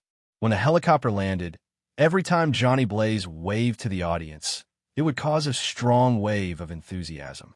And at this time, in the audience seats near the backstage of the stadium performance, Roy hugged Veronica and anchored the mirror space on Carter Slay, enjoying himself, eating snacks, smoking a cigar, and waiting for the show to begin. Veronica rarely went out to play with Roy, and she was very happy to see the lively scene around her. Although this kind of motorcycle stunt performance is nothing new to either of them, they just enjoy the atmosphere. After a while, the performance began, and the atmosphere inside became increasingly heated. Veronica, after glancing at Johnny Blaze in the sky, focused all her attention on Roy and said, "Honey, do you think there's still hope for transcendental beings in the material world? I've heard rumors about Ghost Rider from my teacher before. Every Ghost Rider is a combination of the vengeful angel and hellfire. They were once the most powerful Hell Knights, and even heaven was powerless. But now, even such a powerful Ghost Rider has to become an actor behind the scenes." Veronica didn't finish her words, but her meaning was clear. Tion Fun was pessimistic. Roy also glanced at Johnny Blaze in midair and thought of the upcoming superhero era. Then, Roy kissed Veronica on the forehead. "Winnie, honey, no matter how this material world changes, we will continue to make progress. Furthermore, the impact of the Chaos Star Realm's arrival is only temporary. 0. Requesting flowers 014909 Felu 131542530. It has been hundreds of years since the gods retired. I believe that a stronger and more turbulent era of extraordinary evolution will soon return. What Roy didn't say was, the era of extraordinary evolution is not due to the return of the magical environment, but when the first superhero Iron Man who dared to reveal his real name appeared. With the development of science and technology, people's pursuit of extraordinary evolution and powerful strength will reach a crazy level. The extraordinary era will come back again, but it is no longer the rise of traditional supernatural powers, but the evolution of technological supernatural powers. Now, it is 2005, and there are only 3 years left until that time. In these 3 years, if my strength cannot reach the expected goal, I might be completely left behind in this extraordinary era. The conquest and transformation of Kamar-Taj cannot be accomplished overnight. Next, I should speed up my Magician Tower plan. After dealing with Mephisto, he had to get Natasha Romanoff to join his core forces. By then, even if it means using some extraordinary means, we must hurry to deal with the Red House and Dreykov. Just when Roy and Veronica were being affectionate with each other. The center of the stadium. Johnny Blaze has already successfully completed his performance. In an instant, the 70,000 spectators in the entire stadium burst into enthusiastic cheers and roars like a mountain torrent and tsunami. At the same time, S.H.I.E.L.D also stood up from the audience and went backstage. No matter what, S.H.I.E.L.D was a super police officer from more than 100 years ago. It didn't take long for S.H.I.E.L.D to avoid the numerous blockades and arrive at the actors' lounge. At this time, Johnny Blaze had just changed his clothes and was holding a wine glass in his hand, which was filled with rainbow candies. When he saw S.H.I.E.L.D, he was stunned at first, but he was not annoyed. "Old man, did you walk into the wrong room? Would you like some rainbow candy? It's my favorite." "Johnny Blaze, the devil has returned. Are you ready to fight?" "What?" S.H.I.E.L.D's actions were much more violent and effective than Roy had imagined. It is not an easy task to make Johnny Blaze, a man whose edges have been worn down by life, stand up again. But kidnapping Johnny Blaze's girlfriend is a very quick way. On that day, the Houston Evening Report reported that a 70-year-old man was competing with the popular Johnny Road for a woman. After a fight in the wilderness, Johnny Blaze finally believed the news brought by Carter Slater. More than a decade ago, the demon that killed Johnny Blaze's father, Mephisto, has returned. According to S.H.I.E.L.D, this time Mephisto wants to take away the soul of Johnny's ex-girlfriend. Then that night, Johnny Blaze ignited. "It's not just that my emotions are on fire, but my whole person is truly on fire." After Johnny's transformation, the new generation of Ghost Rider, who is at the peak of integrity, immediately sensed the demonic aura hidden in Houston. Then, a very gorgeous evil spirit chariot appeared. Johnny Blaze rode the ghost chariot across most of the city at an inhuman speed. Then, in the sight of countless people in downtown Houston, I saw a line of fire starting from the ground and rushing straight to the roof of a skyscraper over 200 meters high. Johnny came with S.H.I.E.L.D. However, S.H.I.E.L.D obviously has a stronger will and a clearer consciousness than Johnny. A battle that is just a test of one's own abilities. S.H.I.E.L.D continued to educate Johnny Blaze and completely destroyed the wind demon that was guarding Houston and monitoring Johnny Blaze with the wind element. It's just for blasting. It has no other effect. Wind Demon originally had the ability to transform into wind element for a short period of time. If it explodes, just gather it in another place. But unfortunately, Mo, who was hiding in the dark and preparing to slip away, had no idea that there was a mirror space hanging on S.H.I.E.L.D and 2 magicians who were eyeing him covetously. Just a small normal aftermath. Before Mo could escape, he was trapped in the mirror space and became a servant. Without waiting for Mo to come to his senses, Roy had already used a mental shock to make it fall from the elemental state, and then a series of magic whips swept out, tying up the wind demon. just when Roy was about to crush the wind demon and extract the soul crystal. Veronica Kayla pulled Roy and said, "My dear, elemental demons are rare even in hell. Why don't you keep them here?" Veronica hadn't even finished her words. The wind demon had already understood his situation and nodded frantically. "Yes, yes, I am very rare. My two great magicians, if you can spare my life, I am willing to sign an agreement and be a dog. I will do anything for you." Veronica looked at the wind demon in surprise. Filma's face was full of flattery and gratitude. Veronica had a strange expression on her face and said, "My dear, you see, it's willing on its own. Seal him up first. Let me study him for a while. Dissecting the demon will be of great help to my undead magic." Feng Mo's eyes bulged out. "Isn't this human female so cruel? Did I just make a wrong decision? I was careless. Can I regret it now?" Falling into the hands of Roy and Veronica. Filma naturally has no bargaining power and no room for regret. A single word of truth can instantly deprive the demon of its true name. Another sealing technique turned the wind demon into a specimen on the spot. If this wind demon can survive Veronica's dissection and experiments, then he will have the opportunity to serve as a dog for Roy and others for the rest of his life.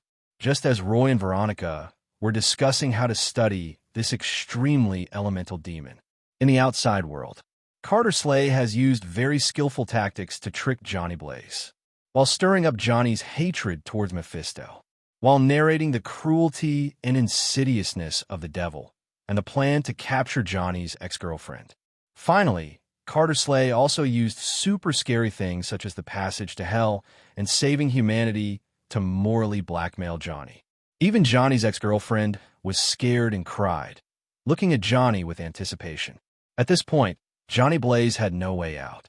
After returning to his own little nest in Houston with S.H.I.E.L.D and his ex-girlfriend, Johnny devoured a bowl of rainbow candies, then looked at S.H.I.E.L.D solemnly and said, "Carter, you're saying that the root of everything lies in the so-called St. Van Gonzaga contract, right?" S.H.I.E.L.D nodded bitterly. Johnny's eyes lit up when he saw this, and he said, "If that's the case, why don't we destroy the contract?" S.H.I.E.L.D looked at the other person as if he were an idiot. Johnny's ex-girlfriend whispered, "Johnny, Mr. Carter has already said that the contract is the key. If the key is destroyed, the souls of the villagers of St. Venganza Village will be sealed forever. Besides, the contract is no longer in Mr. Carter's hands." Johnny immediately realized what was happening and said, "Yes, he was taken away by a powerful magician." "Wait, did you get it to him?" S.H.I.E.L.D, he insisted. "Johnny, just give it to him if he asks for it." S.H.I.E.L.D, "I refused. What can I do if he disagrees?" And he brought. "Johnny, what are you wearing?"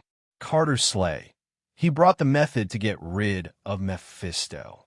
S.H.I.E.L.D and Johnny Blaze, two generations of Ghost Rider, were talking to each other. Only Johnny's ex-girlfriend felt that something was a little strange the more she listened, and even her eyes became weird. Fortunately, this conversation ended quickly. Johnny Blaze was finally persuaded by S.H.I.E.L.D. S.H.I.E.L.D was no longer in peak condition at 0.8 and could not sense the devil's breath at all. But Johnny Blaze was different. Johnny, who was in his prime, quickly transformed after settling his ex-girlfriend. It didn't take long for him to capture the breath of the witch heart demon and his men. Two ghost riders, one old and one new, traveled at high speed throughout the night and began to hunt down the demon. First, there was the earth demon hiding in an abandoned station. Then there is the water demon hiding in the underground sewers. Finally, in a motorcycle tavern near the wilderness, they found the witch demon who was killing and slaughtering mortals. Roy and S.H.I.E.L.D's plan was simple. Capture the witch heart demon, take him to the ruins of St. Venganza, and use the St. Venganza contract to force Mephisto to show up. So after meeting Wu Xinma, without saying a word, S.H.I.E.L.D and Johnny started fighting. The power of the witch heart demon is stronger than the wind demon, water demon, and earth demon, but its strength is also limited. On the one hand, Wu Xinma is a pawn of Mephisto. Even though he has the title of Prince of Hell and Hell, he has never been properly trained. On the other hand, Wu-Shen-Ma sneaked into the earth from hell and was originally still in a weak state. So he faces two very powerful Ghost Riders, one old and one new. Wu-Shen-Ma could only hold out for a dozen minutes. Wait until it's light. S.H.I.E.L.D and Johnny have brought the witch heart demon to the ruins of St. Venganza village in the border wilderness, under the shadow of a ruined wall. S.H.I.E.L.D held a flame-filled demonic gauntlet in his hand and shot the witch heart demon in the head. Bang! Huge amounts of roaring sound opened a big hole in the demon's head. But the witch demon's vitality was extremely tenacious, and he did not die completely. He was even recovering. At this time, S.H.I.E.L.D directly took out the St. Venganza contract, without waiting for S.H.I.E.L.D-09 to speak. Johnny couldn't hold it in any longer and interrupted. "Wait, Carter, what is this?" "S.H.I.E.L.D, the St. Venganza contract." A flame leaped from Johnny's skull, and he said, "Didn't you say the contract was taken away?" S.H.I.E.L.D, "Yes, it's just as you thought. I lied to you." Johnny wanted to say something, but was quickly pushed away by S.H.I.E.L.D. He's just a tool. Why is there so much drama? In Roy and S.H.I.E.L.D.'s plan, Johnny Blaze was simply a tool to attract Mephisto's attention and then use him to find the witch's heart demon. Now, Johnny Blaze's scenes have basically been completed. Revenge is imminent. The flames on S.H.I.E.L.D.'s body burned fiercely. He pointed the short gun in his hand at the slowly gathering head of the witch demon and said with almost no emotion, "Mephisto, I know you can hear me. Listen to me, you damn B****************. Come out and fight me to the death. Otherwise, you'll soon see the Prince of Hell's power surge, and he'll rebel against the Demon Lord." As soon as he finished speaking, a handful of flames burned the St. Venganza contract. Immediately afterwards, gusts of cold wind began to flow through the ruins of the entire St. Venganza village. As the dark winds continued to gather, they soon formed a vortex similar to a black hole in the air. This is the demiplane that Roy has transformed. Originally, the demiplane that Mephisto cultivated overlapped with the shadow of the entire St. Venganza village. But after the transformation was completed, the entire demiplane had been separated from the shadow dimension by Roy, forming a separate and closed space. The entire demiplane space has only this one entrance and exit, which is controlled by the contract. Because more than 100 years ago, when Mephisto had just created the St. Venganza contract, the contract was cleverly taken away by S.H.I.E.L.D, so Mephisto did not know what the demiplane he cultivated looked like. In fact, this so-called demiplane was not created by Mephisto himself. Mephisto simply anchored the resentment in the hearts of those saints' souls into a dimensional seed. The entire demiplane is nourished by those holy souls. Dimension seeds and the like are not uncommon. As the demon lord who solely controls a layer of hell dimension, Mephisto can refine a dimensional seed by simply taking a tiny bit of dimensional origin. Many Mephistas in the universe will condense such dimensional seeds and spread them in the material world. Wait until those dimensional seeds grow up. Those dimensional Mephistas will use that trace of original induction to harvest. It's the same principle as planting wheat. However, Mephisto's ambition is even greater. He doesn't care whether the dimension seed is mature or not. After it grows into a demiplane, he will turn it into a passage to hell. There is such a passage to hell. The earth, and even the entire material world, will become Mephisto's back garden. If it weren't for S.H.I.E.L.D ruining Mephisto's plans more than 100 years ago, Mephisto would not plan for Wu-Shen-Ma to sneak across the border and let Wu-Shen-Ma and the new generation of Ghost Rider find a contract for him on Earth, just as Roy and S.H.I.E.L.D had speculated. The new generation of Ghost Rider has not yet completely escaped Mephisto's control. Wu-Shen-Ma also has the means left by Mephisto, which can observe everything through his blood. It's just that Mephisto is such a sinister old man and is very suspicious. S.H.I.E.L.D is nearing the end of his life and wants to use the contract as a threat to seek revenge on him. Although there seems to be no logical loophole in his plan, Mephisto still feels that things are going on too simply. Just when Mephisto was about to hold back and continue observing, Carter-Slay had no patience any longer, so he grabbed the witch heart demon and threw it into the plane vortex. You dare! The moment the witch heart demon was thrown into the plane vortex, a sound like the roar of a beast suddenly exploded. Then, in the wilderness, a middle-aged man wearing a gentleman's suit and with a serious face appeared. Like a phantom, he crossed several miles in an instant and arrived at the village of St. Venganza. Roy and Carter-Slay had not considered Mephisto's suspicion, but the two of them had already made a solid start when they were perfecting their plan. According to Kamar-Taj records, 510 Sorcerer's Heart Demon is indeed Mephisto's biological son. If there is a dimensional seed, the souls of 3,000 fallen saints, and the essence of hell in the body of the witch demon, once it resonates with the demi-plane, it is possible to break through the bloodline restrictions of Mephisto and become a brand new dimensional Mephisto. This is the trump card that Roy and Carter-Slay planned to use to force Mephisto to show up. Mephisto's selfishness and Wu Xinma's hatred for Mephisto. Mephisto would never allow Wu Xinma to escape from his control, let alone give the ripe fruit to Wu Xinma and let Wu Xinma become the new dimension Mephisto. As expected, when Carter-Slay threw the witch heart demon directly into the plane vortex, Mephisto couldn't wait to appear. My knight, my dear knight, Mephisto, I will give the fire of hell to the witch heart demon. The new hell Mephisto will be stronger and more fierce. You wait for death, without waiting for Mephisto to take action. After seeing Mephisto appear, Carter-Slay leaped up and also jumped into the plane vortex. Mephisto, how come human beings nowadays are even crazier than demons? Are you really willing to sacrifice your life for revenge? In the ruins of St. Venganza village, the plane vortex formed by the cold wind is still spinning. Mephisto's face looked very ugly. Johnny Blaze was completely confused. Wait, I haven't gotten in the car yet. Watching Carter-Slay jump directly into the plane vortex, Johnny Blaze didn't know whether he should follow in. What if he shouldn't? Mephisto, roll. The scene was extremely embarrassing. It would be impossible for Johnny Blaze to say he didn't hate Mephisto. After all, Johnny's father died in Mephisto's conspiracy contract. But to say that Johnny Blaze's hatred for Mephisto is as deep as the sea is pure nonsense. First of all, Johnny's father has been dead for more than 10 years. Secondly, Johnny himself knew very well that it was just him back then, and his father would have died anyway.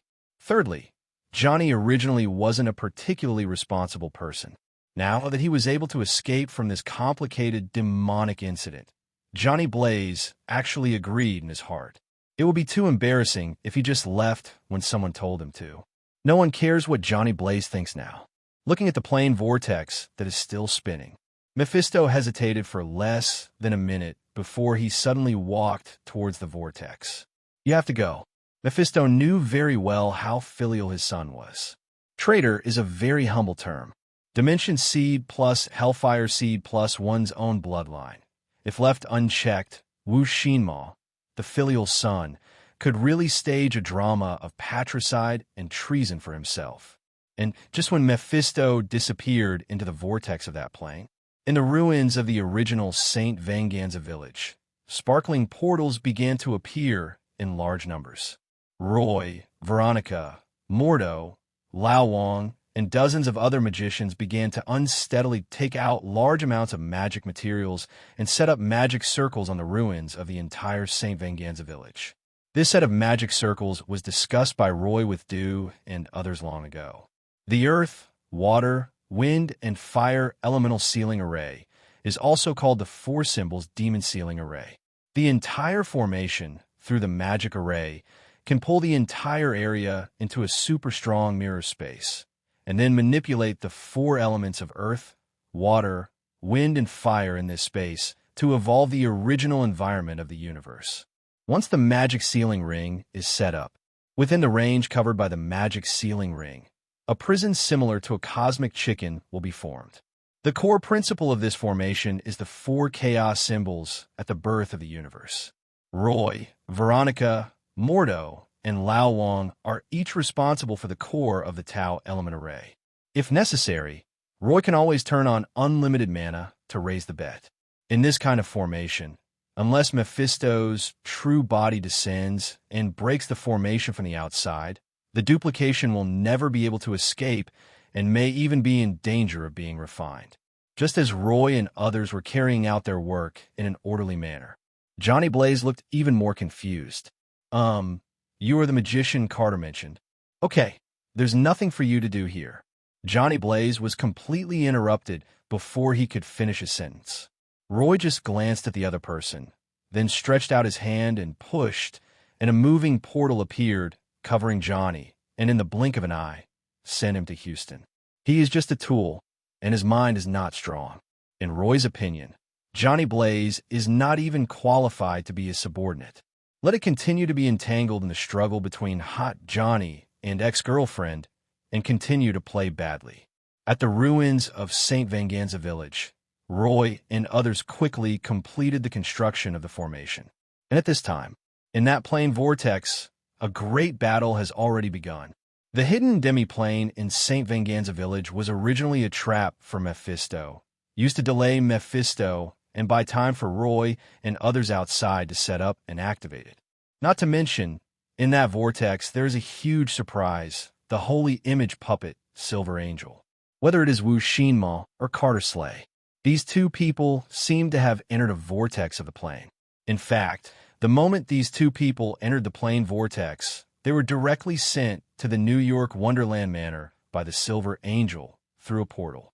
The Witch Heart Demon was directly suppressed, and Carter-S.H.I.E.L.D could also watch the revenge scene through the projection in the laboratory. Whether it's Wu-Shinma or Carter-S.H.I.E.L.D who is about to enter the end of his life. These two people, one is the Prince of Hell and the other is Ghost Rider, are both of great value. So in that plane vortex, the moment Mephisto entered, he knew he had been tricked. Unfortunately, Silver Angel had been hiding in this demi-plane for several days, waiting for Mephisto to take the bait, without giving him even a moment to react. Mind-shattering, holy light enveloped, star glory impact, Vishanti's holy sword.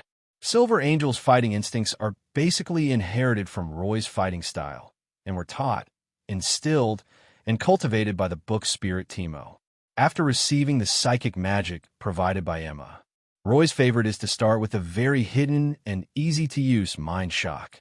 The magic of Mind Shock is not very lethal, but it has an extremely powerful advantage, which is the concealment and stiffness effects that cannot be exempted.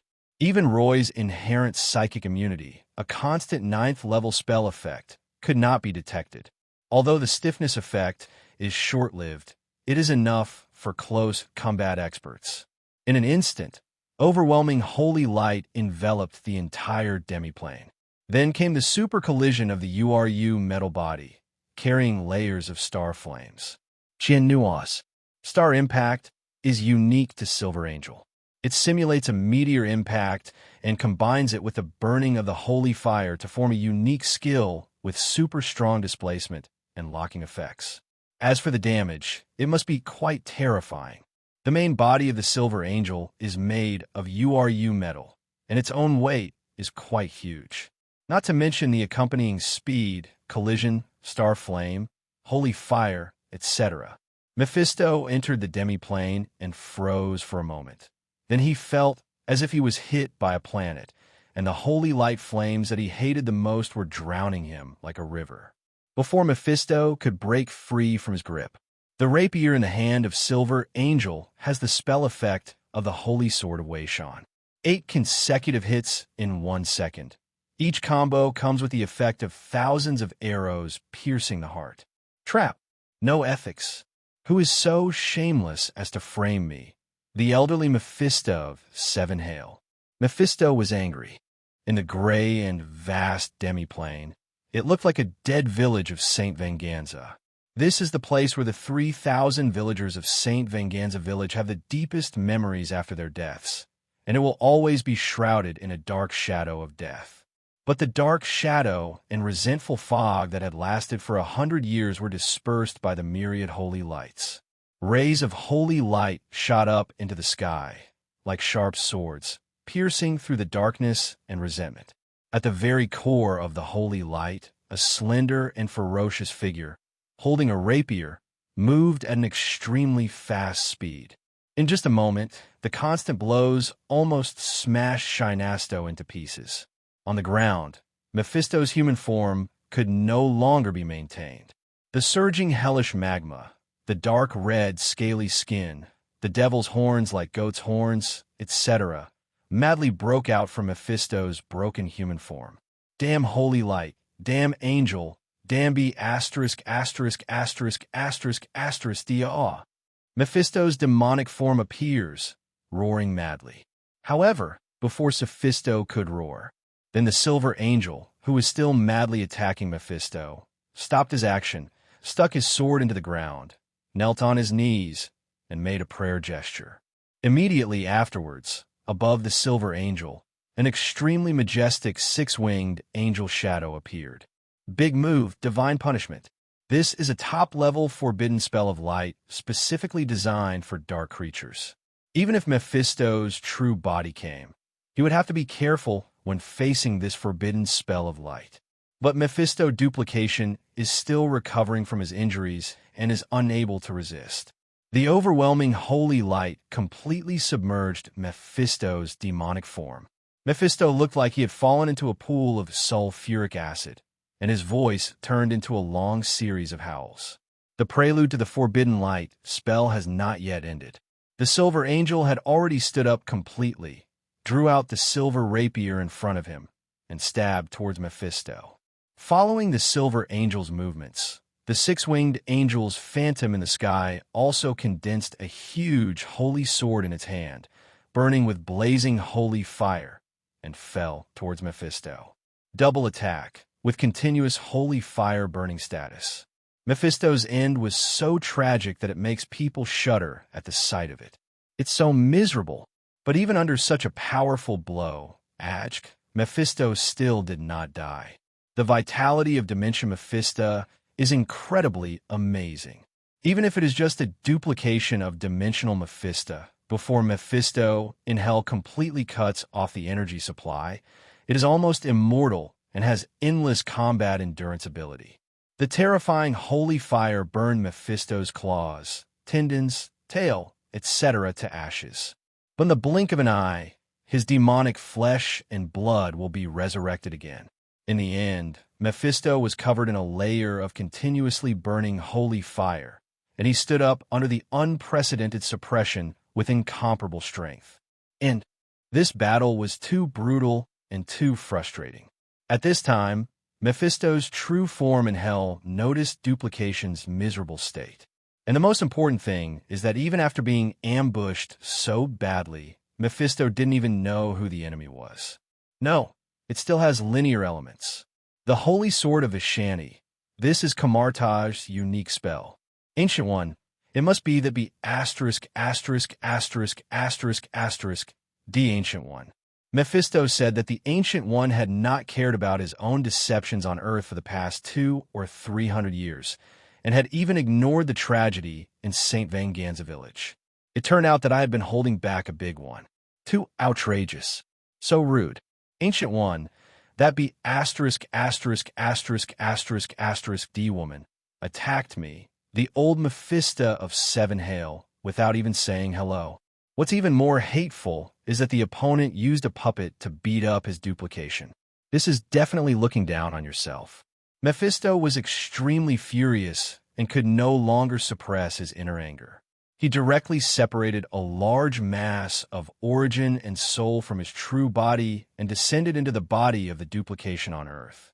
The terrifying aura of hell and the flowing magma instantly extinguished the holy fire on the duplication. Mephisto's duplication also skyrocketed to hundreds of meters high at this moment. He clasped his fists into hammers and smashed down directly towards the Silver Angel. This blow was devastating and terrifying. But unfortunately, the Silver Angel not only has a large number of sacred spells, but also has super strong displacement and speed. Several holy lights flickered and jumped like stars. The Silver Angel puppet body was not afraid of the cutting from the distorted turbulence of space and dodged Mephisto's violent attack. as a surprise gift lurking in the demiplane. Silver Angel's goal from the beginning to the end was to restrain Mephisto. Otherwise, Silver Angel could have forcibly activated the core spell program in the first wave of small combos and completely devoured the Mephisto duplication with the Curse of the Abyss. Restraining Mephisto duplication gives Roy and others outside time to set up the magic ceiling formation. What Roy has to do is to capture Mephisto duplication alive. Boom! Along with the arrival of part of Mephisto's true soul, a devastating blow shattered the entire earth of the demiplane, and with the breath of hell, it drew out endless hellfire. Mephisto launched a violent attack like a madman. Even if he couldn't hurt the Silver Angel, he would still destroy this demiplane. Ancient One underestimated himself. Although his century-long plan has been discovered, even if the plan fails, he will definitely make a fortune on Earth after paying such a huge cost. While the Ancient One was still unaware of the arrival of his will, he broke through the demiplane and devoured millions of human souls. You won't lose money either. It only took less than 10 minutes. Under Mephisto's full force, the entire demiplane was shattered. However, just as Mephisto was about to take back the dimensional seed transformed from the origin of the Hell dimension during the plane shattering process, the Silver Angel appeared in Mephisto's sight again. Mind-shattering. Star Glory Impact. It doesn't matter if the moves are old, as long as they are useful. Two small combos once again made Mephisto stiffen. And at this moment, a portal flashed in the air and teleported the dimensional seed away. Dimension seeds are also good things, which can be used to build plane plantations and plane ecological chains. Just a moment.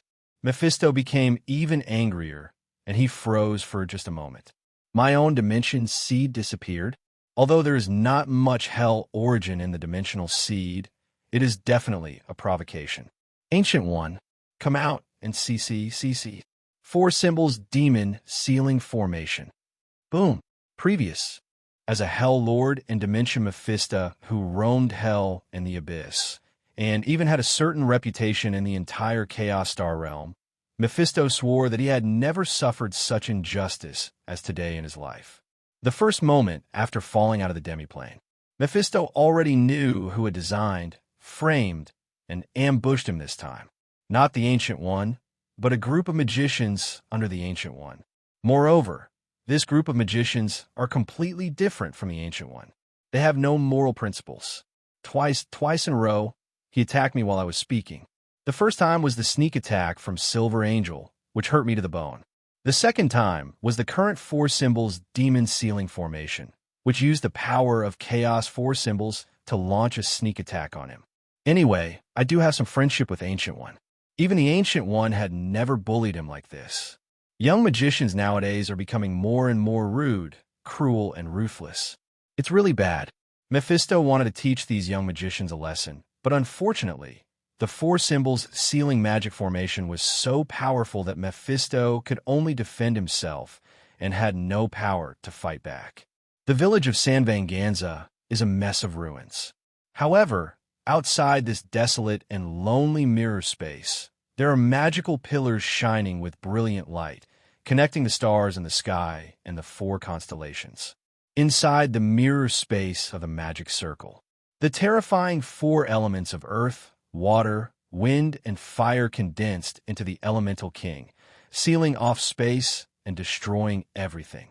Layer upon layer of magic runes formed a light chain that entangled Mephisto.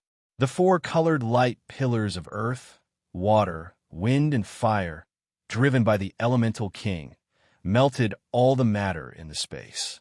Every time Mephisto roared and struggled, trying to fight back, Roy would immediately and decisively activate the evidence of elements, drawing endless magic power from the endless elemental plane and pouring it into the magic formation. In this situation, the 4 elemental kings began to continuously condense into entities.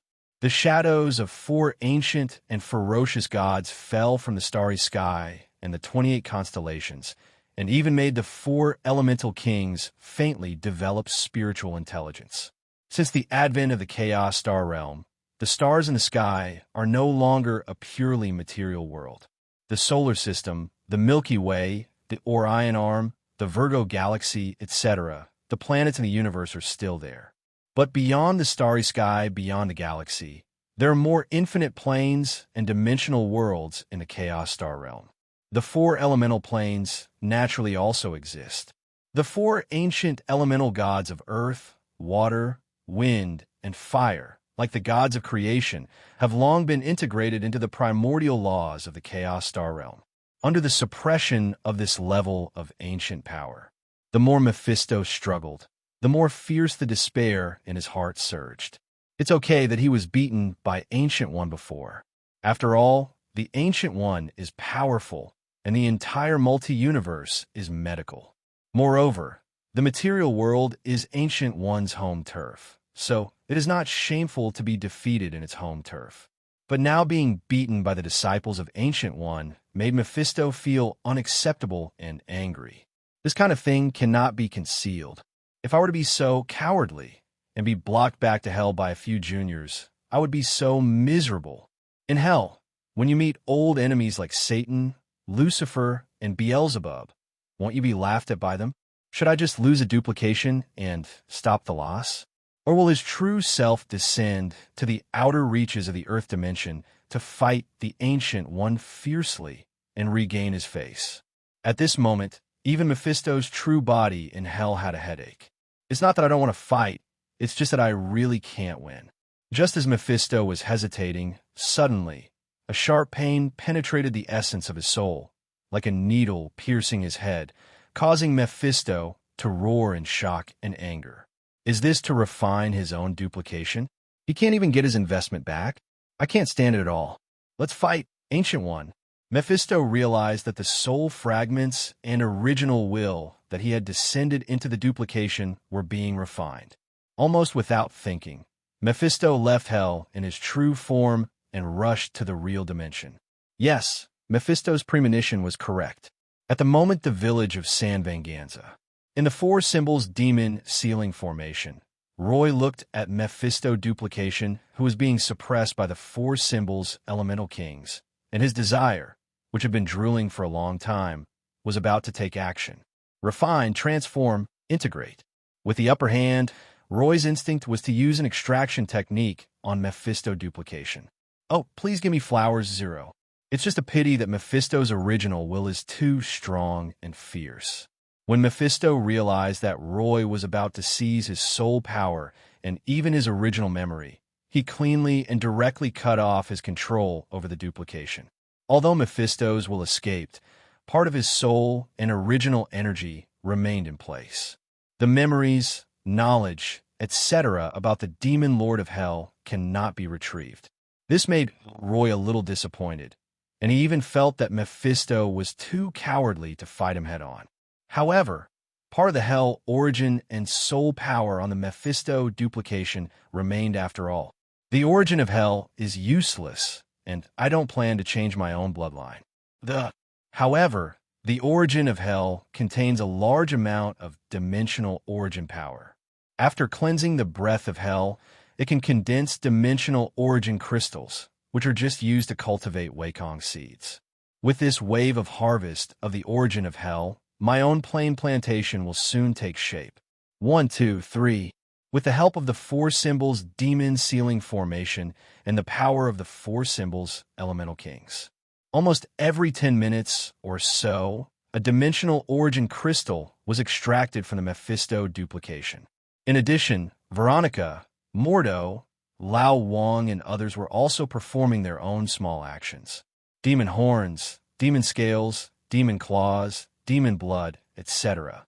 Veronica, Mordo, Lao Wang, and others are not as sharp as Roy and cannot directly extract the origin.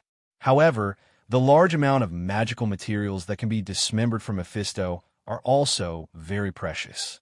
Hundreds of meters of demon lord duplication material.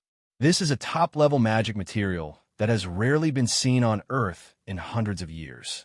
What's the difference between this and mountains of gold and silver?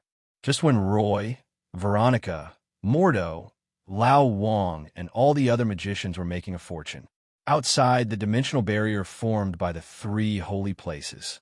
Mephisto, who was as tall as a mountain, directly activated his strongest demon form. Behind him, the gate to the hell dimension opened, and an endless army of demons continued to gather, as if an all-out war was about to begin. Opposite Mephisto, the Ancient One magician stood alone, calmly responding to the king. Roy didn't know that the campaign against Mephisto duplication had actually elevated him to the level of a junior venerable in the eyes of Kamar-Taj supporters. After seeing off Mordo, Lao Wang, and others, Roy couldn't wait to check his harvest. There's a total of 1 legendary soul crystal, 1,200 top-level soul crystals, 1,500 high-level soul crystals. In addition, there's a Mephisto heart, 12 Mephisto horns, more than 40 demon lord blood essences, more than 800 dimensional essence crystals, and countless Mephisto scales, fur, claws, etc. This harvest alone is enough for Roy to create equipment for a group of constructed knights. Not to mention, the bloodline of the demon lord can create a necromancer with the potential to be a demigod. The horn of Mephisto can be used to create semi-artifacts or even artifacts. The Mephisto heart can be used to constantly produce demon blood, breed war beasts, and build ecological parks. Rich, the harvest is indeed so rich that it makes people jealous. That's right, Roy himself is jealous of himself because he is too outstanding and too rich. And that's not all. In Wonderland Manor 09, there's also a Prince of Hell suppressed, as well as the Hellfire seed promised by Carter Slay. After the joy, Roy did not forget his next goal. After that, he gave most of his gains to Veronica and asked her to take them back to Wonderland Manor. Roy quickly packed up again and headed towards Mohage. 2 days ago, Roy received a message that Natasha Romanoff, John Wick, and others had encountered some trouble in Mohago near the southern rainforest. To be precise, we encountered some extraordinary obstacles. Now that Roy is ready to fully launch the Magician Tower project, he naturally has to focus on solving Natasha Romanoff's troubles. In the Caribbean, Puerto Rico, a little-known island city, Roy followed the location of the ear studs given to Natasha Romanoff and directly came to this small town through the portal. It wasn't the trouble Roy had imagined. There were no bloody battles or any special confrontations. In a beach tavern in this small town, John Wick, Robert, Duncan, and Willis were sitting in a booth, drinking wine and looking at beautiful women. At the bar counter, Natasha Romanoff and a slender blonde woman were chatting and laughing. Seeing this scene, Roy felt a little relieved but also speechless. Natasha Romanoff and John Wick, are they just kidding themselves? If this kind of leisure vacation can be called troublesome, Roy hopes that the rest of his life will be free of troubles. But since he was already there, Roy didn't say much. He walked straight to Natasha Romanoff in the tavern and put his arms around her slender waist without any hesitation. The moment someone grabbed her waist, Natasha Romanoff instinctively drew her gun and fought back. "Nana, baby, what are you talking about with your junior? You look so happy." Roy's voice made Natasha Romanoff relax immediately. As a result, the blonde beauty opposite Natasha Romanoff also relaxed her brows a little and quietly put away the pistol under her skirt. Roy smiled and nodded to the blonde beauty, and found that he seemed to have met the familiar protagonist again. The Queen of Saren, no, it's a character in the plot who looks very similar to Charlize Theron. This blonde beauty should be one of the Black Widows who graduated from the Red House. She has a temperament that is very similar to Natasha Romanoff, but completely different. To some extent, Roy is not wrong. Black Widow, who also graduated from the Red House, this blonde beauty should be considered Natasha Romanoff's junior. That's right, this blonde beauty looks younger than Natasha Romanoff. While Roy was beating the blonde beauty, Natasha Romanoff's originally stiff body softened and relaxed. She leaned naturally into Roy's arms and said, "Dear, if you hadn't come, I would have thought I would have died alone on this island." Roy smiled gently and said, "Nana baby, you don't think you can escape from my grasp in this life, do you?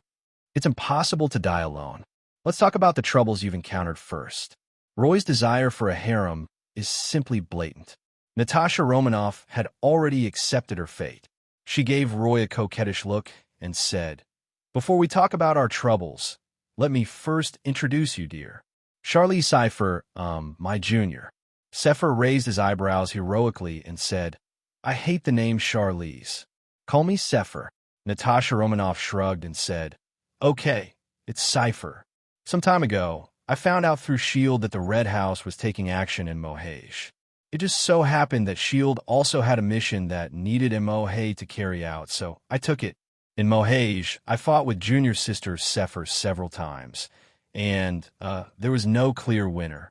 However, after John, Robert, and the others arrived, Sister Sepher quickly fell into a disadvantage. Then, in the desperate situation, Sister Sepher became a little agitated, causing an extraordinary item brought out from the Mayan ruins to explode. Speaking of this, Shah's face looked a little strange. Cypher's expression was a little unnatural, and he explained, "At that time, I didn't know that you had no ill intentions. I mean, okay, I was a little excited. It was obvious that there was something behind Cypher's desperate struggle. After failing to find an excuse to hide his embarrassment, Sepher simply took a sip of wine and started to mess up." Natasha Romanoff then laughed happily and continued, "My dear, junior sister Sepher went to Mohage to investigate an antique smuggling case that Dreykov had assigned her. But none of us imagined that among those antiques from the Mayan ruins there would be extraordinary items. After the extraordinary item exploded, we were teleported to this island city in Puerto Rico. It's just that it seems like none of us can leave here." Roy frowned slightly when he heard this and said, "What do you mean by unable to leave here?" Natasha Romanoff hasn't responded yet.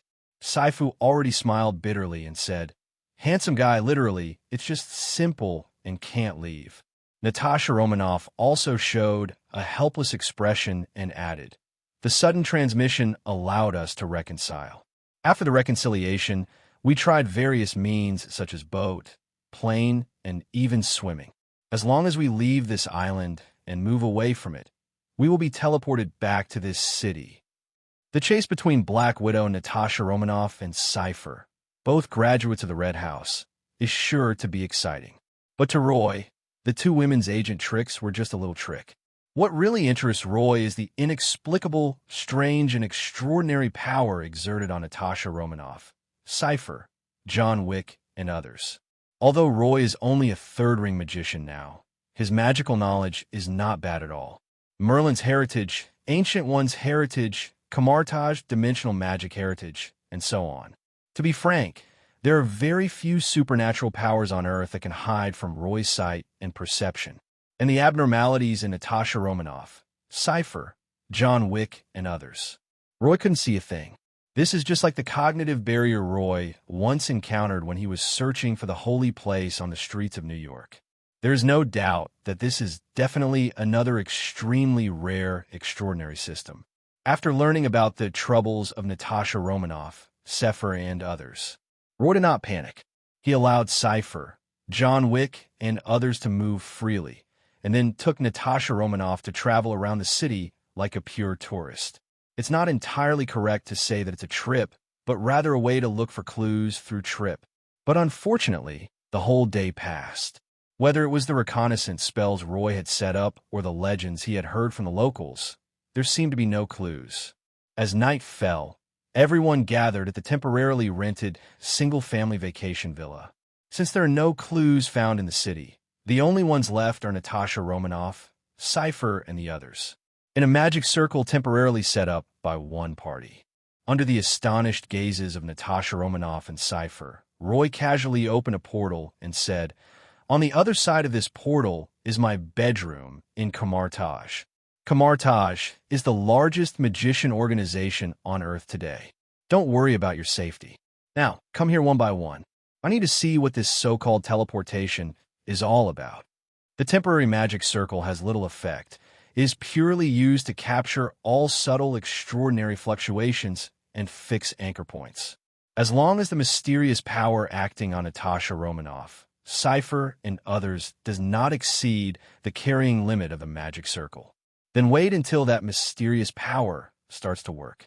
The power of teleportation, acting on Natasha Romanoff and others will be fixed on this magic circle.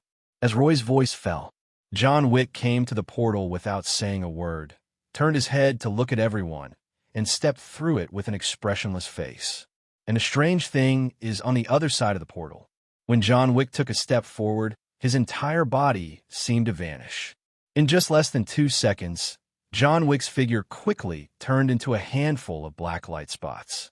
Then, the temporary magic circle in the room glowed slightly.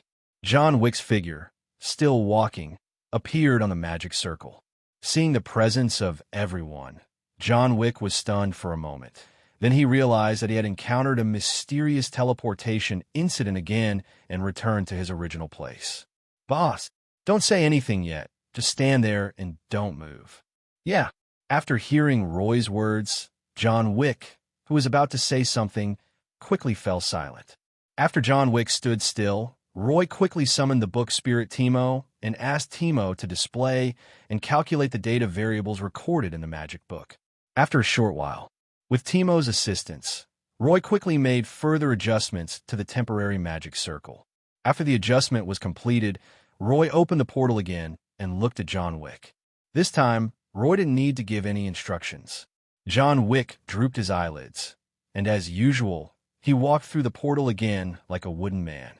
After just a few seconds, the temporary magic circle lit up again, and runes formed a hysteresis field. In that scene, everyone could clearly see that first a dark spot of light fell to the ground and took root, and then grew rapidly to form a black four-leaf clover. The moment the black four-leaf clover took shape, a hidden vitality bloomed. Then a large number of light spots appeared on the magic circle, giving rise to flesh, blood, bones, etc., gathering into a human form. The moment John Wick appeared again, the black clover quickly disappeared. Looking at these bizarre scenes, John Wick himself didn't feel anything was wrong, but just looked confused. But Natasha Romanoff, Sepher, Robert, Duncan, Willis, and others were all shocked to the extreme, and their eyes almost popped out of their heads. No one expected that they and others would be teleported back in this way. It would be more accurate to say that it grew out of a black four-leaf clover rather than being teleported.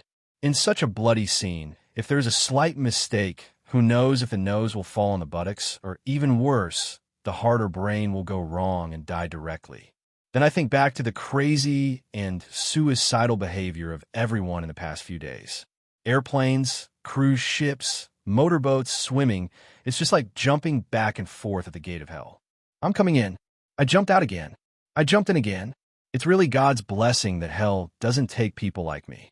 After being stunned for a while, in the end, it was Natasha Romanoff who became closer to Roy and said, "Honey, what about that four-leaf clover just now?" Roy studied the various runic data displayed on the magic book and said without turning back, "That's a curse. Your soul is locked by some kind of existence. The black four-leaf clover is the mark. That extraordinary object you broke was most likely a sacrificial vessel for a god from the Mayan civilization. In ancient sacrificial ceremonies, breaking sacrificial vessels was considered blasphemy. The god is angry and has marked your soul.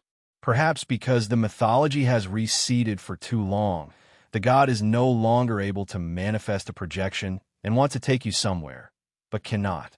The power that acts on Natasha Romanoff, Sepher, and others is extremely mysterious. On Roy's magic book, not only are there a large number of death runes flashing, but there are also extremely strong life runes covering the bottom layer, as if to form a mark or perhaps a coordinate. This is a power similar to the wood release technique, which can also be considered magic. If the unknown god really wanted to kill Natasha Romanoff, Cypher, and others, it would not be difficult at all. To Roy, it seemed more like a cry for help. For an unknown god who can teleport people with a wood release at will, even if he is extremely weak, it is very easy for him to kill Cypher, Robert, Duncan, and Willis. As for Natasha Romanoff and John Wick, they both have life-saving cards. At the same time, it may be that the magical aura of Natasha Romanoff and John Wick attracted the attention and curse of unknown gods. Curse retain but do not hurt. This is clearly a help signal. Roy didn't voice his speculation for the time being, but his inner interest grew stronger. At this time, Natasha Romanoff, Sefer, and others all looked a little ugly. Natasha Romanoff, John Wick, Roy, Duncan, and Willis are better off because they have Roy as their backer and have a certain degree of security. And Sefer's already cold and pale face looked even paler. For quite a while, Sefer felt he had no room to resist, so he simply gave in and said, "I knew that damn Dreekov wasn't that kind." He even said that song was just a small investment. The current cipher has certain similarities with Natasha Romanoff when she was just starting out. Roy looked at Natasha Romanoff. 540. Natasha Romanoff lip-synced silently. Well, 19 years old, really young. Wait until Sefer gradually calms down. Roy just spoke up and said, "Sever, come to think of it, I still don't know what your mission is." Cypher slumped down on a sofa, his eyes blank as he said, "It's an investment." Over the years, the Red House has frequently clashed internationally with an organization called Anonymous. Around the end of last year, Dreekov and the anonymous individual reached a ceasefire and cooperation agreement. This year, the two organizations have joined forces to create an unknown electronic information team to gather wealth, information, intelligence, and more in preparation for future insight plans. However, since this is a team that no one knows about, we naturally cannot use the funds of the two major organizations. In order to insert someone into this team, Dreekov had me leave the Red House and deliberately appear in the sight of the anonymous organization as a broker. Anonymous is a master at using criminal organizations around the world to achieve their goals. According to Dreekov's intelligence, the recently rising drug lord, smuggler, and broker gang in Mohaj was promoted by the Anonymous organization. I just need to show enough Eastern European connections to this gang, and then I can slowly infiltrate its ranks. I didn't expect that I would encounter something like this during just an ordinary cultural relic smuggling operation. A Dreekov spy, a double agent sent by the Red Room. I have to say that after Seve gave up, a lot of the information he revealed was very surprising and interesting. At least, that's the information Xiang Fu revealed. Roy was very perceptive and was able to identify many threads in the film's plot. The anonymous organization should be from Fast and Furious. The Insight Project is likely related to Captain America 2, Hydra, S.H.I.E.L.D, etc. No wonder it was Cypher. Roy sorted out the information briefly and found that the relationship network of the Red House was quite rich. But obviously, now is not the time to focus on these. After resolving the curse on Natasha Romanoff, Cypher and others, find the Red Room, kill Dreekov, and everything will be clear. These are all minor problems. The key is how to resolve the curse on everyone. The curse that fell upon everyone was clearly not malicious. In this case, as long as we find the unknown god, we will most likely be able to solve the problem. If Roy had not gone to Kamar-Taj for further training, even if he understood the cause and effect, he might not be able to rely on that trace of curse to reach the unknown god. But after studying at Kamar-Taj, Roy has a very good grasp of knowledge about space and dimensions. Accompanied by John Wick, Robert, Duncan, and Willis, they traveled back and forth through the portal. During the transmission process again and again, Roy kept adjusting the layout of the temporary magic circle and soon deduced a complete spatial coordinate from the magic book. Through this spatial coordinate, Roy quickly established a connection with a unique plane in the starry sky. Not in the material world, nor in the dimensional world. This plane is more like some kind of world fragment left behind in the channel between the material world and the chaos astral realm. This fragment of the world has a slight connection with the chaos astral world and the material world. Neither will it ascend into the chaos astral plane. It will not fall back into the material world. This is even more difficult than surviving in the cracks, being connected but not being recognized, just like a kite being pulled by two strings in midair. I won't say anything more if I don't add anything, but if you're not careful, the two connections will tear it apart. Roy guessed right. The curse on Natasha Romanoff, Cypher, and others is indeed a cry for help. The unknown god in the broken plane was most likely an accident when he followed a certain force to the Chaos Star realm during the decline of Earth's mythology. If this was really the Chaos Star Realm, Roy would definitely turn around and leave. Apart from other things, the Chaos Star Realm is famous for being a place where even the most extraordinary people are worse than dogs, and legends abound. Only a demigod might be able to shake things up a bit in the Chaos Star Realm. But unfortunately, this unknown god was unlucky and fell halfway to ascend to the Chaos Star Realm. In this case, as long as you set up an anchor point on the Earth and take a walk in the broken plane, it won't be a problem. And Roy has too many anchor points on Earth. From the group's headquarters, Wonderland Manor, Kamar-Taj, to the 3 major hotels and Holy Place, Roy has an anchor point everywhere.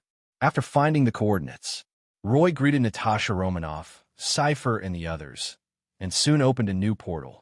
It was still John Wick, striding in fearlessly. But this time, John Wick did not turn into a point of light, but quickly disappeared into the thick fog. A full 5 minutes passed. John Wick had just emerged from the fog and said with a blank expression, "Boss, the situation here is very safe. There's no problem." After reaching this conclusion, Natasha Romanoff, Sefer, and others finally breathed a sigh of relief. Then, under Roy's leadership, everyone passed through the portal and entered the broken plane. In the broken plane, the magic environment is extremely poor, not much better than a magic-free environment on Earth. When you step into the portal, the first thing you see is a vast expanse of white fog. But soon, the fog seemed to have its own intelligence, revealing an invisible passage and even a signpost formed by the fog. Seeing this scene, Tasha, Tang Fu, and others all looked at Roy. Roy looked at John Wick. John Wick said expressionlessly, "Boss, there's a forest inside. No danger, very beautiful." Roy nodded and said, "Let's go." The owner of this place seems a little impatient. What Roy said is correct. While Roy and the others remained motionless, the mist beacon quickly transformed into a group of cute mist elves, pulling at Roy and the others' trouser legs.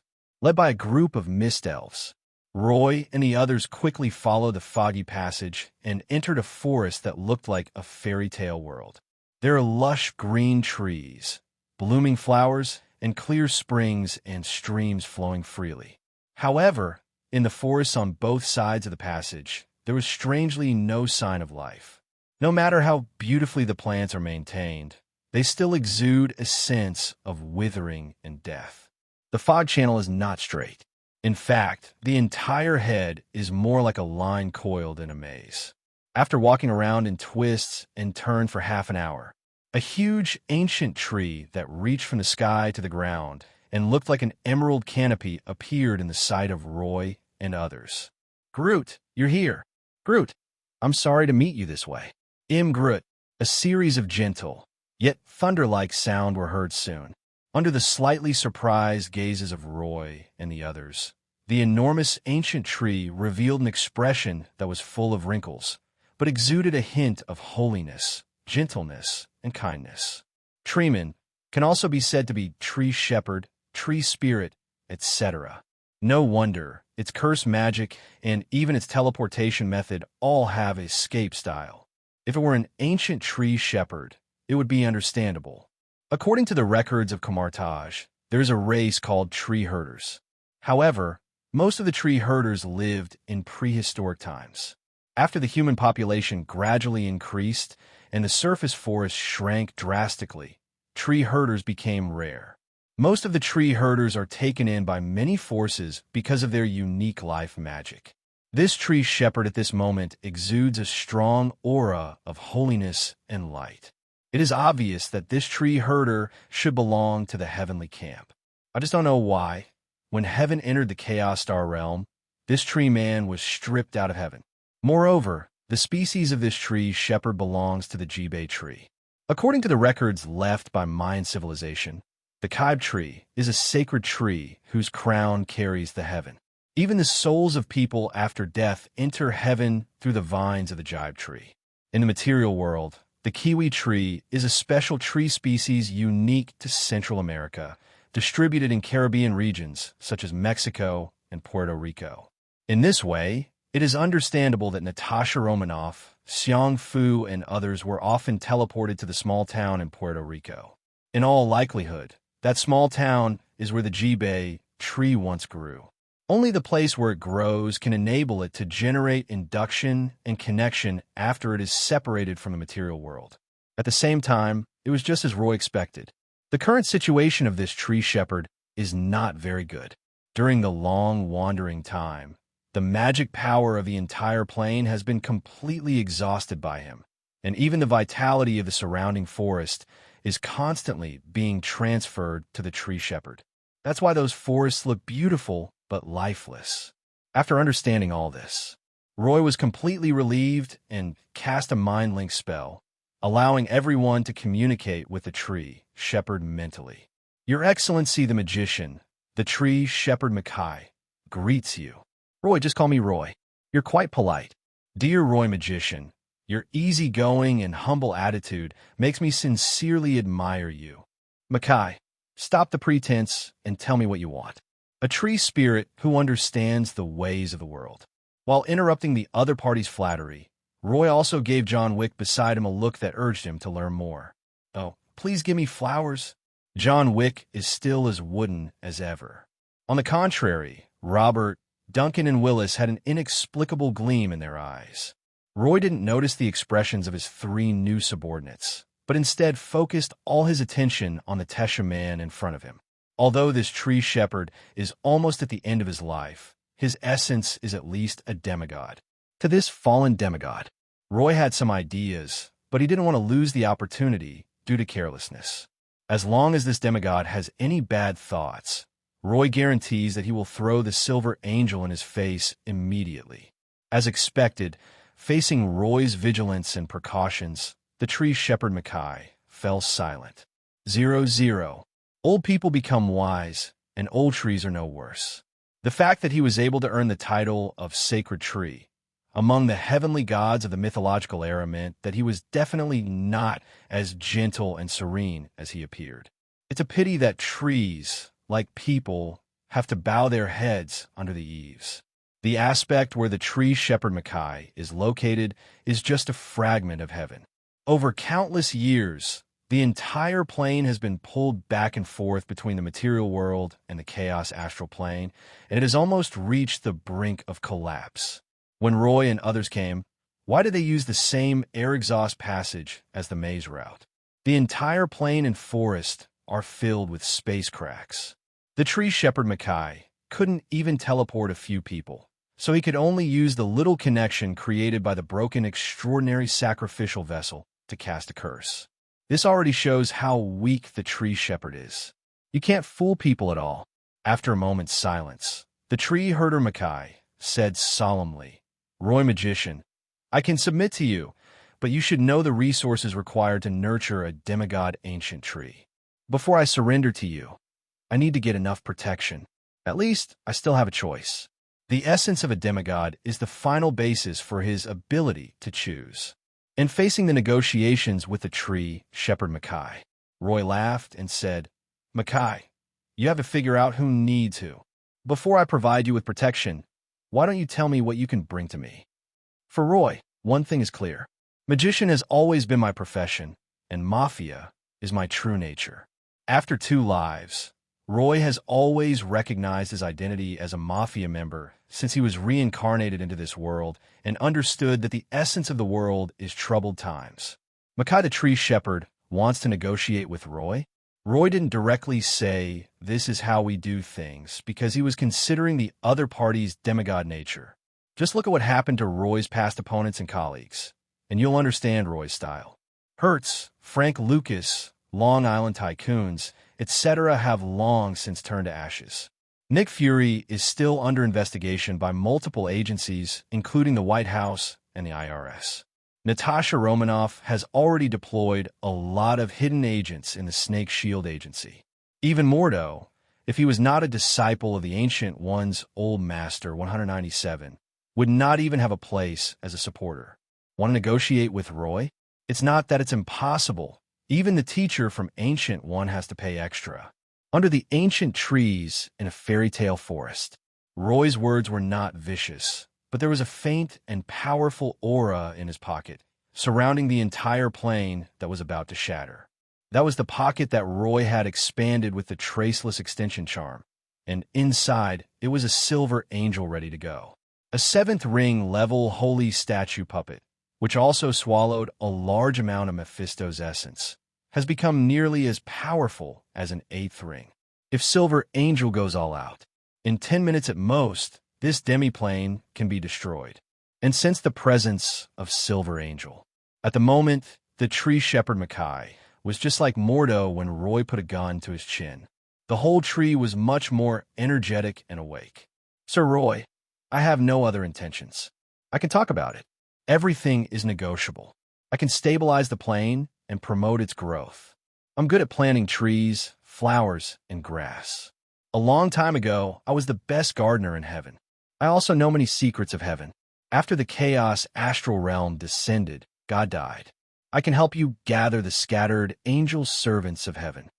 As long as I can recover, I will not help you fight. During the war between heaven and hell, I took root in hell and earned the name Taino. In Mayan civilization, Taino means many things, such as impatient, brave, and pioneer, which is probably similar to the title of a pioneer general. In the war between the two major divine systems, he was able to make a name for himself and survive. His strength should not be underestimated. Moreover, Taino means the ancestors of the tree herders. In other words, the tree herder Mackay is one of the ancestors of the tree people. If he could completely subdue Mackay, the tree shepherd, it would undoubtedly be a huge benefit for Roy. Roy's current strength is good enough to travel smoothly on the earth. But the premise of all this is that those powerful, extraordinary people do not appear. If it were an era when Iron Man was flying around, Hulk was smashing things around, and Thor was hammering things around, Roy's current strength would be a little insufficient, and he would have to rely on the reputation of Teacher Gusher. But if he could have a demigod tree shepherd under his command, it would be different. A fully powered demigod tree shepherd would have no problem taking on Avengers alone, apart from anything else. In terms of potential and hard power, the demigod tree shepherd may not be as good as Teacher Gu. But in essence, both sides are at the same level. This is a great opportunity and should not be wasted. Looking at the tree, Shepherd Mackay, whose attitude changed drastically. Roy didn't rush into anything, but slowly raised his bet, saying, Mackay, what you said is a bit outdated. My secret manor has cultivated a plantation of all ecological planes. My magician tower is already under construction. It will start with flight in the sky, capable of astral navigation. My teacher is the Holy Spirit of Magic, a guest of the Eternal God. My holy icon puppet, also in angel form, is far more powerful than an angel servant. Not long ago, it even crushed Mephisto's Mephisto duplication on Earth. As for war, myths and the supernatural have receded for hundreds of years. There is no war on Earth. What Roy said is all true, but it is all still in its infancy. But the fact is the fact. Even Mackay, the old tree shepherd, could not detect the slightest aberration and could only believe it. This made the tree shepherd Mackay very conflicted. Mackay, the tree shepherd, could tell that Roy was asking for his complete surrender. But no matter how you look at it, I am also a demigod. Even during the heyday of heaven, even though I was just an affiliate, I was still someone who was relied upon and demoted to the position of logistics leader. Could it be that I have been away from Earth for too long, and that being a demigod is no longer valuable? It's not impossible. Hundreds of years ago, before the Chaos Star Realm arrived, I had heard that there were countless people separated by the Star Realm. Damn it, it was all that old guy Jesus' fault. In order to find his adoptive father in the Star Realm, he said he wanted to give gifts and consumed a lot of his own essence to cultivate the tree of good and evil, the tree of life, and the fig tree. However, this caused his own strength to drop significantly, and he couldn't even enter the Garden of Eden. In the end, he was abandoned on the way to the Star Realm. Jesus is useless and cannot protect himself. It would be reasonable for me to switch to someone else now. Roy didn't even know that the words he used to increase the stakes had caused the tree, Shepherd Mackay, to imagine a lot of things. But Roy understands the rhythm of negotiation very well. Looking at the tree, Shepherd Mackay in silence. Roy slowly probed. Mackay, you should reconsider whether to fully surrender. Why don't we talk about the curse on my subordinates first? Definitely, I don't mean to blame you, but I'm a little curious about this kind of curse magic. Mackay, the tree herder, didn't doubt Roy's words. He perked up a bit, saying, Sir, when you talk about this kind of magic, we have to mention the ability of our tree people. This curse is also a type of life magic called the Black Clover. When a life energy within life magic is stimulated to its extreme, it reaches the boundary between life and death. We use this extreme stimulation of life as a curse. Combined with the Clover clan's innate destiny spell, we have the magic of Black Clover. The implication of this curse is the fate of all life, which is death, also known as returning to one's roots. Plantability, life magic. Roy soon learned from the tree, Shepherd Mackay, that this was indeed a new magic system. At the same time, this also made Roy more eager to conquer the tree, Shepherd Mackay. Tree Shepherd, life magic, I want them all. Black Clover is a curse magic, but it is also a very practical magic. The tree shepherds use this curse magic to punish those who blaspheme. They prompt their lives to sublime and wither, and at the same time, use fate as a guide to lock and take away their souls. It's not bad for fallen leaves to return to their roots. But in Roy's opinion, this curse magic can be a top-level return to city spell with a slight modification. This magical transmission consumes the life of the cursed and follows the path of fate. It cannot be stopped or interrupted, and it also comes with a temporary protection of destiny. What is destiny? In scientific terms, it is ideological quantum entanglement. This is very mysterious and totally unreasonable. If there is such a return to city technique, it will definitely be of great benefit to Roy's future development of power. It's just like in the game world, there is a return point and a safe zone. Once developed, the effects of this return to city technique are extremely wide and diverse. Moreover, this black four-leaf clover spell has the foundation to be modified naturally. Just like what Mackay, the tree shepherd, did before, with just a slight adjustment to the spells cast by Natasha Romanoff, Cypher, John Wick, and others, the consumption of life would become very small. What's more, this consumption of life energy can be replenished. John Wick and the others just took a few bottles of Oak Life Essence Potion. Nothing happened to them. It only took a few hours. Roy and the tree shepherd Mackay had already improved the original version of the city return technique. It's not that Roy has nothing to do. Rather, in this subtle discussion of magical knowledge, Roy was able to inadvertently demonstrate the vast breadth of his knowledge, as well as his extraordinary understanding and potential. Subconsciously, the tree shepherd Mackay's recognition of Roy will become higher and higher. Definitely, Yishirin Maokai was not unaware of Roy's thoughts. But what if I noticed it? Roy's scheme is blatant and his advantages, potential, background, and conditions are all right there.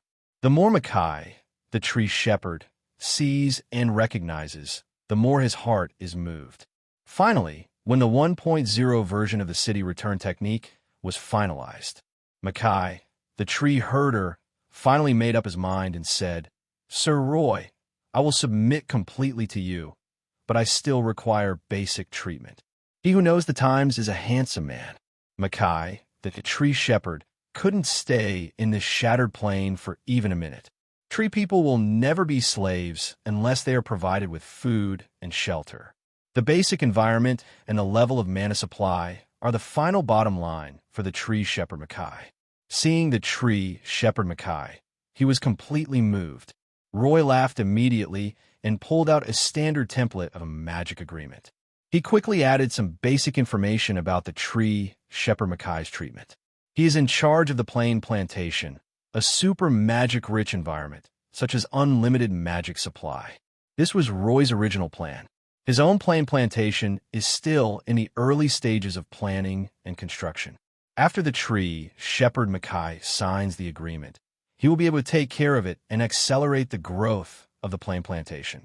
Anyway, I have already prepared the dimensional seeds dimensional origin crystals, etc.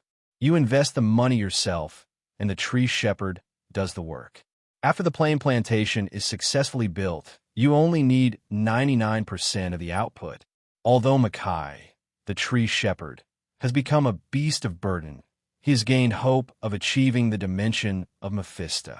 In view of this, it would not be too much to ask the tree shepherd Makai to pass on the inheritance of the life magic system to himself.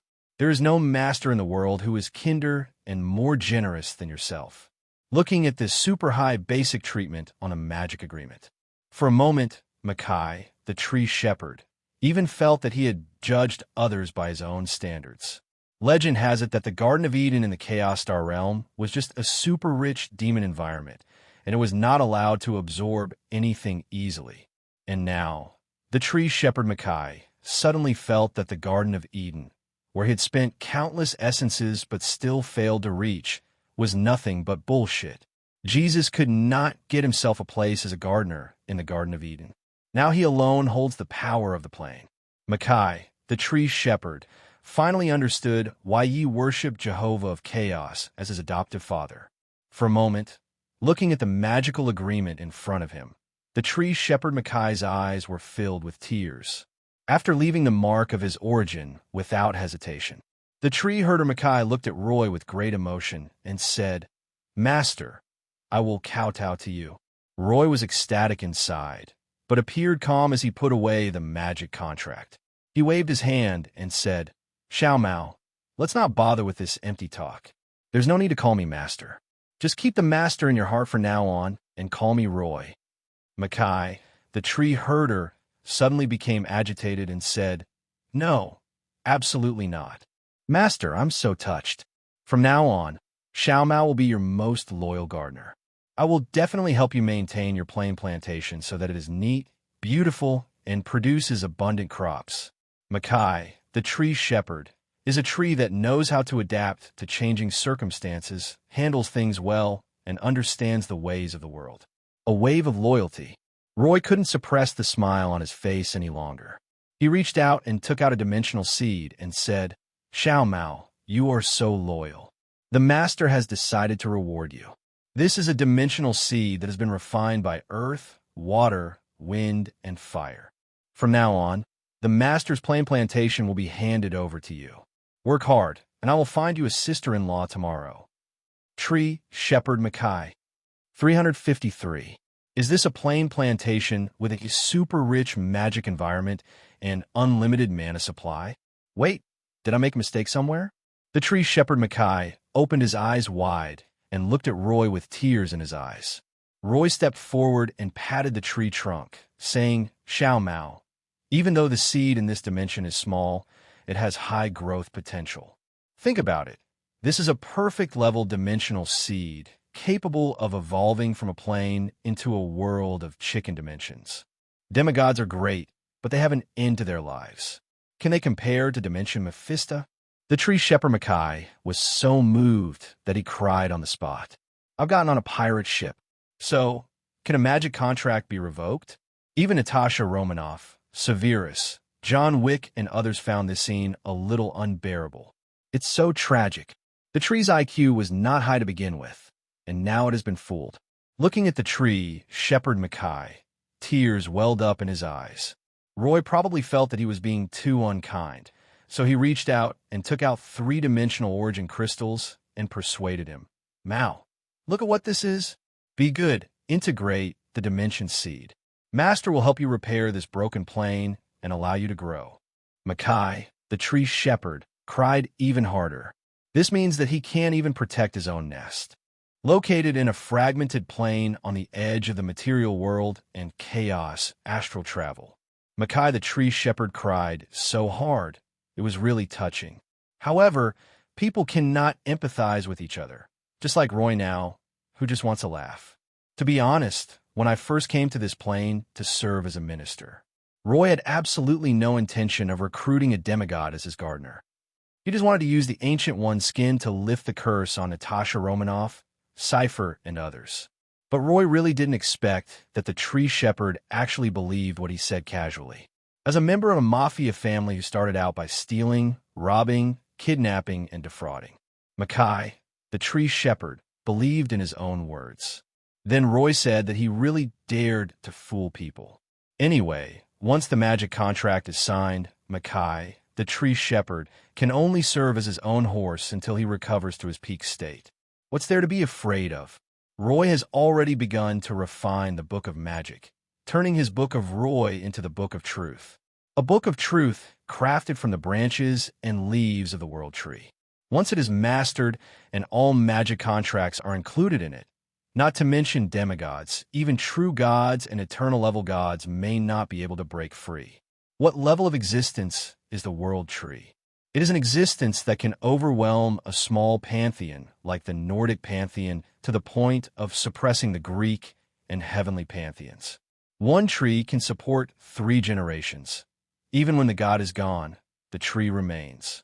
The Book of Truth, made from the world tree, is comparable to a divine artifact based on its materials alone.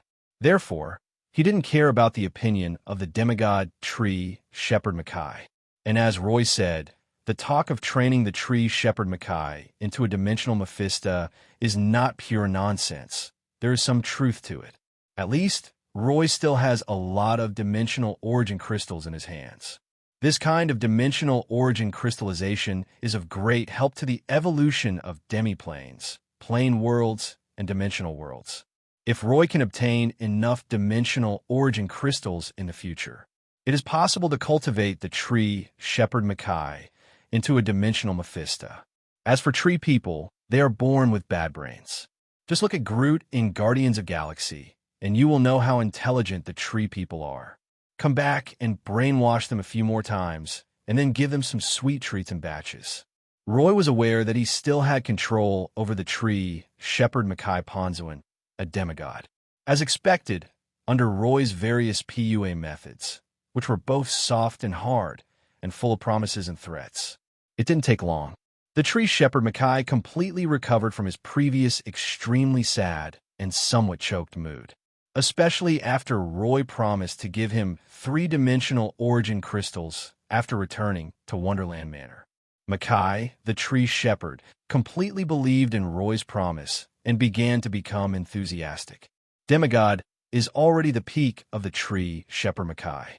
Why was Mackay, the tree shepherd, willing to spend a lot of his essence to help Jesus cultivate the tree of the knowledge of good and evil, the tree of life, the fig tree, etc., so that Jesus could go to the Chaos Star realm to give gifts and worship his adoptive father? Isn't it just to enter the higher level paradise of Chaos Star realm? Demigods have a lifespan limit. Even if the tree people have an extremely long lifespan, they will eventually die. But if one can become the head gardener of the Garden of Eden, there is hope of becoming a Mephisto in the dimension and gaining almost eternal life. The bread that Jesus drew was the bread of his adoptive father, Jehovah. The pie that Roy painted was a pie that could be seen in person, especially with the dimensional origin crystal hanging there. Under Roy's PUA, the tree shepherd Mackay quickly injected all of his enormous life source into the dimensional seed. There are many ways for demiplanes, planes, dimensions, and other worlds to appear. Mephisto's cultivation method is to use the resentment and negative energy of the souls of 3,000 saints in visible nourishment. The training method of Mackay, the tree shepherd, is more intuitive. Endless infusion of the source of life. A large number of life patterns soon began to appear on that dimensional seed. Circle after circle. The dimensional seed looked only the size of fist, but the life patterns, magic runes, various magic rings, etc. on it were densely packed like stars. This is a kind of cultivation, but also a kind of rebirth. In this cultivation process that is almost like nirvana and rebirth, Mackay the tree shepherd's original body might gradually fade away and die.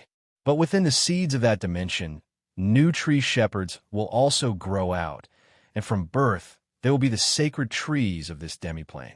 When the demiplane grows into a plane world, Mackay, the tree shepherd, will be able to return to his peak demigod state. When the plane world is promoted to the dimension world, the treeman Makai will be able to become the dimension Mephisto. And under Roy's orders, the life energy that Makai, the tree shepherd, infuses into the dimensional seed is not only the source of his own life, but also the source of the entire forest and the broken plain, accompanied by this destructive extraction and transfer of the origin. In an entire plain world that was on the verge of breaking, large tracts of forest began to wither. Eventually, even the waterfalls and streams in the forest began to dry up. The world is wailing and may collapse at any time. Even the elves that permeated the entire world began to tremble, like a sea of clouds, constantly rolling, as if they were about to rush out of this world. Fortunately, at this time, the dimensional seed swallowed a large amount of life origin, plus 3-dimensional origin crystals, accompanied by a burst of extremely bright light, like the Big Bang. Inside that dimensional seed, a universe and starry sky gradually appeared. 1.5 plane.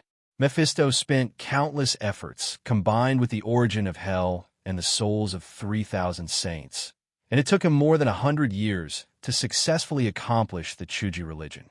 Under the crazy infusion of the tree shepherd Makai, it took less than 10 minutes. At the same time, a miniature treeman appeared in the demi-plane inside the dimensional seed. It has come to this. Makai, the tree shepherd, only needs to take the last step and transfer his own soul into it to complete success. However, the tree shepherd Makai still misses his old nest. Before transferring the soul, the tree man Makai waved his hand. In an instant, the fog in the entire plain rolled back and turned into a group of elves, which almost fled and drilled directly into the dimensional seed. And in the entire forest that had been completely withered, a little green spiritual halo rose up and turned into a torrent, pouring into the inner part of the dimensional seed. These are the spiritual essences of demonic plants that emerge from the lair of the tree herder Makai. After injecting the dimensional seeds, it can take root and sprout again. 10 minutes. The forest plain that was originally beautiful and looked like a fairy tale world has become a desolate place. In the entire plain, even the land was dry and cracked, without a trace of life. Watching the tree shepherd Makai's conscious packing behavior, Roy felt extremely relieved. He came to the giant tree that housed the tree shepherd Makai, patted the trunk, and said emotionally, "Mao, my master is not a heartless person. Here, this is the 3-dimensional origin crystal. Just transfer your soul and absorb it. As for your true form, just leave it here. We cannot let you die without a burial place. Go and meet your new life. After returning to Earth, the Master will anchor the dimension seed. Then you will be able to grow happily, moving towards the dimension Mephisto little by little." Listening to Roy's words, the tree shepherd Makai was moved again. This time I was truly moved, not fake. The Master was not lying to me. He just didn't make it clear before, so I misunderstood. This is another 3-dimensional origin crystal. He said he would give it to me after returning to Earth, but I didn't expect that it has been given to me now. Moreover, the owner showed the greatest respect to his own corpse. The Master's kindness will never be fulfilled, even in this lifetime. Makai, the tree shepherd, was extremely moved. After he said a lot of words of gratitude and loyalty to Roy, a green soul that penetrated the sky and the earth soon floated out and sank into the dimensional seed. The demigod has returned, and the matter is over. Roy nodded with satisfaction and took the dimension seed floating in the air in his hand. After thinking for a while, Roy cast 2 spells on the dimensional seed to obscure the outside world's vision and perception.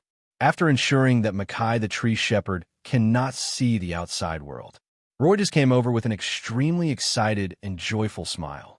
"Mao, go ahead and grow up happily. Your body will be well preserved by your master. This is a complete corpse of a demigod. Whether it's used to make scrolls, refine potions, or create equipment, they are all top-level magical materials. Definitely, the best use of this demigod giant tree corpse is to make a top-level golem puppet. In the Philosopher's Stone, there is a top-level golem puppet called the Ancient War Tree, which is made from the trunk of an ancient and powerful demonized giant tree. This is a top-level golem puppet that is no less powerful than the Silver Angel. However, the effectiveness of Silver Angel tends to be more sacred and flexible.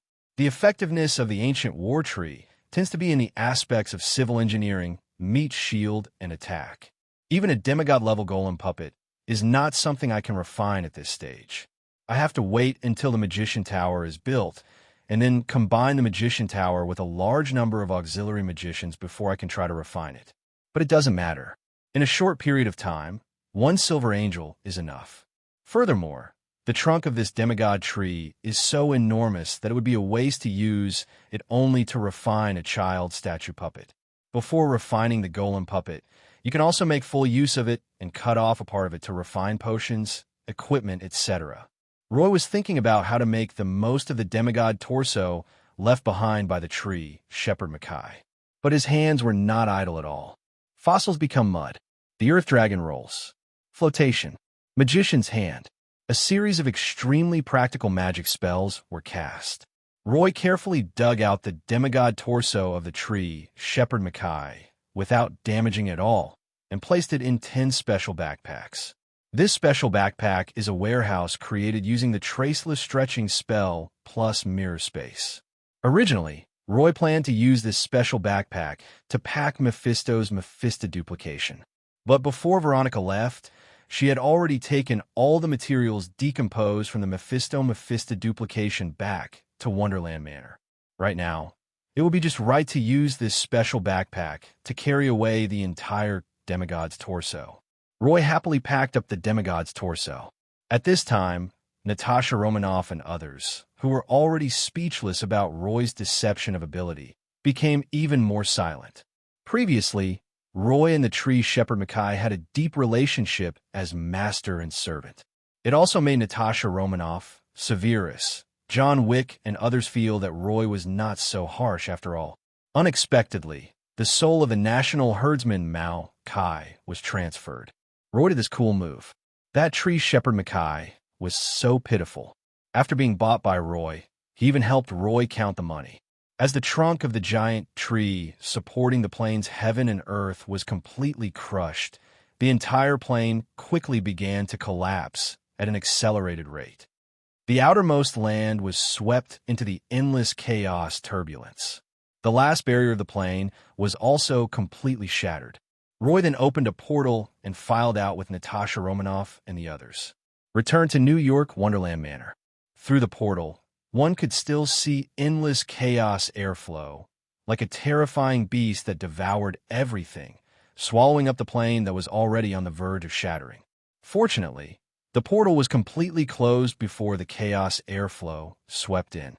But the vast and magnificent scenery of the Chaos Star Realm and the Cosmic Void, even if it was just a fleeting glimpse, it was deeply engraved in everyone's memory. If I hadn't experienced it myself, I wouldn't have believed that the world outside the earth is so magnificent and majestic. Is this the truth about the universe?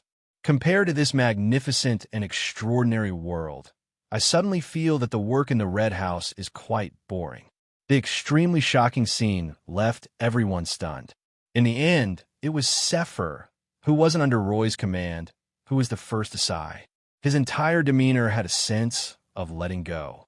In a sense, this is also a very normal thing. Any normal person, after witnessing the magnificence and grandeur of the extraordinary world up close, will develop a strong yearning for it. At the same time, compared with the grandeur of the extraordinary world, the gap in the real world is even greater. For a moment, even the joy of escaping from the predicament disappeared. Instead, he looked at Natasha Romanoff with some envy. Both of them are former Red House agents. The difference in life circumstances is too great. Just when Sefer was feeling extremely disappointed and his emotions were difficult to calm down, Natasha Romanoff also reacted completely. She instinctively put her arms around Roy's arms and looked at Cypher with bright eyes. "Junior, I have an idea. What do you want to hear?" After returning to Wonderland Manor, almost everyone felt relaxed. John Wick quickly left with Robert, Duncan, and Willis. Although Robert, Duncan, and Willis have already joined Roy, it has only been a short time since then. Even if they accidentally saw the extraordinary world, they would not be able to integrate into the core all at once. At least, these three people will have to hone their skills under John Wick for a while. When these three people are fully recognized by John Wick, they will be introduced to the knight's breathing technique. Perhaps, Roy would bestow the magic potion to help the three of them step into the extraordinary realm as soon as possible.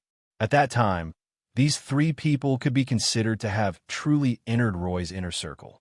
After John Wick and his four companions left, Veronica and Emma, the hostesses of Wonderland Manor, quickly brought Natasha Romanoff and Cypher to the second floor of the Manor Villa.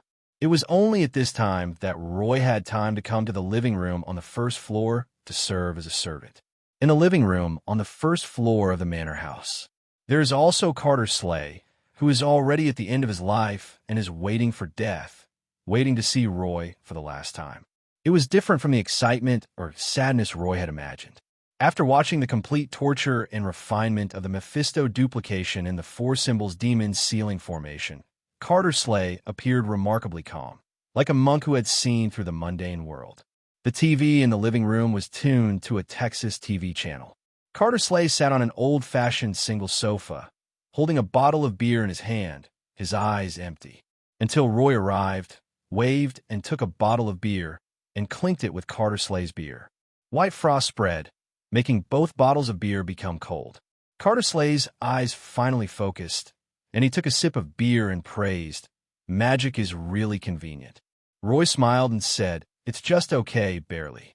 Carter Slay looked at Roy's smug expression and silently raised his middle finger. A dying person is also a partner. Carter Slay was fearless. Roy didn't care about it, and said with a restrained smile, "Old Ka, we can say that we have a pleasant cooperation. I've gained a lot this time. Before you die, do you have any wishes? I'll help you realize them." This time, Roy didn't fool around, nor did he use any tricks. Just as Roy said, he gained a lot from his trip to the south, which made him in a very good mood, and he was ready to show some kindness. Carter Slay took another sip of beer, his expression blank. "Roy, will there be anything left after I die?" "I don't know. Most likely, there isn't any. Hellfire can burn everything. Forget it. Let your angels say a mass for me. I miss San Vanganza village." Accompanied by Carter Slay's words, a hellfire began to spread gradually over his body, causing the magic pattern formations in the Manor Villa to begin to reveal an energy halo, forming a protective force field. It only took more than 10 seconds. The last bit of Carter Slay's soul also completely disappeared in the hellfire. In the end, there was only a human-shaped hellfire, flickering slightly in the air. This is the root of Carter Slay's ability to become Ghost Rider, the spirit of vengeance. At the same time, this spirit of vengeance is also the basis for Mephisto to control Ghost Rider. After the death of each Ghost Rider, his soul will be completely devoured by the spirit of vengeance. To be more precise, it will merge with the spirit of vengeance. No one can tell the specific origin of the spirit of vengeance. In any case, Roy could clearly sense in the spirit of vengeance a power that came from hell and even the abyss. It was as if, by mastering the spirit of revenge, one could gain a portion of the authority of hell. But in the usual style of Mephisto, hell, and the abyss. Roy was sure of it. Whether it is the spirit of revenge or the power of the origin of hell contained in it, there are definitely great hidden dangers. Fortunately, Roy has a way to avoid this hidden danger. This is not the first time that Yowie has taken advantage of Mephisto, hell, and the abyss. An extraction technique was performed. Roy used the Philosopher's Stone as a medium and quickly extracted a top-level soul crystal from the spirit of revenge. The moment this top-level soul crystal took shape, information and knowledge rushed into Roy's body. At the same time, the spirit of revenge was completely destroyed. Roy could clearly sense the endless negative energy, forming terrifying curse torrents that fell madly on Roy. 000. Some of these curses come from Mephisto, and some come from the instinctive disgust of the hell dimension. There are even evil thoughts from heaven. The composition of this spirit of revenge is really outrageous. It's mixed blood to the extreme. The overwhelming curse did not affect things like magic circles, but directly affected Roy's soul, mind, and will. However, before the curses could take effect, the Philosopher's stone trembled slightly, completely suppressing all negative energy. Roy's ability spell Curse of the Abyss also began to activate, absorbing a large amount of negative energy and feeding it back into his body. This feeling is pretty good. The wool in the Hell Dimension world is even richer than that of one's own teacher, Ancient One. If I have the chance in the future, I will definitely visit Hell more often. Under the impact of the violent flow of information, Roy's thoughts were in a mess. It took more than half an hour. After accepting all the knowledge contained in the Spirits of Vengeance, Roy was stunned for a moment, and then a sense of joy arose in his heart. Since going to Kamar-Taj for further studies, Roy's strength improvement speed has always been very rapid. At the second ring, Roy can also go to the Ancient One, get some wool, and get the origin of all things. But in the blink of an eye, Roy reached the peak of the second ring again. In a short period of time, Roy was asked to go to Ancient One Teacher again to get some money, but he was afraid of being beaten. But if you want to reach level 3, the choice of ability spell becomes a problem. Roy had already made a plan. If he really couldn't find a suitable ability spell, he would wait for a while and then go to Teacher Ancient One to ask for help. Unexpectedly, the knowledge carried by the Spirit of Vengeance gave Roy a surprise. Third-level ability spell, Authority of Judgment, Scales of Justice, True Damage, Mark of Undying. This is an ability spell that does not belong to the string world and beneath everything. The Spirit of Vengeance possesses the essence of both heaven and hell, and their ultimate judgment of the soul unexpectedly triggers 10 series of law authorities, including judgment, fairness, and trial. This is also the reason why Ghost Rider is often able to escape from Mephisto's control. The ultimate power of judgment after sublimation has exceeded the original authority of hell and heaven. Even if there's only a part of transcendence, it is still a transcendent country. Whether it is the heavenly pantheon or the hellish pantheon, the ultimate dimensional authority of each is extremely complex. The common point between the two is the study and judgment of the soul. Hell punishes evil and heaven rewards good. The fusion and sublimation of the origins of these two pantheons created the Spirit of Vengeance. And the Spirit of Vengeance created Ghost Rider. This is why Roy was able to extract the essential law of the soul and judgment from the core of the layers of authority, forming the ability spell Judgment Authority 1. Although it is called Authority, in fact, this ability spell is a defective embodiment of the law of judgment. Same as String World and Beneath Everything. However, in Roy's ability spell system, String World is the foundation of divinity, and Under All Things is the foundation of the divine body, and Judgment Authority is the foundation of the Godhead. The three foundations, the Trinity, have thoroughly solidified Roy's path to godhood. With these three ability spells, Roy has a safety net.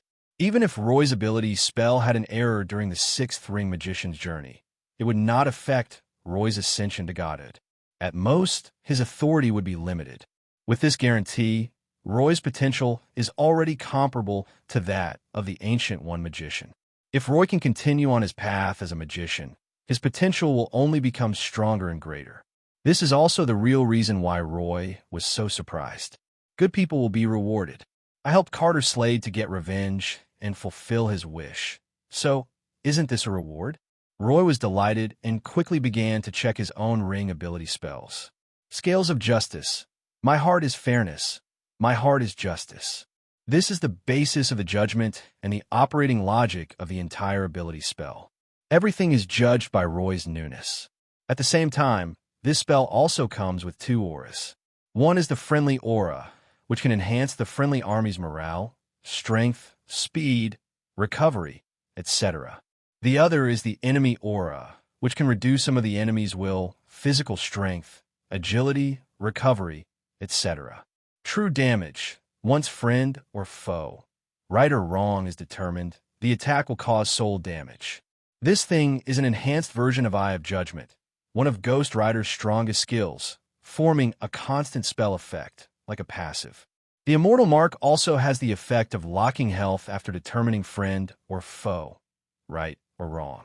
This spell is not as abnormal as Ghost Rider's immortality, but can be bestowed upon friendly forces, allowing them to directly lock their health when they're on the verge of death and forcibly restore most of their vitality.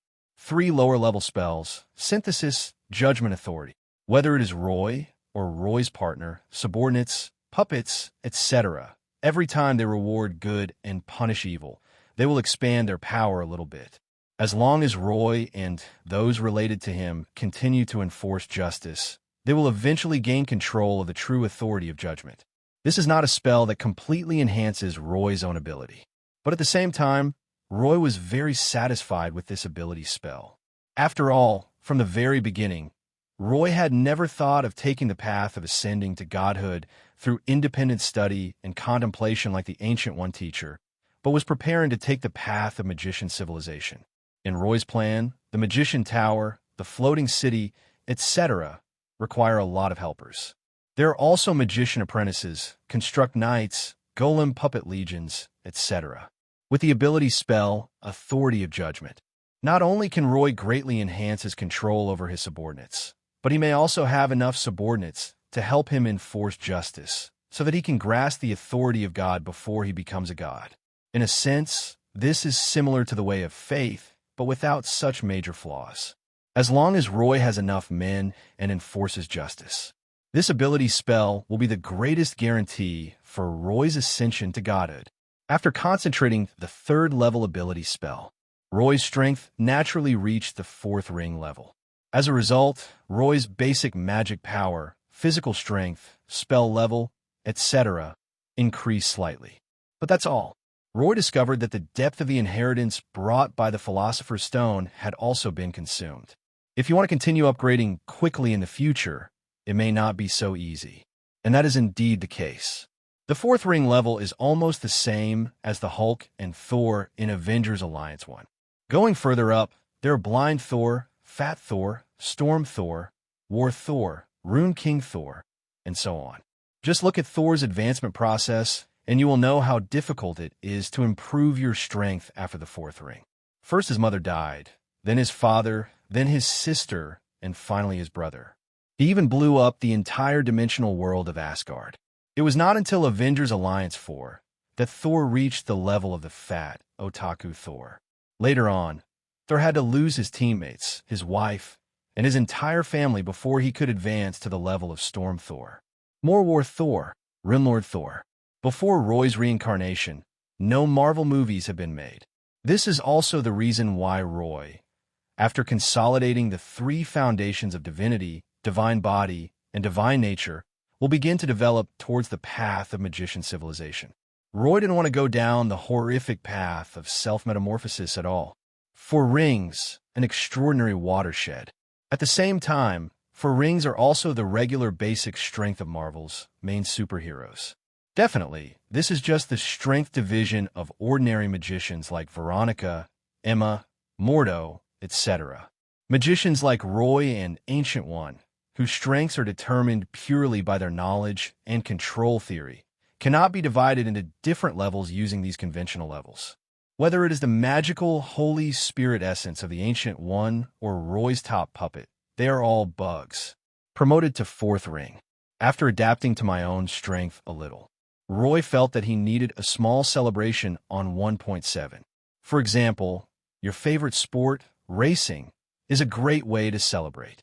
Driving alone is boring, but it would be nice to race with Veronica and Emma. Natasha Romanoff also bought a new car, which made Roy even happier. A full 3 days. Sepher, who was almost under house arrest in Wonderland Manor, became extremely irritable when he heard the frequent roar of racing cars. In Cypher's opinion, Roy, Veronica, Emma, and Natasha Romanoff are simply wasting their time on material things. What's so good about racing? I never hurt anyone. When it comes to speed and passion, airplanes are the way to go.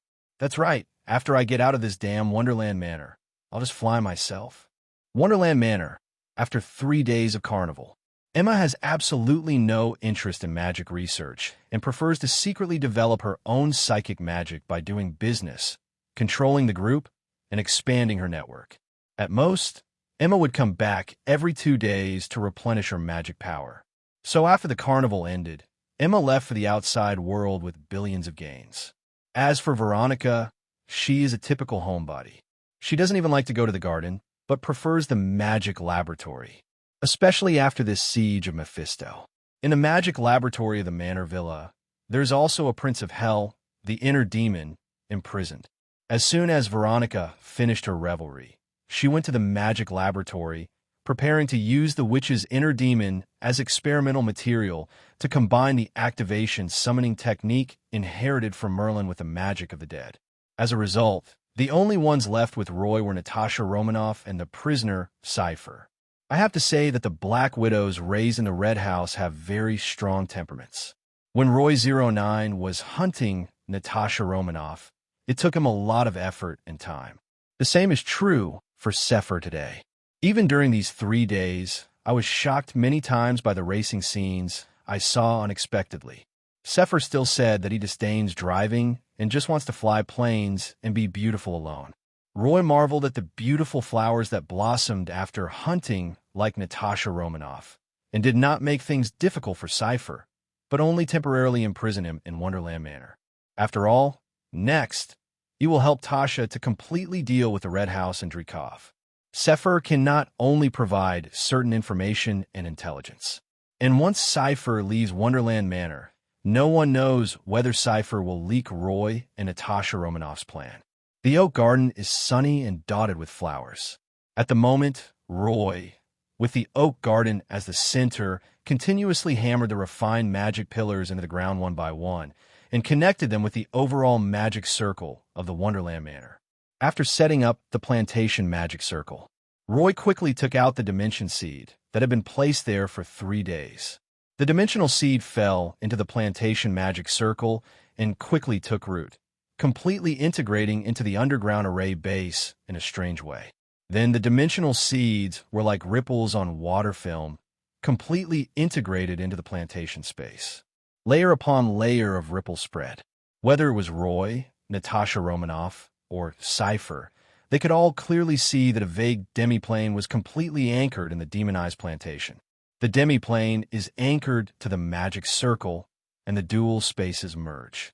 Soon, a vast continent appeared inside the demonized plantation. Ordinary people cannot see the half-hidden plane plantation at all. Only those who are granted authority by Roy can pass through this demonized plantation and enter the plane. At the same time, the core magic element pool of the entire Fairyland Manor, with the help of the overall magic circle, began to constantly supply infinite magic power to this half-plane. In that half-plane, springs of magic power continuously emerged, almost visible to the naked eye. Makai, the tree shepherd who was still sleeping, began to wake up. However, the tree shepherd Mikey now has completely lost his previous tall and majestic appearance, and is now very small and cute. The current tree shepherd Makai is really a little Mao. When Xiao Mao sensed the strong magical power spreading, his eyes suddenly lit up, and he ran happily on his short legs. After a while, at the place where a large amount of magic power converged, Xiao Mao found the most comfortable place, and from the tree-man state, he took root again and turned into a sapling state. Xiao Mao, who was reborn after Nirvana, although his demigod nature remained unchanged, his power was very weak. Fortunately, there is an extremely sufficient supply of magic power. Xiao Mao's demigod nature can absorb and release a very powerful amount of magic power, and its growth rate is extremely fast. As Xiao Mao grows, dots of green spread across the demiplane. As a result, wisps of life energy began to emerge in the entire demiplane. It's done. The development of this half-plane was very successful. In order to reward Xiao Mao, Roy even took out an extra dimension origin crystal, letting Xiao Mao brag about it and swear that as long as he got through the weak period of his newborn life, he would raise a large number of forests, magic plants, and even magical beasts for his master Roy. Deep in the brainwashing of Xiao Mao, Roy was in a very good mood. Looking at his still desolate half-plane, he found the scenery extremely beautiful. And next to Roy, Natasha Romanoff, who had long been taught the meditation method of the will of truth, also successfully mastered the meditation method with the help of the original magic power that escaped when the plane was born. Although Natasha Romanoff is still just a magic apprentice, she has successfully started her evolution. Especially Natasha Romanoff has magic ear studs specially made by Roy, so she has plenty of backup magic power. Many small spells at the magic apprentice level. After adapting for a while, Natasha Romanoff quickly became proficient in using it. Cleansing, silencing, lightness, magician's hand, etc. These small spells are inconspicuous, but very practical, and they have a strong auxiliary and complementary effect on Natasha Romanoff's own agent skills. Natasha Romanoff was naturally very happy about this. She showed her love to Roy and performed various spells. And looking at this scene, S.H.I.E.L.D, who also came from the Red House, didn't say it, but his eyes were full of envy. I really don't know where I lost. Is it because I don't race against the other party? I said it myself. Let's make the plane first. S.H.I.E.L.D was extremely depressed, but he refused to admit defeat. Roy saw it inadvertently, and a smile suddenly appeared on the corner of his mouth. It took a long while until Tasha's spell-casting enthusiasm, which had just started her extraordinary evolution, dissipated.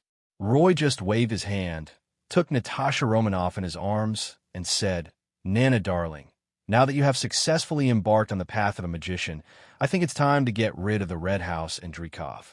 Mention of the Red House and Dreykov. Natasha Romanoff's entire demeanor suddenly changed, becoming somewhat fierce, and she looked at Hayfo. S.H.I.E.L.D rolled his eyes and said, "Natasha Romanoff, I've already told you everything about the Red Room.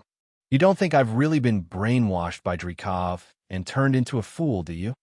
Our Black Widow tradition has never been about loyalty, only about benefits and disadvantages." Natasha Romanoff finally calmed down a bit and said, "Sister S.H.I.E.L.D, your operation with Mohaj failed, and Dreykov will definitely not let you go. Eliminating Dreykov is our common goal. I think you wouldn't mind helping me take the blame, right? 1. Inside the Arctic Circle, the permafrost canyons of the Ural Mountains.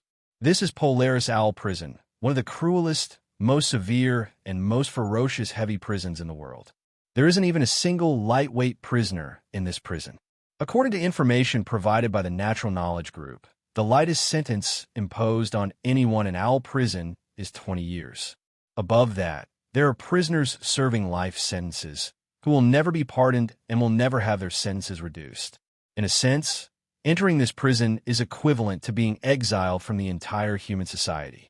And on this morning, when the cold wind never stopped, on the distant hillside of the permafrost canyon, an orange-yellow portal suddenly opened, and Roy, Natasha Romanoff, and S.H.I.E.L.D, like spring and autumn, passed through the portal and looked down at the permafrost canyon in the canyon.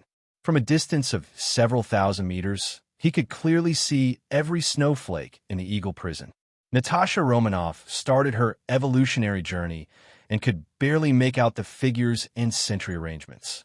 Only Seve, holding a monocular electronic telescope, felt more and more frightened the more he looked.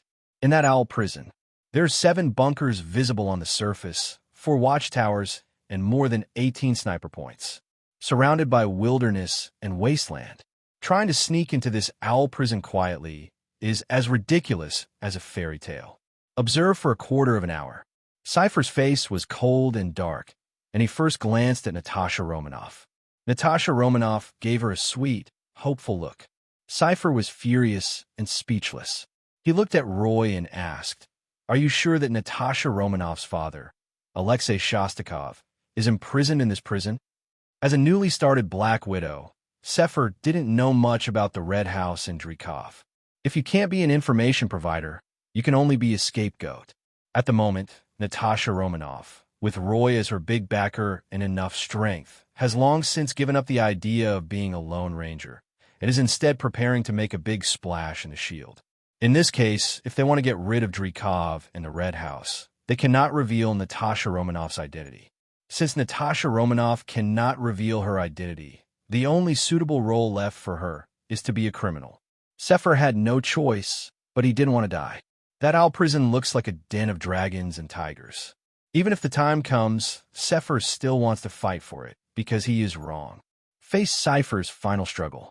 Before Roy could speak, Natasha Romanoff interrupted him and said, "He's an adoptive father, not a father." Cypher glared at Natasha Romanoff with increasing resentment, then continued to look at Roy. Roy shrugged and said, "Alexei was once a second-generation Red Guardian of the S.H.I.E.L.D. Empire. He was injected with the S.H.I.E.L.D. version of the Super Soldier Serum.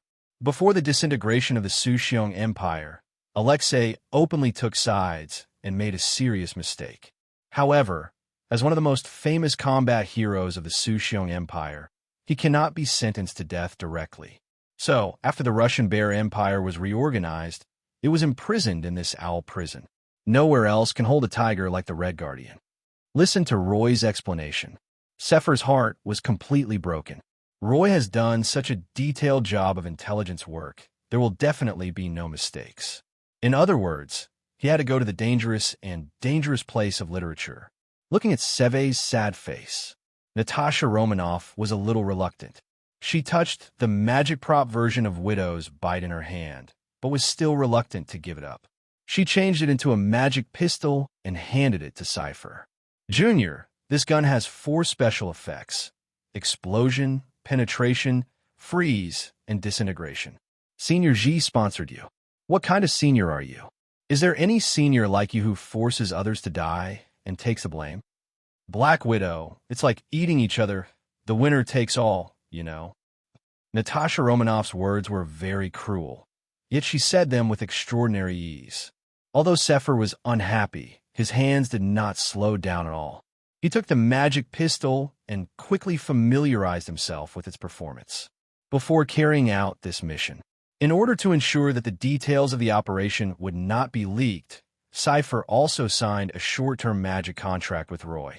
Because it was a short-term magic contract, Sephiroth could only be considered a temporary worker at Wonderland Manor. Therefore, Fairyland Manor restricted the provision of Kwang FA equipment to Tang FO. In addition to the basic protective combat suit and silence combat boots, the magic pistol given by Natasha Romanoff is the only offensive magic equipment that Sever has.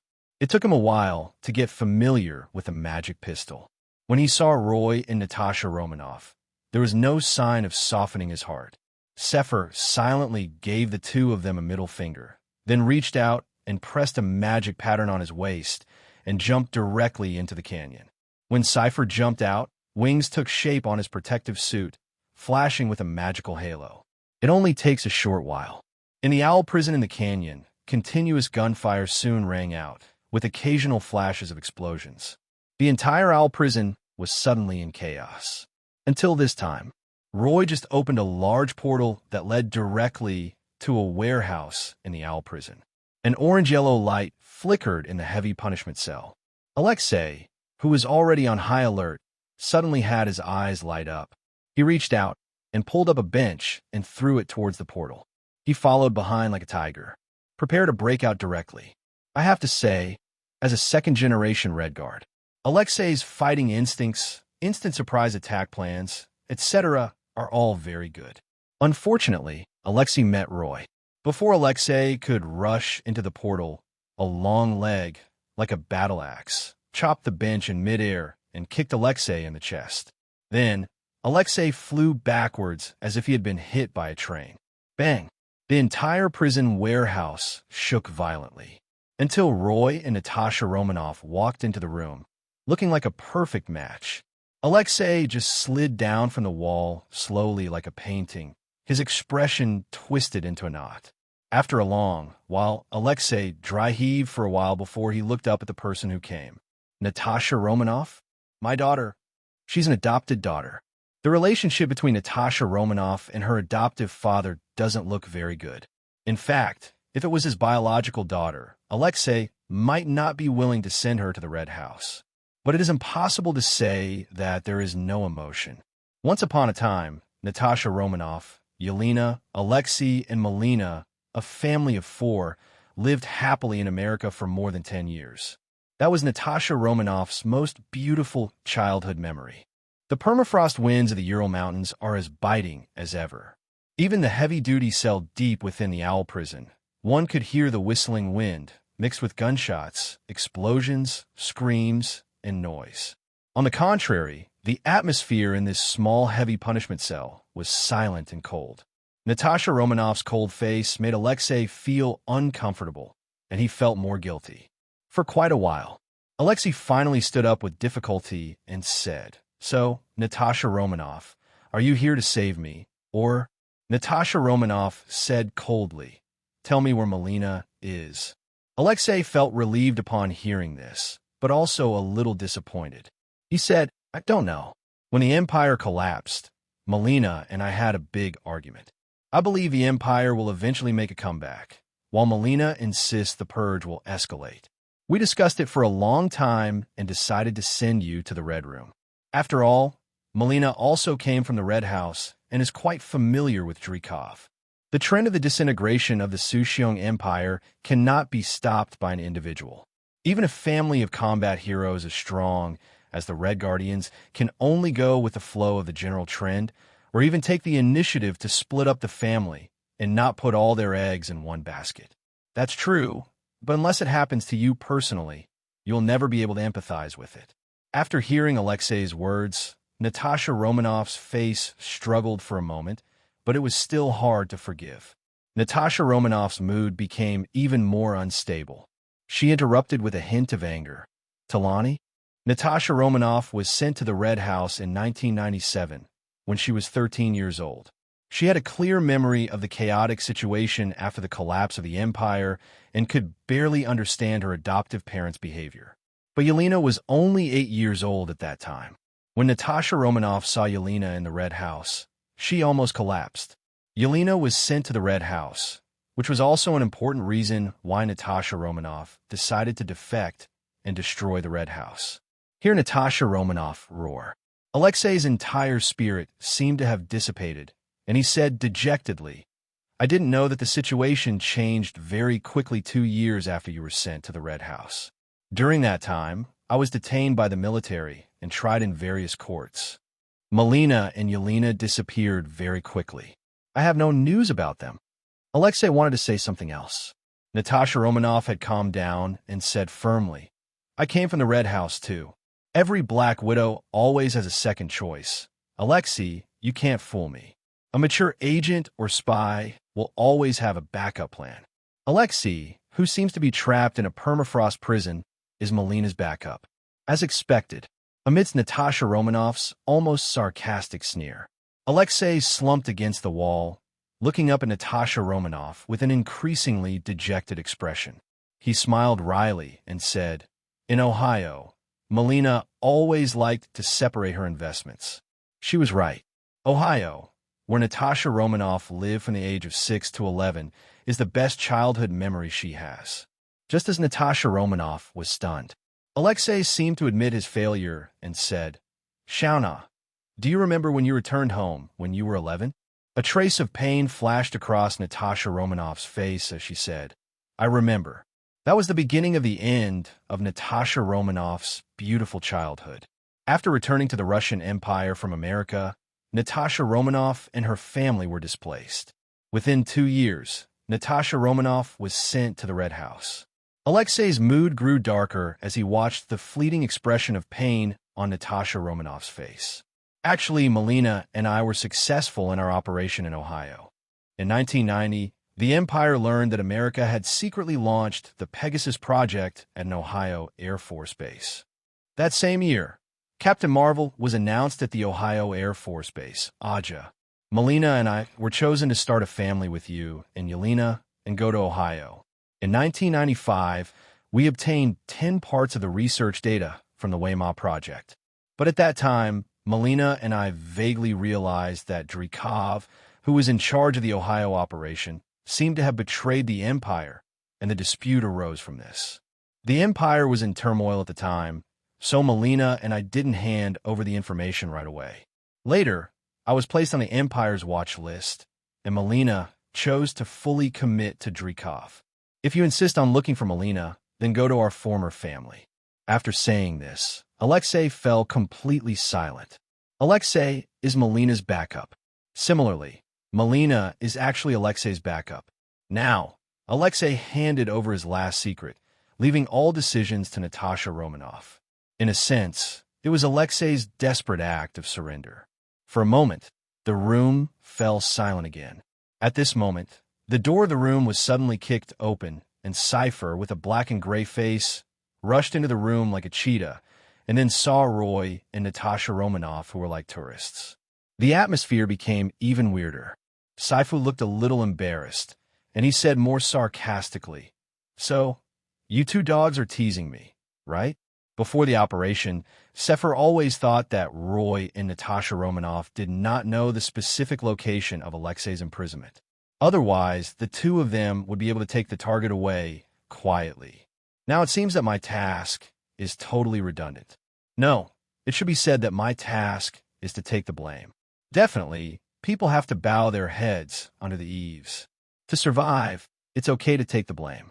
014909 Philu1 41002070. But playing tricks on people is a bit too much. Seve wanted to say something more. But unfortunately, Natasha Romanoff was in a bad mood at that time.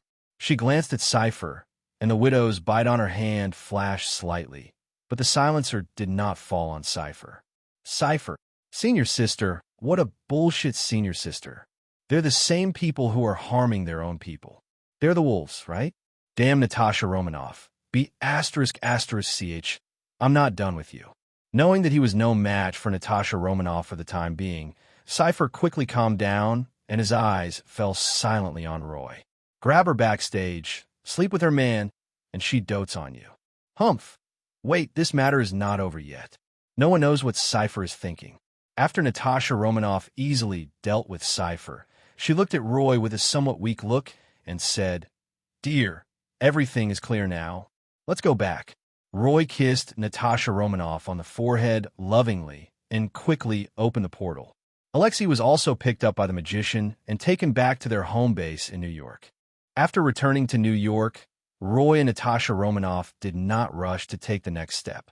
First of all, the Owl prison had just been attacked. Roy and Natasha Romanoff need to spread the news that Cypher has defected and attacked the prison, and this takes time to ferment. Meanwhile, Natasha Romanoff has to go back to S.H.I.E.L.D. to put on a show. Once the news of the Owl prison spreads, Natasha Romanoff will have another fight with Nick Fury, and then Natasha Romanoff will be able to perfectly remove herself from the whole thing. Sure enough, things are developing in the direction pushed by Roy and Natasha Romanoff. 2 days later, Natasha Romanoff was soon suspended by S.H.I.E.L.D. because she almost kicked Nick Fury. Then Natasha Romanoff blatantly began to flirt with the Natural Knowledge Group, first shopping on Fifth Avenue with Emma, and then moving directly into Wonderland Manor. But unexpectedly, S.H.I.E.L.D. did not respond at all. Obviously, within S.H.I.E.L.D., Natasha Romanoff must have been secretly given the task of getting close to Roy. However, to Roy's surprise, this mission was not assigned by Nick Fury, but by Alexander Pierce, the head of S.H.I.E.L.D., to Natasha Romanoff. A two-faced, no, three-faced, or even multifaceted spy. With Roy's support, Natasha Romanoff is doing very well in S.H.I.E.L.D., and HYDRA. After making a series of extraction preparations. In the suburbs of Cleveland, Ohio, there's a country villa hidden by the fields and river. Roy brought Natasha Romanoff and Cypher, and like a ghost, they appeared in a secret laboratory behind the villa, as if they were in an empty place. Melina, who? Natasha Romanoff suddenly spoke, and Melina instinctively drew her gun. But just as Melina turned around, an invisible force bound Melina tightly like a rope. Natasha Romanoff's hands glimmer faded as she stared directly at Melina. Melina is worthy of being the Black Widow of the older generation. Even though she was restrained by the magician's hand, she quickly calmed down. The two looked at each other for a moment. Finally, it was Melina who spoke up. "Shauna, you rescued Alexei, right?" Upon hearing this, Cypher curled his lips in dissatisfaction.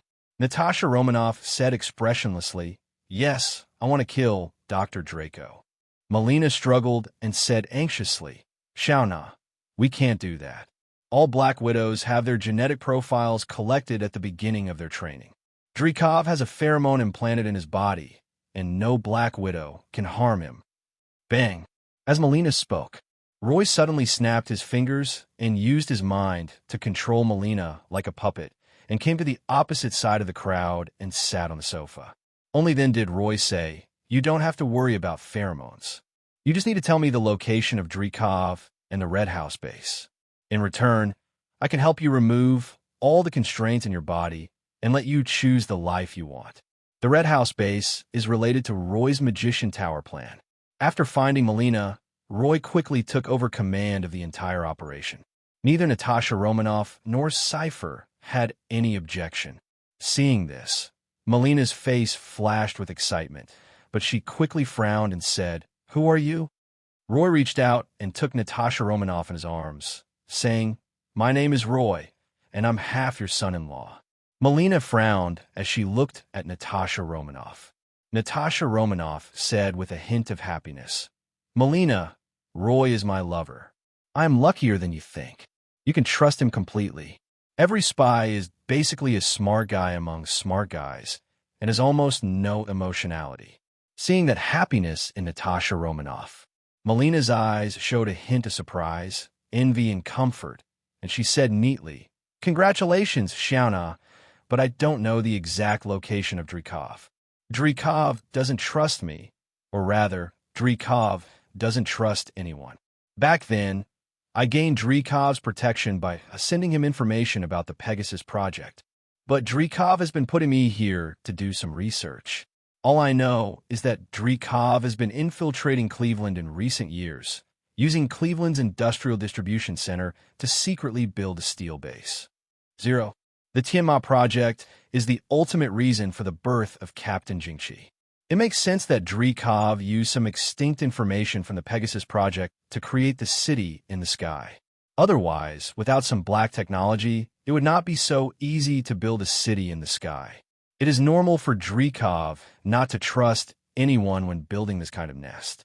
Roy was not surprised by this. Then Roy pointed at Cypher beside him and said, "Melina, Dreykov should have received the news about the Owl prison. Sever rebelled against the Red House and found you through S.H.I.E.L.D, but you killed him and subdued him. How about that reason? Dreykov would probably be very curious about why Seve betrayed him." Listen to Roy's plan.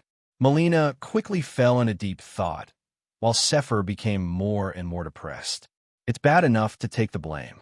Now it has to be used as bait. Roy, this be **********D,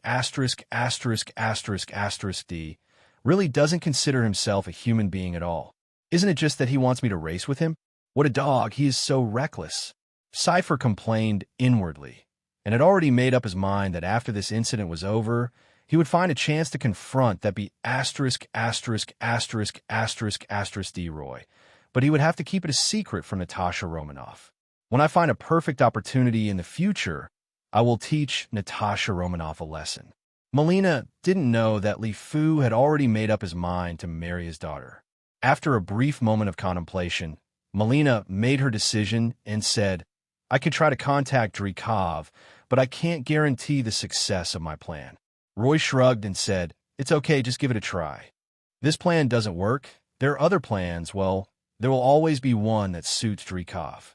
Like Natasha Romanoff, Cypher is one of the best members of the Black Widow, and there weren't any major loopholes in Roy's overall plan. Sefer was ambushed in Mohego and then suddenly disappeared. He then inexplicably attacked the Owl prison. Through S.H.I.E.L.D, he found Melina, who then subdued him using her high-tech counterattack. 014909 409 Phila1 4100 2230. This makes sense, especially since the reason behind Cypher's rebellion is extremely mysterious. Roy didn't believe that an old fox like Dreykov was not interested. The Marvel world is complex, and each faction holds many secrets. It's just that these secrets, like an iceberg, are mostly hidden beneath the water. In the 1990s, there were the Tiamat Project, Captain Marvel, etc. Even actually, and Melina knew about this matter and participated in the subsequent derivative events. Roy didn't believe that a leader of a powerful force like Dreykov didn't have any hidden cards. Otherwise, after knowing the approximate location of Ohio, Roy could have used the connections of the Natural Group to sweep the entire Ohio. But in that case, not only would Dreykov be alerted, even the American government and other forces will pay attention to the Red House base. If something unexpected happens again, Roy will not be able to accept it. The Red House base is the most suitable base Roy can find for his Magician Tower plan at this stage. So Roy would rather go through some trouble than use other means. Anyway, by following the clues and rescuing Kaecilius, Melina, Yelena, and others, you can also help Natasha Romanoff untie her knot and unlock a few more poses. This is also a little fun in my spare time. The development of the matter was not beyond Roy's expectations. After Melina and Dreykov contacted each other, it didn't take long before a strange armed helicopter that blocked the surrounding signals arrived on the thick bed, escorted by several heavily armed soldiers. 2 hours later, Melina and Sefer appeared on a small island in the middle of Lake Erie in northern Ohio. This is an island in the middle of a lake with a radius of about 10 kilometers. In the center of the lake island, a huge base that looks like a steel city has been completely built. Obviously, the Red House base had not yet taken off into the sky at this time, but this did not affect Roy's excitement. It was better that the Red House base didn't fly into the sky. Otherwise, when Roy took over the Red House and wanted to transform it into the Magician Tower, he would have to find a place to land. Now this island in the middle of the lake is pretty good. When I was transforming the Magician Tower into a magician, I could also incorporate the entire island into the process. By then, even the first phase of the floating city's expansion area will be available. That's good. Dreykov is also a kind person, just as Roy was thinking about how to unfold his Magician Tower plan.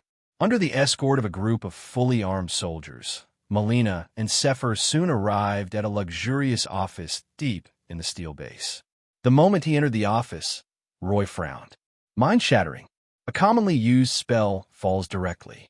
Everyone in the office, including Melina and Sefer, instantly entered a state of paralysis with their minds blank. Until this time, Roy just opened the portal and walked out of the mirror space with Natasha Romanoff. Roy glanced at the stiff Dreykov, waved his hand casually, and let Natasha Romanoff handle it. Roy himself came to a huge amount of crystal wall at the end of the office. On this crystal wall, Roy sensed a faint demonic aura. To be precise, it is the breath of succubus. Rather than being a pheromone distribution center formed by electronic technology and storage technology, this crystal wall is more like a sacrificial array. The end of this sacrificial array should be connected to a succubus of at least legendary level. With such a legendary succubus as his backer, it's no wonder that Dreykov can make the Red House so prosperous. Every Black Widow is essentially a sacrifice to this legendary succubus. The so-called genetic map is actually a mark formed by a trace of soul breath. The genetic maps of the Black Widows are stored in this sacrificial array. Over time, even if they are only influenced by a trace of the legendary succubus's aura, they will become more enchanting and charming, and even their physical fitness and brain development will be greatly improved. With all these, it would be strange if Black Widows could not make a name for themselves in the spy industry. This Dreykov is quite cruel.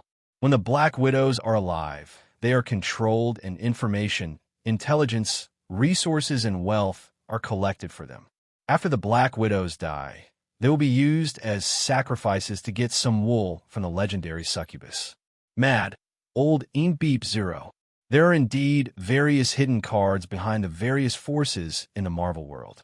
Fortunately, I was cautious and did not alert the enemy.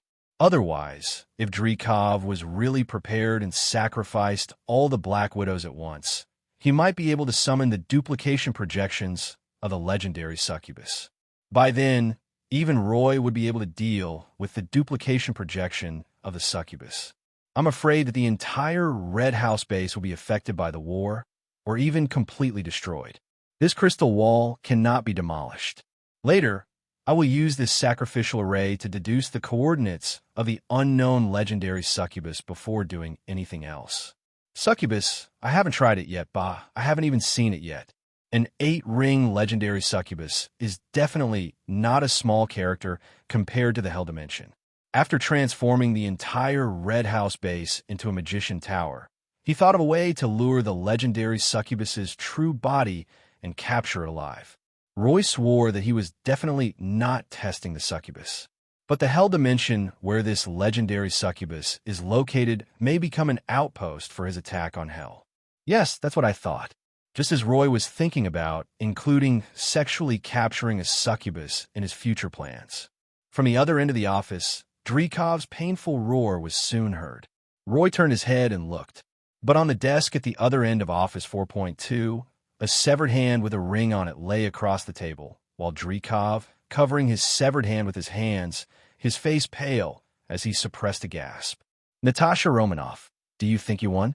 Do you think that by killing me and disbanding the Red House, you can find inner redemption? Do you remember little Antonia, who called you Sister Natasha Romanoff, my daughter? She will find you. You have no idea what's behind the Red House. This place in Ohio is just a branch of the Red House. Black widows, you will never find the answer. Drekov was a hero. He did not beg for mercy or get hysterical. Even though he knew that he was at the end of his life, he still poured out his most vicious curses. Bang! Drekov is sinister, cruel, and vicious enough. But this did not prevent Natasha Romanoff from killing Drekov with a single shot. Only after completely killing Drekov did Natasha Romanoff turn around and look at Roy. Roy speechlessly made a boudoir sign to Natasha Romanoff, expressing his desire to test drive a supercar with a Chi-Gene engine. Natasha Romanoff blushed and gave Roy a coquettish look. This is the default, and the default means agreement. Roy suddenly came to the front of Drekov's body with a smile on his face, extracted Drekov's soul, stretched out his hand and pulled it, and then his memory was stretched into 10 projections. This is actually an alternative application technique of soul crystal extraction. However, Roy was unable to fully retrieve the memories of those powerful souls. Only ordinary people like Drekov can do this. In Drekov's memory projection, soon Roy, Natasha Romanoff, Xiang Fu, Melina, and others saw a lot of information about the Red House, Hydra, the Russian Bear Empire, America, and other forces. The once famous Red House and Black Widows of the Su-Xiong Empire were not exaggerated. Even the current White House president has a Black Widow lurking around him as his lover. The information about the Red House headquarters, which Natasha Romanoff, Seve, Melina, and others were most concerned about, soon appeared in everyone's sight.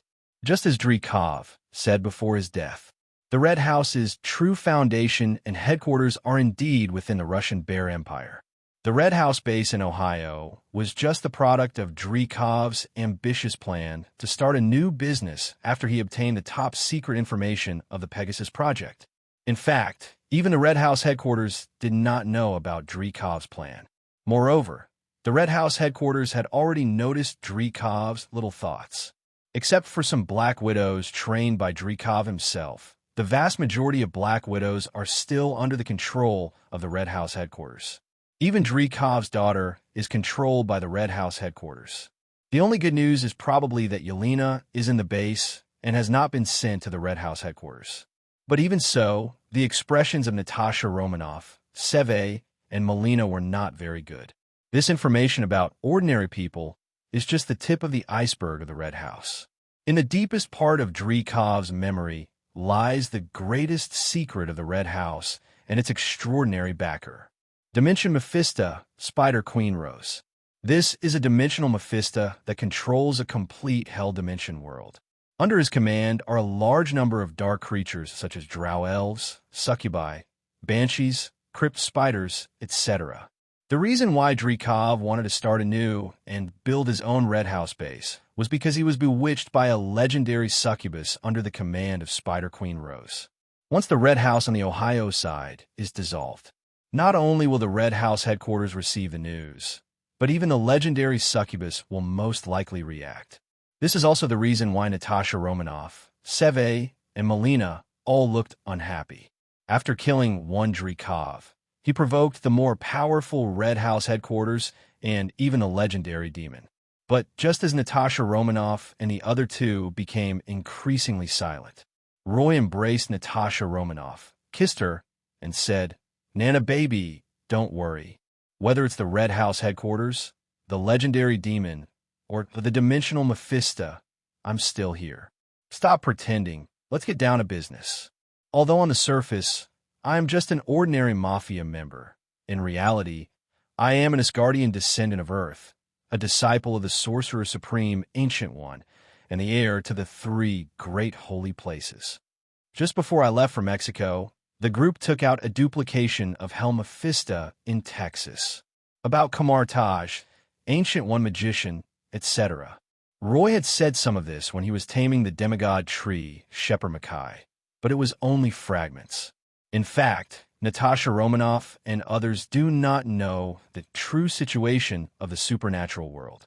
But at the moment, the series of titles Roy mentioned sounded quite intimidating, which made Natasha Romanoff and Sefer feel a little more at ease. Only Melina looked at Roy with a strange expression. Before, Roy had also cast some spells such as mind control and mirror space in front of Melina. But Melina didn't believe it in her heart. She thought Roy relied on unknown black technology to achieve something similar to hypnotic ability and optical invisibility. Until now, there are Spider Queen Rose, legendary succubus, Hell Mephisto, Sorcerer Supreme, and so on. This series of information made Mina feel even more bizarre.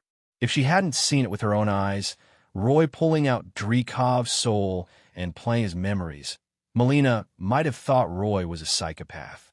Roy didn't care much about Melina's reaction. After comforting Natasha Romanoff a little, Roy quickly sent Natasha Romanoff and the other 2 to rescue and control the other Black Widows in the base, as well as the soldiers guarding the base. Anyway, when we got rid of Drekov, Roy has already pulled the entire Red House base directly into a 533 large mirror space. In the short term, no information about the Red House base will be leaked. After we take control of the entire base, we'll try to get some evidence to fool the Red House headquarters. Roy is not ready to completely fall out with the Red House headquarters, the legendary succubus, and other forces for the time being. Wait until the Red House base is stable. Roy will also find a way to push Sefer to the position originally occupied by Drekov. No matter what, the Red House has a close relationship with the Russian Bear Empire and even many major forces after the disintegration of the Soviet Bear Empire. Just like Natasha Romanoff's plan in S.H.I.E.L.D. If he could erode and control the Red House's foundation bit by bit, it would become an organization that could provide Roy with huge connections, intelligence, resources, and influence in the real world. And those scattered Black Widows must be collected one by one. These are all talents. Whether they are transformed into magic apprentices, assassins, knights, etc., they will be a good supplement to the extraordinary forces in the future. However, all of this is based on the completion of the initial construction of the Magician Tower. Wonderland Manor is Yi's private residence. The Magician Tower, which was renovated from the Red House base, will be the extraordinary headquarters of his forces in the future. The Red House base built by Drekov was more suitable for Roy's Magician Tower renovation plan than he expected, and there was even space left for the floating city to expand outward. As a result, the low and medium-level magic element pools that Roy had originally planned to use for transition would no longer be sufficient. A pool of low to medium-level magic elements is already the limit for impregnating, enchanting, and transforming a Magician Tower. He wanted to renovate the entire Magician Tower and the island in the middle of the lake with a radius of 10 kilometers. That would require at least one or even several high-level magic element pools. Fortunately, Roy had been preparing for his Magician Tower plan for a long time and had just killed a Mephisto duplication and harvested a demigod ancient tree. With sufficient materials, Roy planned to do it all in one go. First, increase the magic power supply to the limit. In the Red House base, Natasha Romanoff, Sefer, and Melina operated and controlled the entire base, and those Black Widows were quickly and completely subdued. Occasionally, a little rebellion broke out among those soldiers, but that was not enough evidence. After the continued operation of the Red House base was reorganized, Roy quickly went ahead and solidified a portal leading to Wonderland Manor in the base. Once the portal opened, with the arrival of Emma, Veronica, John Wick, and others, the entire Red House base was completely stabilized. Those who should be killed should be killed. Those who should be comforted should be comforted. Those who should be counted should be counted. And those who should be sorted out should be sorted out. 3 days later, in the top floor office at the core of the Red House base, Roy looked at the list and information compiled by Natasha Romanoff and Emma and smiled. I have to say that Dreykov is a man with ability. As the general manager of Red House in America, Dreykov has been operating in Ohio for more than 10 years, leaving behind a wealth of connections, funds, industries, etc. In the entire Red House base, there are more than 200 Black Widow preparatory students alone. These Black Widow preparatory students are basically between 8 and 14 years old. They are carefully selected. Not only do they have outstanding appearances, but they also have strong wills, intelligence, and plasticity. It's a real waste to train these little Black Widows as spies. In Roy's opinion, this is the most suitable existence to be the first batch of magic apprentices in his magician tower. Almost without hesitation, Roy had the spy training of the little Black Widows stopped, signed a magic contract with them, and then assigned them all to Veronica's subordinates. Even Natasha Romanoff, Cypher, and Melina were passed over. Although Natasha Romanoff has successfully mastered the truth-will meditation method, her basic magical knowledge is still very rough. Natasha Romanoff and the other 2 girls follow Veronica, where they can learn magic knowledge and serve as mentors for the little Black Widows. It is a typical case of killing 2 birds with 1 stone. As for the other jobs of Natasha Romanoff and Cypher, we will have to wait until they become magicians. Except for these little Black Widows. Under Dreykov's command, there are more than 80 official Black Widows lurking in various places. However, Roy did not move around with this group of Black Widows. Roy even had Melina create the illusion that Dreykov was still there, temporarily maintaining the situation, and slowly start contacting those Black Widows lurking in the outside world one by one. This group of mature Black Widows has already played a significant role in Roy's career. I won't say anything else. Just the information sent back by these Black Widows allowed the natural knowledge group, controlled by Emma, to multiply several times in a short period of time. At the same time, fire all the Black women. Through various means, Dreykov also gained control of more than $4 billion in liquid funds and an extremely large industrial system. That's right, no one expected it. After the collapse of the Souchong Empire, even America herself began to deindustrialize. Dreykov, who was originally a high-ranking official in the enemy's intelligence organization, unexpectedly became an industrial tycoon in America. From the industrial center of Cleveland to the industrial coverage network of the Great Lakes. Today, at least more than 20% of America's industrial system is secretly controlled by Dreykov. Originally, this was the Souchong Empire's industrial hiding plan, which was to cultivate a group of workers and peasants in the American mainland to create civil unrest, cause war, and bring disaster to America. However, no one expected that after the disintegration of Souchong, chaos would break out within his empire. Dreykov took the opportunity to destroy this industrial lurking plan and blacklisted all these assets. After the Russian Bear Empire came to power, it didn't even know about this plan. In the first few years after the establishment of the Russian Bear, the political situation was extremely chaotic, and Dreykov also had the ambition to start a new one. Since 1992, Dreykov has also poached many scientists and industrial systems from the Russian Empire and transferred them all to America, which was unexpectedly recognized by the American authorities. As for engaging in industry, it is welcome no matter which country it is from. America cannot control the deindustrialization of those big capitalists, but can support emerging industrial tycoons. It's outrageous, almost magical realism. Roy is even willing to regard Dreykov as the contemporary Wei Xiaobao of the US and Soviet Union. It's better now. Dreykov was killed directly, and everything was a bargain for Roy. Roy has already thought of the script. Using some magic, he disguises Alexei as Dreykov, marries him on the surface, and lets Melina take over all the business. After Melina stabilizes the Black Widows outside, she will let Dreykov gradually become ill and disappear. It's very reasonable, and it won't cause any doubts from the Red House headquarters or the American authorities. But these are not the most important things to Roy. Things and plans can be completely left to the women. For Roy, the most important thing at the moment is to first refine the Book of Truth, then sign a magic contract with Lao Wang, Mordo, and others, and recruit a group of people from Kamar-Taj to switch to practicing original magic.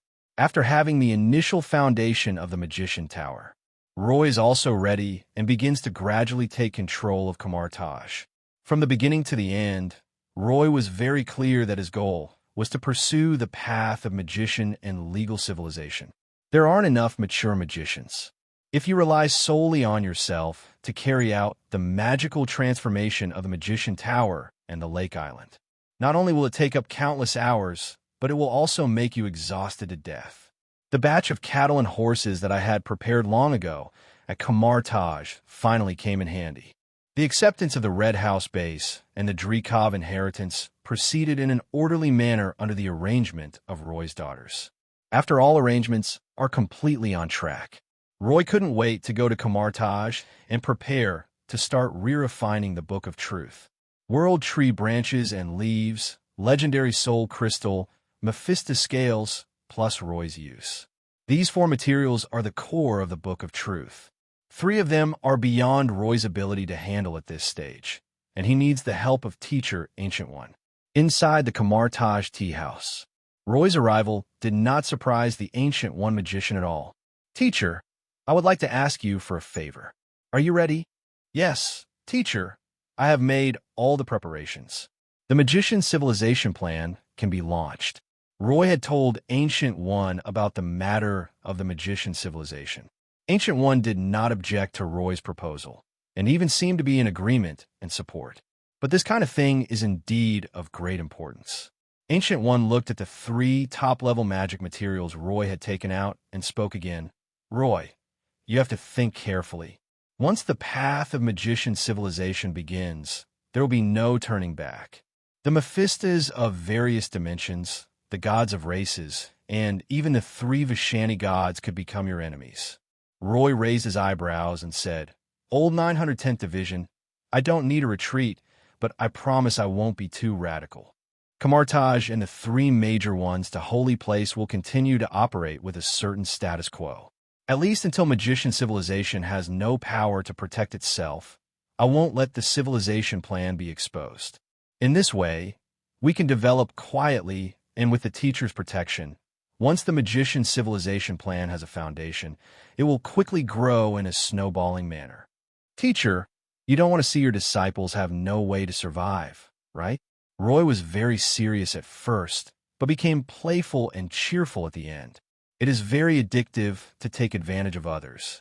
Teacher Ancient One is the best cover and shield before the magician civilization grows stronger."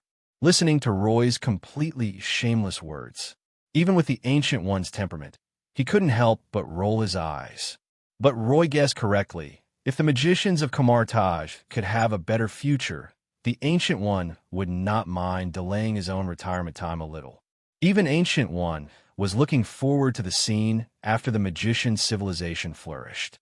With the help of Ancient One, dealing with the branches and leaves of the world tree, S.H.I.E.L.D, legendary soul crystals, and Mephisto scales is no longer a difficult task.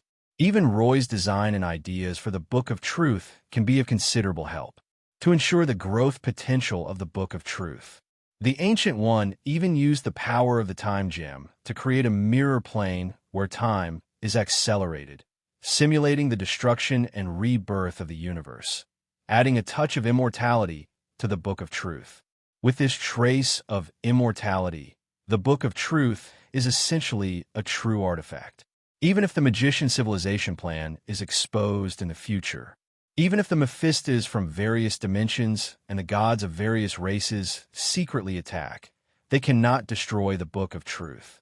As long as the Book of Truth exists, there will always be a glimmer of hope for the success of the City Civilization Project. In a sense, this is also a bottom line. At the same time, after completing the refining of the Book of Truth, Even the book Fairy Timo evolved directly from the most basic spiritual creation into a complete magical creature. The book Fairy finally lived up to her name and could manifest physically, access the internet, collect contracts, and so on. With the Book of Truth of the essence of the artifact, Roy is a serious person who has the confidence to develop magician civilization. With this confidence, Roy quickly bid farewell to Ancient One and found his die-hard supporters, King Inai and Baidu, among Kamar-Taj. That's right, since the last fight, Mordo has become Roy's die-hard supporter. However, Roy has not yet told them about his magician civilization plan. Lao Wang did know something about the original magic inheritance, but he only knew a little bit about the deeper magician tower plan, not to mention the extremely grand magician civilization plan. In a magic library, in a small mirror space that was temporarily opened up, Lao Wang and Mordo had different expressions on their faces as they listened to Roy's complete plan for the magician tower. After Roy finished telling his magician tower plan, Lao Wang was very excited and said, "Roy, you mean that once the core magic pool of the magician tower is completed, we can switch to practicing primordial magic, right?" Roy nodded and said, "Yes, this is indeed an opportunity to switch to studying primordial magic. During the last campaign against Mephisto, I gained a lot of soul crystals. This time, I plan to directly open up a top-level magic element pool, 3 high-level magic element pools, and varying numbers of mid- and low-level magic element pools in the Magician Tower. In this way, we can trigger a sufficiently large tide of original magic power. By then, each of us will be able to gain sufficient benefits." After listening to Roy's plan, Lao Wang had no objection at all and signed the magic contract directly. Instead, it was Mordo who came with a conflicted look on his face. Roy had some understanding of Mordo's little thoughts. Mordo is a man who adheres very closely to the laws of nature. Roy's behavior of opening up a pool of magic elements and extracting magic power from other elemental planes will naturally create a huge conflict with Mordo's inner persistence. However, Roy was prepared for this and pretended not to know, saying, "Brother Mordo, do you have any concerns?" Mordo struggled for a moment and said, "Junior Brother Roy, I also agree with promoting primordial magic. It's just opening up an elemental magic pool and drawing magic from other elemental planes. What's the difference between that and the dimension Mephisto? This is plunder, and the Sun Point does not respect the operation of natural laws." Roy interrupted him and said, "The dimensional Mephistos control the world's extraordinary authority. Do they respect nature?" "Mordo," Roy continued, "do you know that Teacher Ancient One actually has a very hard time? Because there is no one to succeed him." "Mordo." Roy didn't let Mordo go and said, "I'm talking about you, Brother Mordo. Teacher Ancient One once had high hopes for you, and the group will accept you as their founding disciple. And Kaecilius, the teacher gave you a chance, but you didn't live up to it. Now you're talking to me about natural law. Then tell me, is the law of the jungle a natural law? Is the principle of existence a natural law? You're not even a demigod, and you're talking about law? How many dishes are there? You're already drunk before you even start drinking, right? Brother Mordo, are you serious?" "Mordo, it is impossible to convince a stubborn, obstinate, and nitpicky person like Mordo by simply talking to him. But if you can find a suitable angle and severely smash the shell of their false pride, you can easily PUA them into top followers and super cattle horses who have no regrets. Last time, Roy defeated Mordo in the dimensional magic that Mordo was best at. Then Mordo admitted that he was far inferior to Roy and became Roy's diehard supporter. This time, Roy wants to change Mordo's heart, not his inheritance qualification. So Roy did not use force, but chose to talk nonsense. Every sentence says, "Teachers work very hard." Every sentence he said was, "I gave you a chance, but you didn't live up to it." Mordo immediately fell into a state of confused doubt about his life. Roy then began to use concepts such as existence is reasonable and reasonableness is natural to directly change Godhood's 3 views, ideas, etc. A PUA education that starts with criticism and ends with praise. In the end, Mordo even burst into tears, shouting that he was ashamed, sorry to the teacher, sorry to Kamar-Taj, sorry to junior brother Roy, etc., and reflected on himself. Reshape your 3 views to know how to change. In the process, Roy even indirectly instilled some carefully disguised Mafia theories into the other party. It took less than half an hour. When Mordo signed a magic contract, he had already become half a crazy fan of Roy. After solving Mordo's problem, with the collaboration of Lao Wang and Mordo, it didn't take long for Roy to gather a group of very motivated magicians in Kamar-Taj. After having this group of magicians, Roy's Magician Tower project was finally officially put on the agenda. A portal leads to the workshop and the base.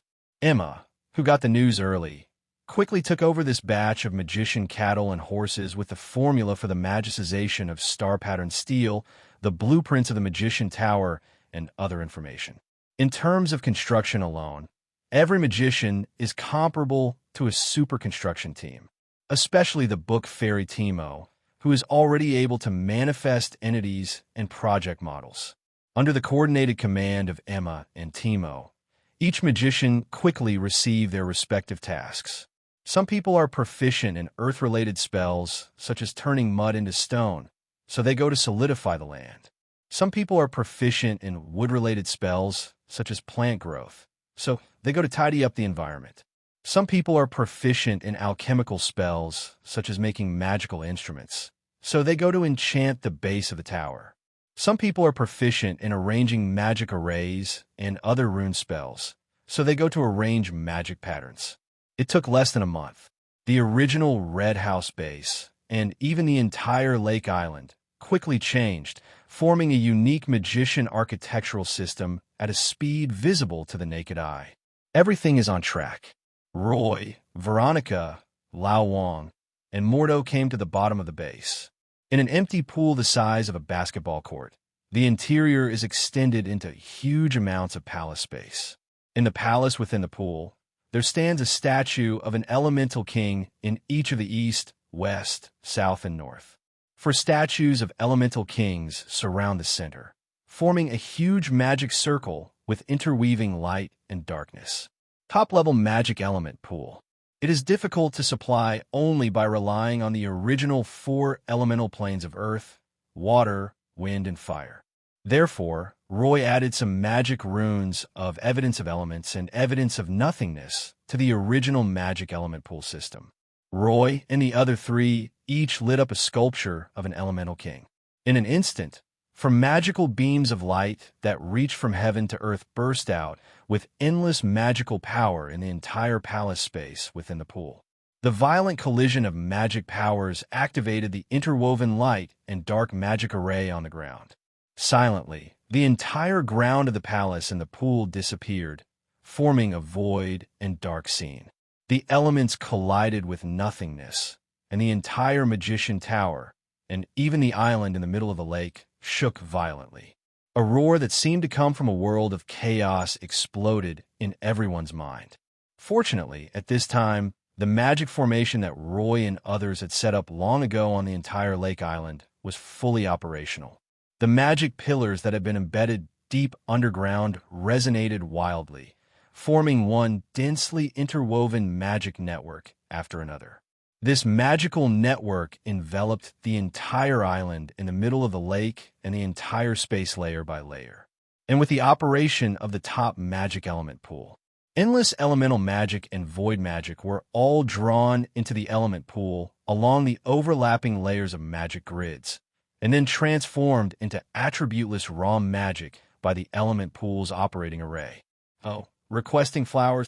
The magic power that was extracted was like a stream at first, and then like a stream.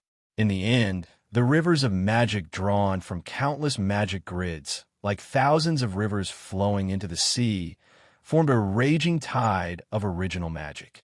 At the moment when the tide of original magic power takes shape, Veronica, Mordo, and Lao Wang quickly fell into a state of meditation. At the same time, everyone in the entire Magician Tower base received a reminder from the book fairy Timo and quickly entered a meditative state to welcome the opportunity that fell from the sky. It was just less than 3 days. One after another, magical auras bloomed like flowers throughout the Magician Tower base. 00. The first to wake up were the file-sized Black Widows. These Black Widows had only been exposed to magic for a short time and had a weak foundation. Most of them were merely magic apprentices, and there were only a few first-ring magicians who had some magic power. After the Black Widows woke up, then Emma, Natasha Romanoff, Cypher, and Kamar-Taj magicians woke up one after another. Emma, Natasha Romanoff, and Cypher, Roy has given them special help and training. The magicians of Kamar-Taj also have sufficient foundation. So, except for Natasha Romanoff and Cypher, who were only second-ring magicians, most of the others became third-ring magicians, and even a very small number of them became fourth-ring magicians, including Emma. After these people, Veronica, Mordo, and Lao Wang also woke up. Veronica gained a lot. Relying on the legacy of the former world-destroying Witch Morgana, she directly rushed into the peak of the sixth ring. Mordo and Lao Wang relied on their profound accumulation of magical knowledge to barely reach the sixth ring level. Only Roy was stuck at the peak of the fourth ring because he had no suitable ability spell to condense. Fortunately, Roy's advancement is different from others. Compared to magic advancement, Roy pays more attention to the accumulation of magical knowledge. This time, through the huge amounts of original magic title surge, Roy used the Philosopher's Stone and, in the process of the emergence of the law's origin, glimpsed the advancement direction of the magic element pool. This is much more important than pure magic advancement. The crazy promotions of Veronica, Mordo, Lao Wang, and others were within Roy's expectations. Veronica is his woman, and she has the nourishment of the world-destroying Witch Morgana, which can be used for digestion. It is not surprising that she can advance in the tide of original magic. No matter what, Mordo and Lao Wang are both extremely outstanding talents in Kamar-Taj. When the two of them switched to practicing primordial magic, there would naturally be a big leap. Besides, Roy also knew that before Mordo and Lao Wang went to the Magician Tower base, Teacher Ancient One had secretly given them special training. These two people were able to enter the sixth ring and overdraw a certain amount of potential. For a long time to come, it would probably be difficult for both of them to make rapid progress. Fortunately, the sixth-ring magician can also stand on his own on Earth. A sixth-ring magician is basically comparable to the Fat Man Thor. Before Thanos, the 637 Purple Potato Spirit, came to Earth, he was already considered a top-level combat force.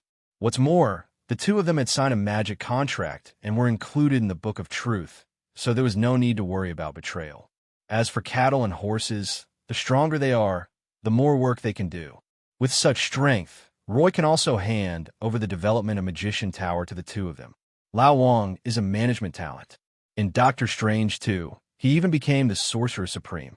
Mordo is a coaching talent who is just right for apprentice training, magic research, and other tasks. Let's look back at what Teacher Ancient One meant. If possible, we can get the assassin Kaecilius to fill the shortage of talent in law enforcement and combat.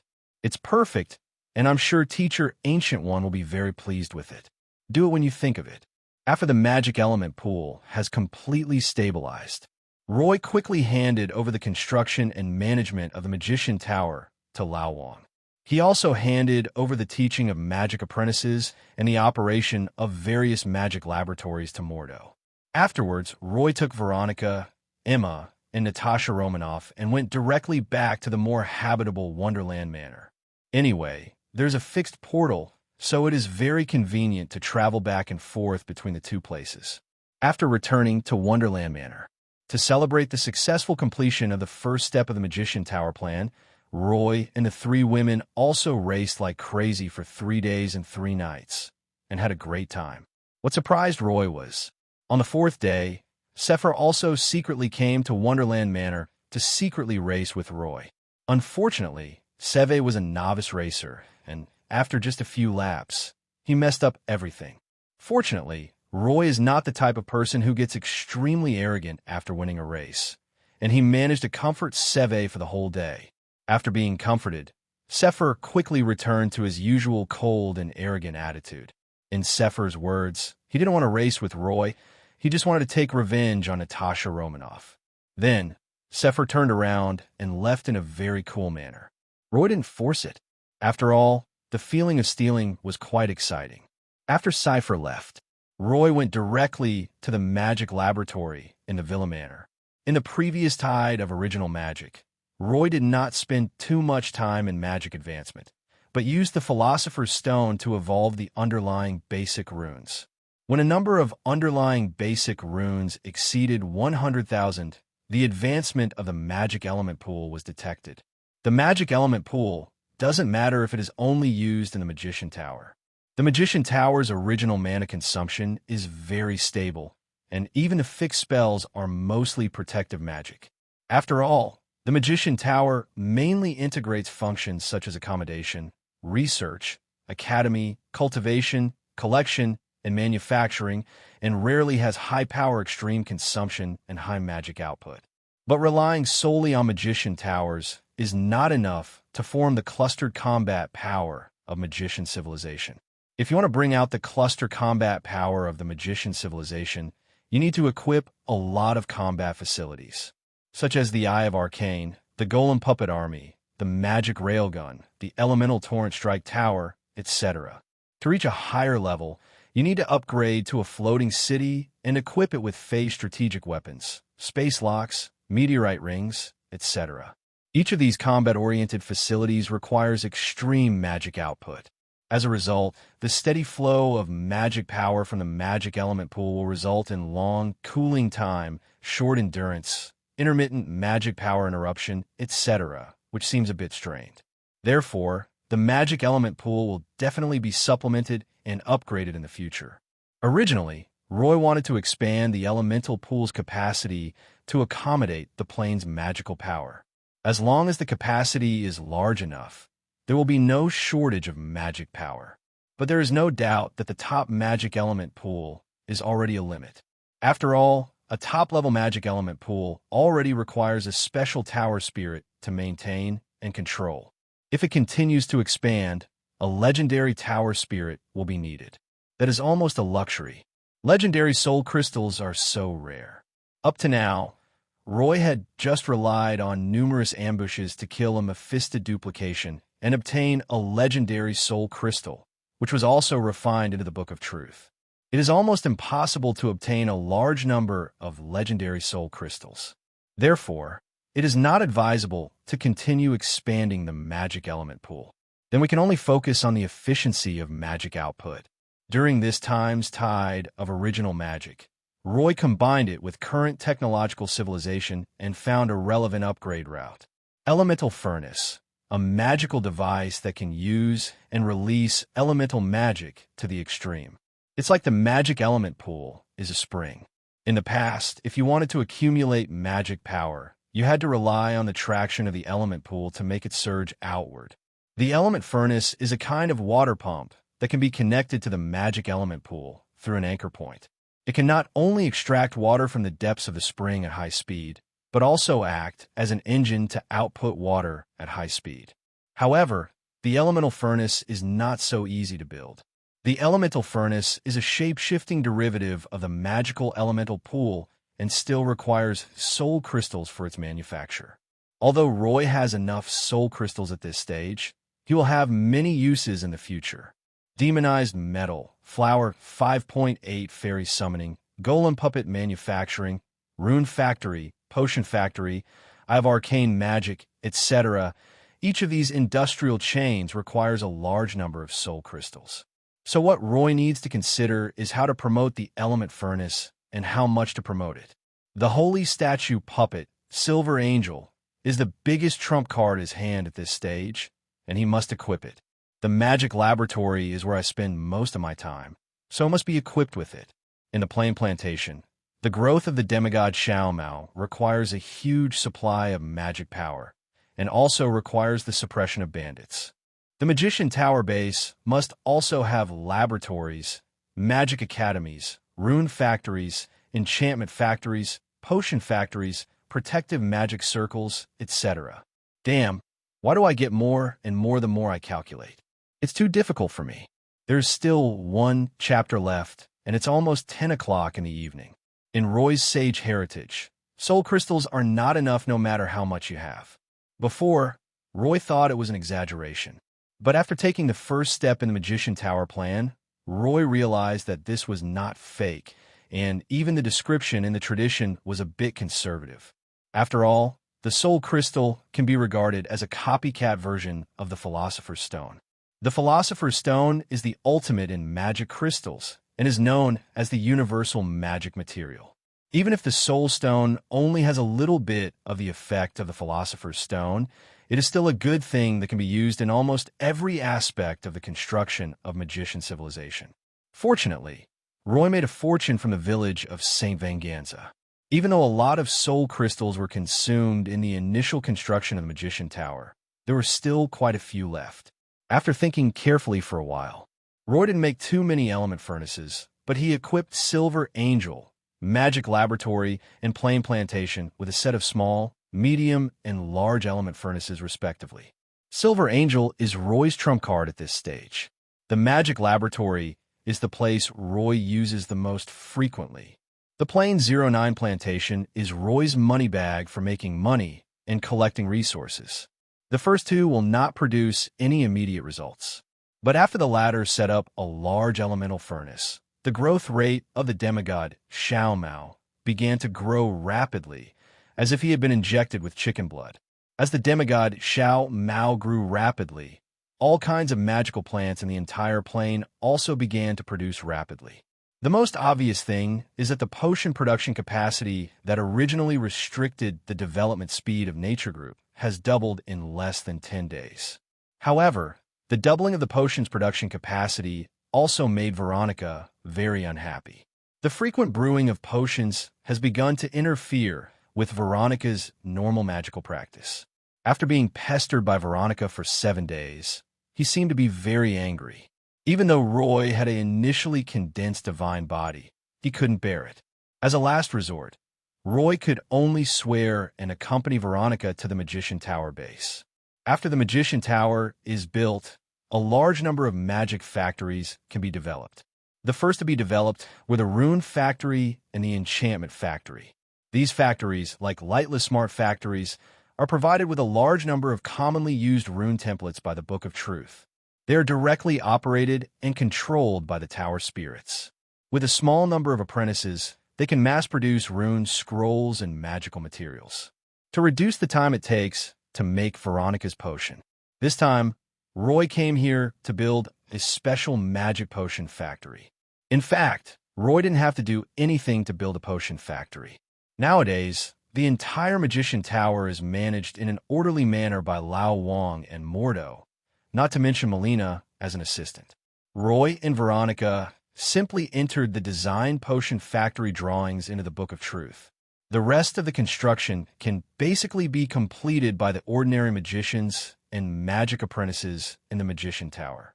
Roy and Veronica were more like tourists, observing the changes and operations of the entire Magician Tower base. I stayed in Wonderland Manor for less than 2 months. Come to the Magician base again. Roy was surprised to find that the Steel Tower, which originally had only 11 floors, had been expanded by more than 7 times, and the entire tower was as high as 88 floors. In addition, a large amount of space has been expanded in each floor of the Magician Tower. Basically, in this Magician Tower, one room is a department, and one department has an additional floor. Rune Expansion, Internal Ecological Park, Magic Metal Research Laboratory, Warcraft Targeted Breeding, etc. There are even magic rice cookers, magic air conditioners, magic vehicle research, and more. Mordo, Lao Wang, and other magicians from Kamar-Taj all burst into great enthusiasm after switching to studying primitive magic, and almost everyone had their own ideas. These days, things are somewhat different from ancient times. Although traditional ancient magicians also like to study magic, their classification and research of magic are very general. Most of the magicians in Kamar-Taj used to treat magician as a profession. But now, magician promotion, spell research, magic evolution, etc. are all related to everyone's lifespan. Every new kind of knowledge, every new type. The magician, who originally had limited qualifications, now had an extra hope for promotion. This is more stimulating than any high salary or dividends. After all, in the Magician Tower, Roy also adopted the open and inclusive policy of Kamar-Taj. Except for some top-level confidential magic projects, other knowledge can be shared. But Lao Wang is indeed a talent. In order to ensure the long-term research enthusiasm of magicians, Lao Wang also made a special trip to the Natural Knowledge Group, bringing in a large number of academic professors, management experts, and even novelists, and came up with a very fair and reasonable contribution value system. The basis of the entire Magician Tower operating system is equal exchange. Under this theory of equivalent exchange, knowledge is the most abundant and also the most expensive thing. Flooding means that all knowledge will be summarized in the Book of Truth and made fully public. Expensive means that the magic knowledge is researched by each person individually and requires contribution points to obtain. The most typical example. It's like a magician apprentice who wants to learn the appropriate ability spell from a master and has to repay his magic mentor with at least 10 years of work. However, as long as one can be promoted to a formal magician, one can embark on the path of transcendence and have a starting lifespan of 120 years. For this reason, even the professors, experts, writers, and others invited from outside had to stay reluctantly. Spend half a day wandering around the entire Magician Tower. Both Roy and Veronica could clearly feel that the entire Magician Tower base was filled with an unprecedented, vigorous, and upward vitality. And this is just the beginning. At the current stage of the construction of the Magician Tower, a large number of soul crystals, magic materials, and even ordinary daily necessities are still supplied by Roy and his Wonderland Manor and Natural Group. The foundations of various Magician Tower projects have been implemented. Soon, the project products inside the Magician Tower will be able to benefit Roy. By then, Roy will be able to quickly launch the first step of the Magician Civilization Snowball Plan. And just when Roy was happy about this, John Wick, who had not been seen for a long time, appeared in front of Roy with Robert, Duncan, and Willis, with a solemn look on his face. "Boss, there's a problem with the outside Natural Knowledge Group." Natural Knowledge Group is one of the most important money bags in Roy's hands today. To be frank, before the Fairyland Manor and Magician Tower base completely form an internal circulation, more than 60% of the resources will have to rely on the Natural Group to absorb resources from the outside world. Not to mention, under Roy's guidance, Emma has begun to develop in the direction of medical care, hospitals, etc. The Natural Knowledge Group's hospital projects in various places have been implemented. At that time, Roy will also introduce the extraction method of low-level soul crystals into the Magician Tower. The lower-level magicians will set up soul-sucking arrays in major hospitals, and then magic apprentices will extract the large soul crystals. Soul crystal. Its method of devouring souls is different from that of dimensional Mephisto, demonic necromancer, etc. The soul crystal extraction technique in Roy's hand is more like a kind of salvation spell. The soul extraction technique extracts pure wisdom, spirituality, and soul power, but retains the most fundamental, true spirit of the soul and releases it directly into the sticks. Otherwise, Ancient One would not tolerate Roy causing trouble on Earth.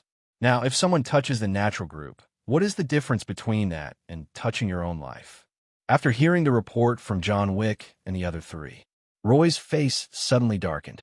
He stretched out his hand and waved it. The portal swept across and brought John Wick and the other three directly to the top floor of the Magician Tower. After reaching the top floor, Roy finally spoke. "Tell me, what exactly happened?" John Wick didn't keep the secret and said dryly, "Boss, it's a siege by multiple forces.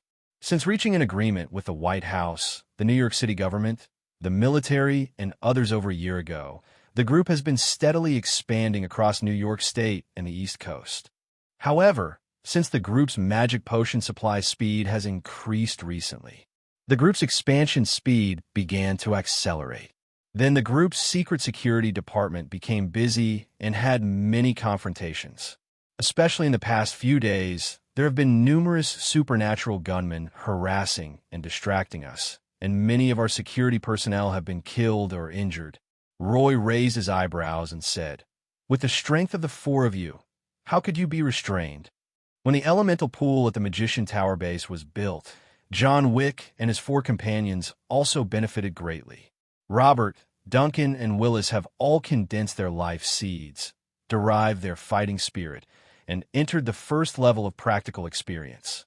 John Wick took the opportunity to break through directly to the second ring level. The individual combat effectiveness of these four people is enough to rival that of a fully armed regular army. If you add the four people's killer experience, magic equipment, etc., according to common sense, before a large number of superheroes appeared, it should be difficult for anyone in the entire society to make things difficult for the four of them. Hearing Roy's question, John Wick said woodenly, "It's the Assassin Brotherhood, vampires, and werewolves that have formed a connection.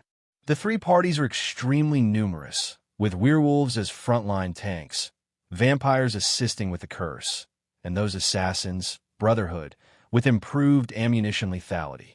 Their equipment has obvious spell-breaking capabilities. They came prepared, and—" Roy frowned slightly and said, "And what?" John Wick was silent for a moment, then continued, "Boss's family seems to be involved." The atmosphere in the room suddenly became quiet. Roy did not doubt John Wick's words and soon fell into deep thought. Today's Roy is no longer the young man who just stepped into the extraordinary world. Especially from Drekov's memory, he learned that behind each force on Earth, there are extraordinary backgrounds, and the water is very deep. Just like vampires and werewolves, they have a close relationship with hell. The Assassin Brotherhood also has a certain religion behind it.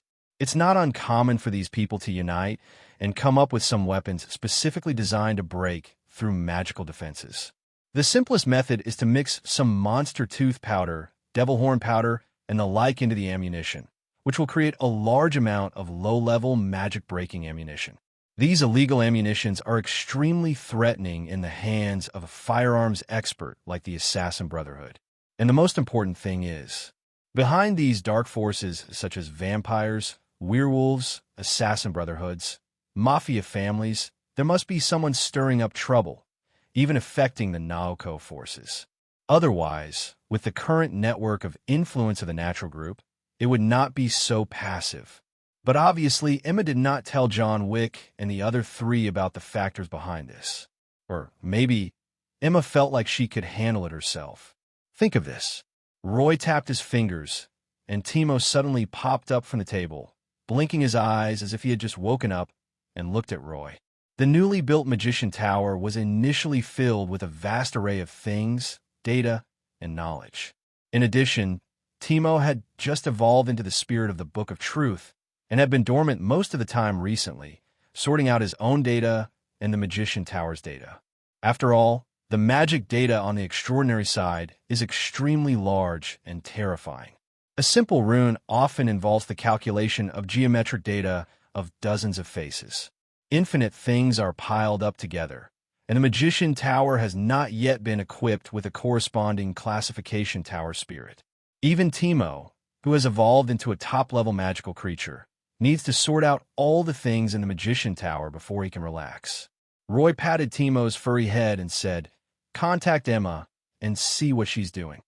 Timo's eyes were half closed, but within each hair on his body, there were indeed extremely large rune patterns, data, etc., constantly flowing. It took less than 10 breaths. A magic projection appeared in the room where Roy was, and then Timo quickly sank into the table and became a servant. The magic projection displayed by Timo was Emma. However, at the moment, Emma did not seem to be in a natural group, but in a rather luxurious, Gujiao banquet, and was quickly moving to a deserted place. "Honey." After Emma came to an empty room, she quickly looked at Roy. However, after seeing John Wick and the other three beside Roy, Emma suddenly showed a helpless expression and pinched her brows. "My dear, your loyal subordinates have no respect at all. I've already told them that this is just the backlash from the group's rapid expansion. Whether it's the daily chemical market or the medical market, competition is like this, and there will be all kinds of temptations. Roy raised his hand, interrupting Emma and saying, "Dead man, did you know that?" Emma frowned and said, "Those security members are not our core." Roy interrupted again, "No, I don't practice magic to bargain with others. This is a provocation and also a war. Women are just women. Even if there are one or two who are wise and capable, they are still lacking in fundamental overall perspective." John Wick and others confront their opponents. In Emma's view, this is just a backlash caused by the group's rapid expansion and a test. But in Roy's view, this is a provocation and a signal of war. Those who are said to be cunning and scheming will inevitably be burdened by their scheming. Emma always feels that she has extraordinary intelligence and can reach an agreement amidst conspiracies and interests. But they don't know that the essence of this world is the law of the jungle. In other words, Emma knew this truth, but she felt that she could control everything with her little bit of mental power. But for those capital tycoons, this kind of negotiation was originally a sign of weakness. Even if the negotiations are successful this time, Incheon will only temporarily stop. Next time, those capital tycoons will pounce even more fiercely and may even attract other deep-water tycoons to join in. The only way is to beat these provocateurs hard or kill them. Only then will the predators who are watching from the sidelines retract their claws and reveal their peaceful side. Greed has no end. 727. Only killing can stop it. Roy made a decision. Emma did not continue to wander around. She found an opportunity and left directly. She passed through the fixed portal inside the natural group and came to the Magician Tower base. "Dear, have I done something wrong again?" Emma is a woman who is ambitious and in control, but she can also be soft-hearted. The first time she saw Roy, Emma acted weak and frail and went straight into Roy's arms. Roy originally wanted to scold the other party. In the end, he just gave her a pretentious slap on the buttocks. See this scene. John Wick and the other three were speechless. They looked at their noses, then their mouths, and all lowered their heads, pretending they saw nothing. However, the four of them occasionally looked at each other, and they all had the same meaning. My boss is good in every way except that he is easily seduced by women and has no future. John Wick and his three companions have been following Roy for quite some time and understand his character. They know that he is not a vicious person, and they would occasionally complain about him in private.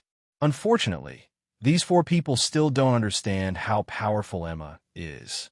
I just got yelled at by Roy. Emma still holds a grudge against the four people for complaining.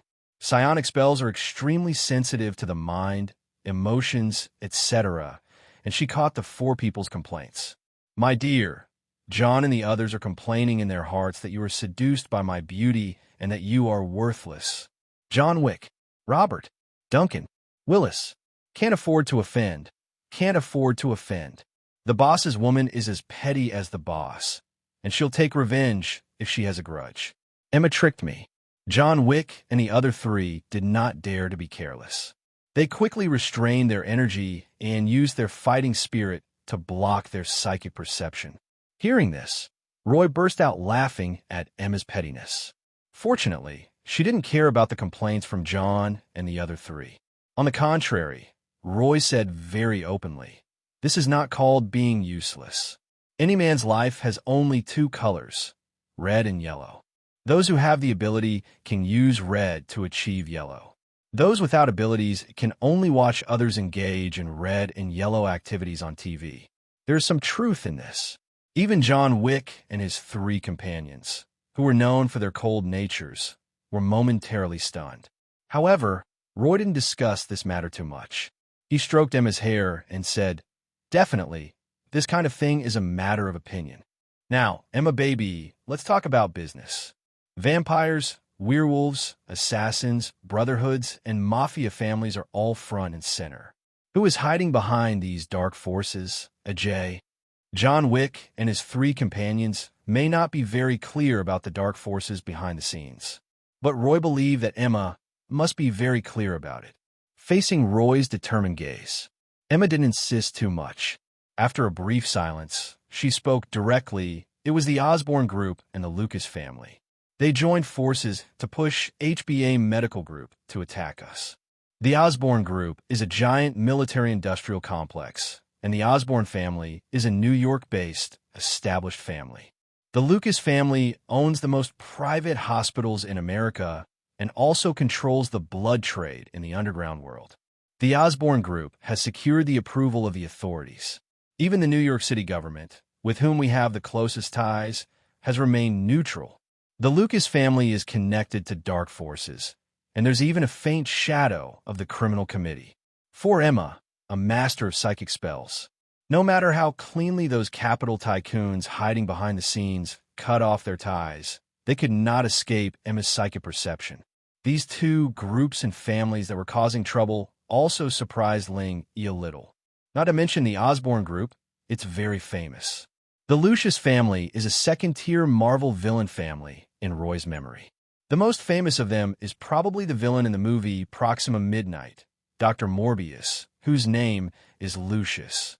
Osborn Group, Lucius family. Plus, vampires, werewolves, the Mafia, and the criminal committee, high table. I have to say, this list is quite surprising. Definitely, the ultimate reason for all this is money. Under Emma's control, the two apprentice-level potions, Oak Life Essence and Tulip Temptation, have now been transformed into dozens of daily chemical product series involving the two major industries of biology and medicine. Any of these industries is a market worth trillions of dollars. In the past, Natural Group's production was insufficient, and it was mainly concentrated in New York. Even if there was an expansion, it was to establish direct sales outlets in various states in America, and the main sales area has never left the East Coast. But now, since the potion factory started operating, with the constant supply of core potions, the Natural Group expanded at an extremely rapid pace. From the East Coast to the West Coast, it seems like it is completely swallowing up the American market and even moving towards the world. This is also the reason why Osborn and Lucius, two top capital tycoons, could not help but intervene. The Natural Group has already made the two major capital giants feel threatened. The enemy is constantly increasing its intensity. After thinking about it for a while, Roy felt that it was time to upgrade his 4 knights. John, Robert, Duncan, Willis, I will crown you with the mark of immortality. You will become the Judgment Knights of Magician Civilization and crush all enemies. Roy had plans for John Wick, Robert, Duncan, and Willis. In Roy's plan, these 4 people were originally going to be the leaders of his most elite Construct Knights. However, the Construct Knights are far beyond what Roy can currently form and build.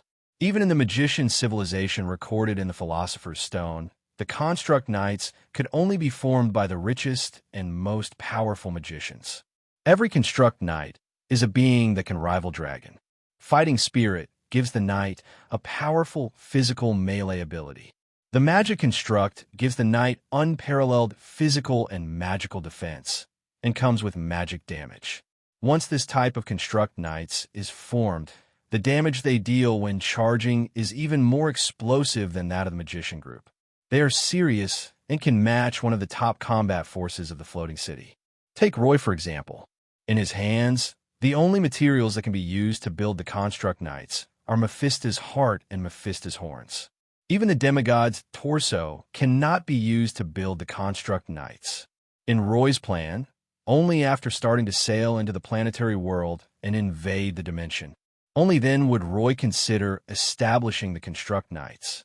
John Wick and the other 3 were just some plans that Roy made in his spare time to prepare for a rainy day. But after concentrating the 3rd-level ability spell, Judgment Authority, Roy now has a new option for the arrangement of John Wick and his 3 companions, an option that is more suitable than the Construct Knight, that is, the Judgment Knight.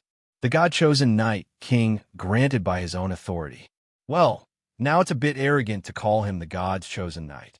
But in essence, it means being chosen by God. Once Roy bestows the mark of immortality, everything about John Wick and the other 3 will be closely related to Zero. Originally, Roy didn't want to directly decide the future paths of the 4 people in the short term. But now, Roy doesn't want to wait any longer. Being harassed by a bunch of jokers, Roy couldn't possibly take care of even the little minions himself. As for magicians like Lao Wang and Mordo, it is not the time for them to be exposed yet. Roy can mobilize the magicians in the Magician Tower base to directly participate in the full-scale war. The aura of a magician who specializes in primordial magic is very different from that of a dimensional magician from Kamar-Taj. Those dark creatures are closely related to Mephisto in various dimensions. If the news gets to the ears of the Mephistos in those dimensions, it will be very difficult for Roy to continue to secretly develop the magician civilization. For marks composed of scales and magic rings quickly condensed in midair, accompanied by the immortal mark falling. John Wick, Robert, Duncan, and Willis suddenly began to feel an extremely violent force, which began to surge wildly. The four elemental forces of earth, water, wind, and fire began to penetrate into the blood of the four people and became their subjects. John Wick is silent and solemn, awakening the power of the earth. Robert is quiet and gentle, awakening the power of water. Duncan was silent yet fierce, awakening the storm. Willis has an inner fire, the power of awakening fire. Almost in an instant, the four of them broke through layer after layer of power barriers and soon reached the peak of the third ring, reaching a life level only one level lower than Roy. When Roy reaches the next level, these are four variants of the normal Thor. After the promotion is completed, John Wick and the other three looked at each other and all knelt on one knee in front of Roy with an attitude of die-hard fans. Roy nodded and said, "Go ahead, all the enemies in front of us." Following which Roy waved his hand. John Wick and the other three quickly stood up, and halos of earth, water, wind, and fire appeared on their bodies. They disappeared in the blink of an eye. Judgment Night is somewhat similar to Ghost Rider, but not the same. Ghost Rider's control over the power of Hellfire is separated by a layer of Vengeful Angel. However, the Judgment Knight's control over the four elements of earth, water, wind, and fire is integrated into his blood and bones. John Wick and the other three can even use these four elements of magic to inherit some of Roy's spell effects. Portal is one of them. John Wick versus the High Table, Robert versus the Vampires, Duncan versus the Werewolves, Willis versus the Assassin Brotherhood. To be honest, Roy really wanted to see the effects of John Wick and his three companions' actions. But I thought about those Mafia members who were involved in dealing with me. Roy couldn't help but look gloomy and gave up the idea of sitting at home and watching the movie. He took Emma with him, opened a portal, and came to Little Italy in Manhattan, New York. 00.